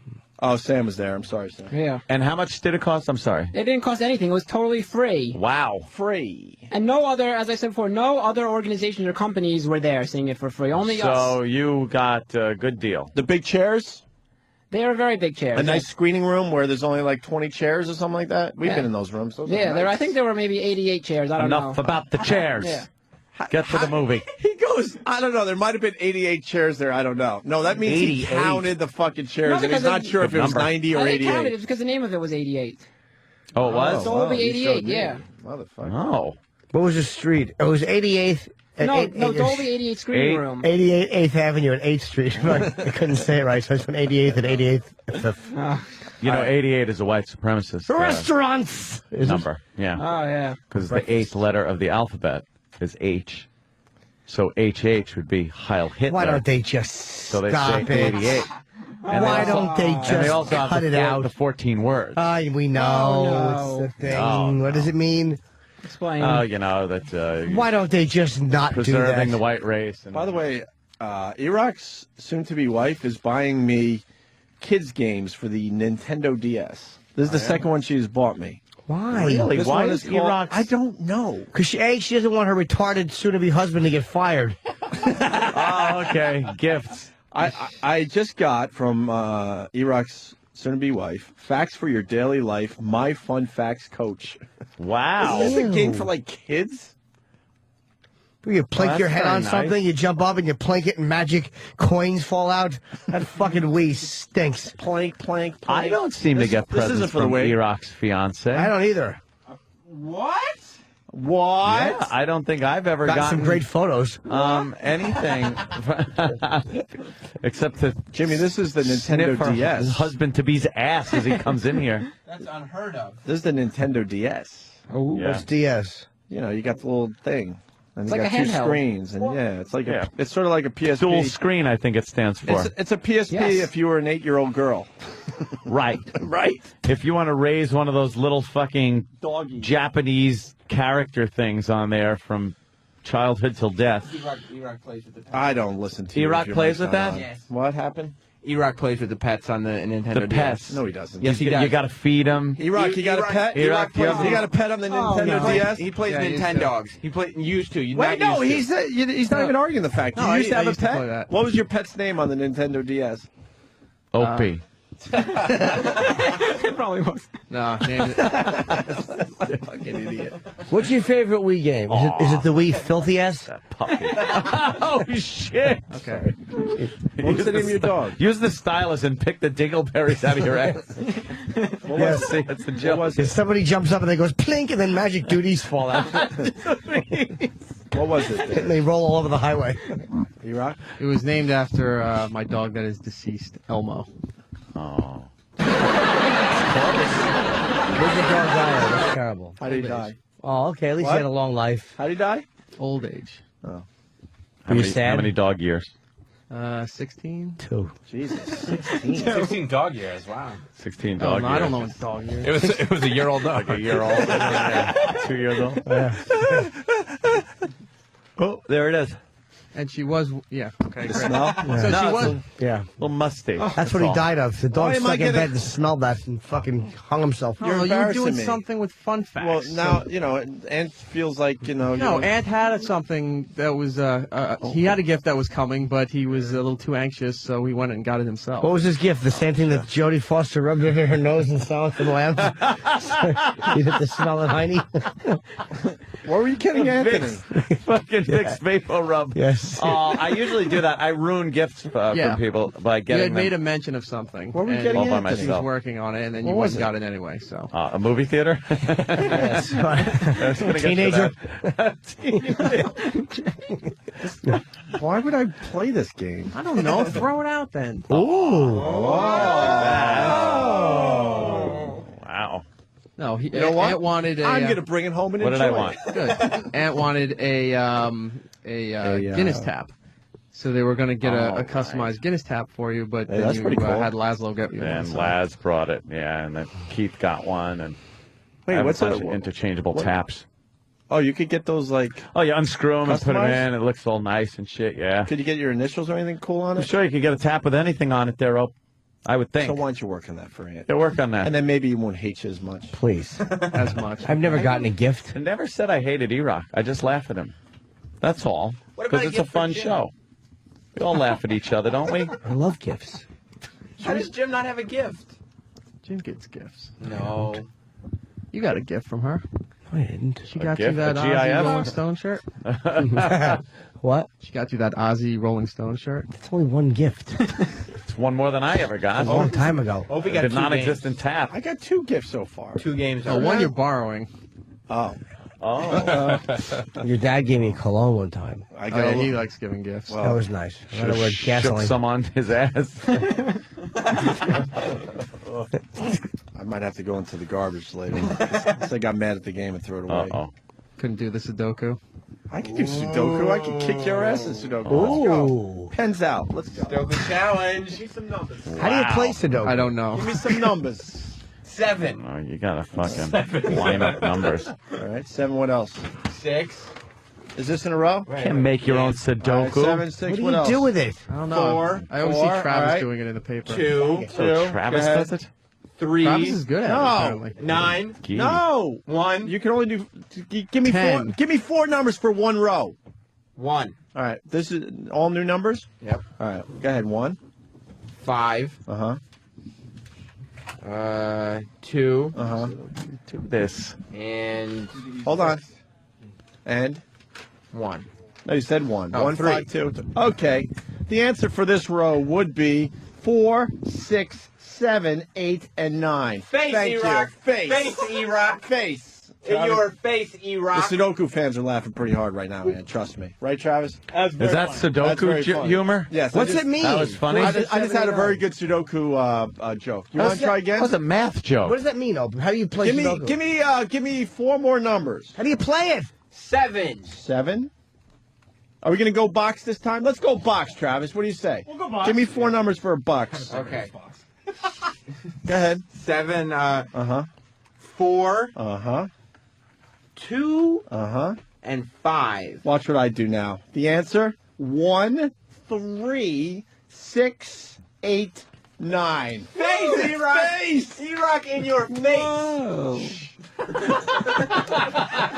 Tell him, Face. David. Sudoku face. Have no fucking clue. But people out there are enjoying the Sudoku humor. I know. Eric doesn't have a clue. Don't have a clue. Well, that's no true. clue. Eric got taken to school. Dude, and if you understood how basic that joke is. Oh, there's no adding. I'm not adding shit, motherfucker. No, I know. I'm saying there's no adding. What do you got to do? Just put numbers in. Oh, okay. 6, 8, 3, 9, 4. 1, 5. I just won now. Wait, what'd you say? 6, 6, 8, 3, 9, and what else? 4. So you need a 2, you need a 5, a 7. Did you say 8? No. There's already a 5 right there. 5 can't go there. Ooh. Jimmy. Oh, it's got to go all the way down this way. I didn't realize that was Jimmy. Oh, Jimmy's a retard. How the fuck do I know? Here you go. 72. Game's a football punk of shit game. Dude, this number's not here, but I see it there. I hate Sudoku. I don't know how to play it. Nobody told me. By the way, when I said people were laughing, I knew they weren't. Kyle S., you dope. No, we're not laughing. Sorry, Ope. I know. Kyle can't play Sudoku either. Oh, No. shit. Face to Kyle. Fucking A, you got him. Yeah, Kyle. You There you go. Is that pwned right? him. It might be right. You got to. No, it's too many 7s, Jim. Oh, he just wrote 7 in I'm everything? punching them in a row. Yeah, well, why not? Who's going to tell you it's wrong? Me and Travis should do a Sudoku challenge tomorrow. You give me a copy of this motherfucker. You two should. Me versus you. I can't remember who it was, but somebody I knew, they would fill out wrong answers in the crossword puzzle, and then they'd leave it on the bus. I thought it was brilliant in its own way. Every single day he would write the wrong answers in the crossword. I used to work at Burger King, and there was this guy who would come in every day. Hope you kept your contacts there. I was just reworking mine. And we had a free newspaper, like in the dining room. Yeah. Free! And he would come in for breakfast, and he would sit there and do the crossword, and he would leave it every morning, and it was just all racist words that he would shit in. That's even funnier. And when he left, we had to immediately go get it before somebody sat down. Jay Moore had one of the fucking funniest things. I still laugh when I think about this. I'll just be home and think about it, and it makes me laugh. Yeah. Is when he's in a hotel and he takes a dump and leaves a big log in the toilet, messes the whole room up, and then puts Telemundo real loud on the TV, so whoever walks in thinks that Hispanic people fucked the whole room up. Because that's what they do. Leave Telemundo on. Like Jay. Hey, are we doing the Wolverine or should we do it tomorrow? I say tomorrow. What a teaser. Yeah, that is a tease, man. I won't be. I don't come on Tuesday. Well, then how about Wednesday? Wednesday. What are okay. you too busy for Wednesday? What's the matter with you? Yeah, let's do What's Wednesday. the matter with you? It's a teaser. Okay. What's the matter with you? Yeah. Yeah, let's. Why don't you play Sudoku on a big boy out of vlogs and shit? Yeah. That's what I want to do. Boo. Should we officially give out bells to the MVP people of today's show? Sure. Who gets a bell today? On my belly button. There. Should give One bell. We should give E-Rock a bell for having a smelly ass. Smelly ass. Give yourself a bill. All right, a bell. Who else gets a bell Smell. today? Who else gets a bell today? I pointed out his ass smell, so I kind of brought something to the show. I deserve a bell. Give yourself a bell. Jeez. Let's get out of here. Yes. You know what we're going to do for the people, though? For the people. Jimmy killed on Letterman on Friday. Killed. It was a great set, Jimmy. Thank you. 5 minutes of strong stuff. We're going to play Jimmy's set from Letterman as we leave you. Oh, as we leave In case here. you missed it. Why not, right? That's good. This Sunday morning. Wednesday, we'll do Wolverine movie thing. With David. Yes. And there was something else. Oh, Shannon Burke. I don't even really Oh, yeah. remember I don't him. either, but I vaguely do. But Shannon Burke, shot his dog and his wife, and he used to, go at it with us, or we had a little war with All him. right. Yes. I really don't remember, so maybe we get an audio clip of him trashing us. I remember the name. I just don't We have the remember audio of him why we were torturing us? fighting. And then Jay Severin, holy shit. You have audio of what he said? Yeah. And we defend his right to say it, but in this time this time, what am I trying to say? In this day and age, Thank you. why would that dumb motherfucker say this stuff That's what I'm on the motherfucking radio? That's exactly what I'm And Chris Cornell tomorrow, too. Holy shit, really? I don't know one song that he sings. Sure you do. No, I don't. Black Hole Sun.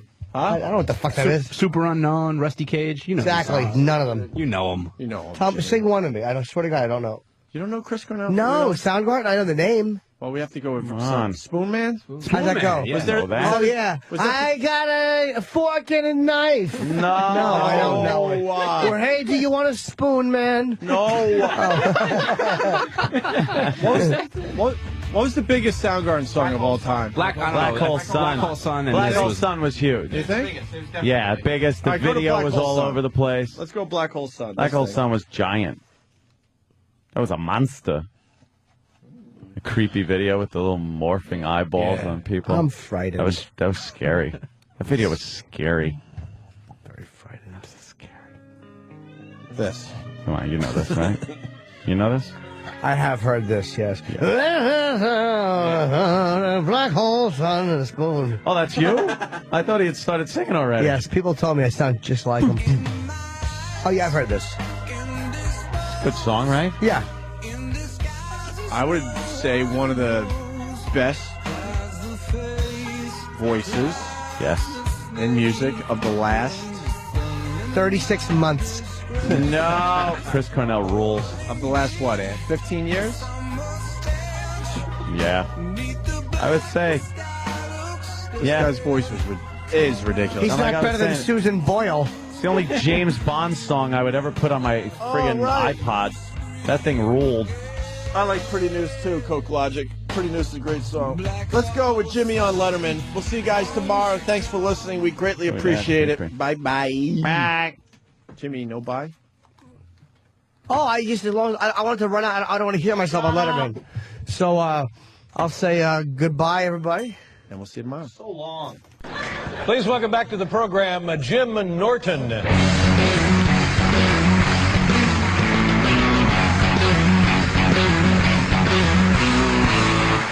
Thank you. Thank you, Dave. Ah, thank you. Thanks a lot, everybody. How are you? I am, it's nice to be back. Thanks for having me back. A lot has changed in my life. I am back in a relationship. I was single for about a year and a half, just kind of having fun playing the field. I call it playing the field. You might call it picking up prostitutes. And we're in the middle of an argument now. Don't argue politics with the person you're dating. Don't do it. Like, my girlfriend is ultra liberal, which I shouldn't even get mad. I guess that's normal when you're 18.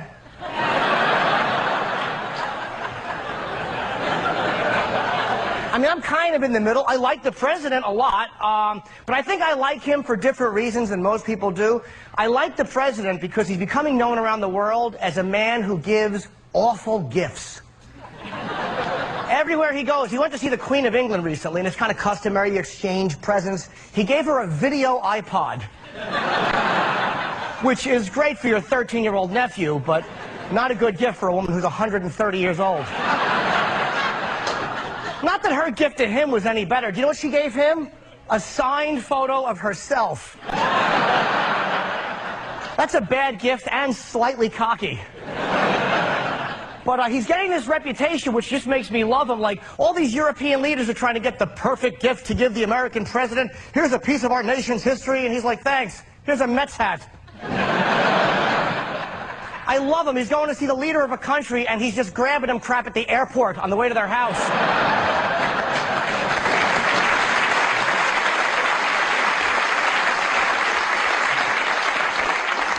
And I like Michelle Obama. I like the First Lady because she reminds me of women I date. It's the look in her face. She's unpredictable. You can never tell if she's happy to see someone or if she wants to punch them in the mouth. And it's always in the eyes, right? She has a little too much white around the pupil, which either means you're a South Park character or a psychopath.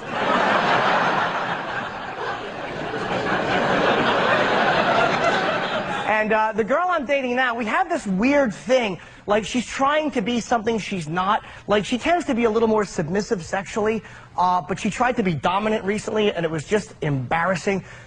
There's nothing worse than uncomfortable or bad dirty talk. It's awful. We're laying there, and she just goes,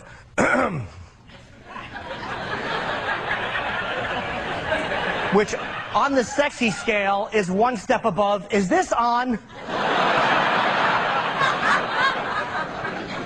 So she goes, have you been a bad boy?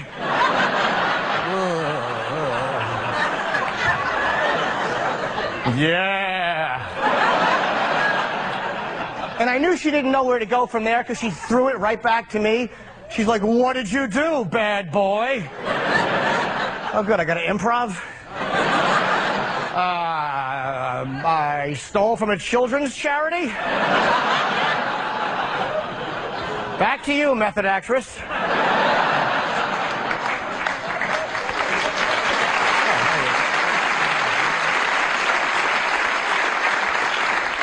I don't even know why I try anymore. I have really debated just diving headfirst into homosexuality. It seems fun. You get to hang out with the guys. All right, I'm sure there's more to it than that. I haven't really thought it through, but on the surface, you know, I'm not homophobic. I guess because gay men never hit on me. Like, a lot of guys are homophobic and don't mean to be. They don't even know they are. You ever talk to someone like that? They're like, yeah, I don't mind gay guys if they don't run over and touch me. Does that happen? Does that happen when you're waiting across the street, just gay men?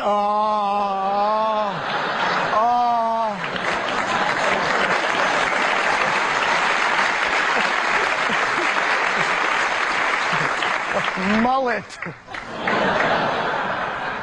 And I think it doesn't happen to me because I live in New York City, and physically, the bar for gay men is set very high here because they're all in tremendous physical shape. On the good shape scale in New York, it goes Rikers Island inmates, gay men. And I am just not a sought-after commodity. Maybe if I lived in the Midwest. Like, I'm sure if I walked into a gay bar in North Dakota, I'd be a superstar. You know, I'd poke my pretty face in, the music would stop, the light would shine on me. Could give my sexy, coy look.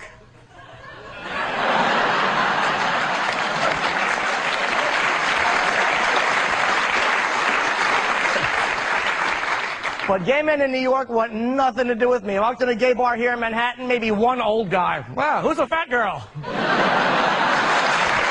you very much.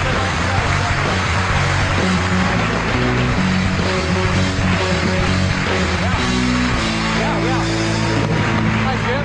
Thank you very much. Jim Norton, ladies and gentlemen. Good to have you with us.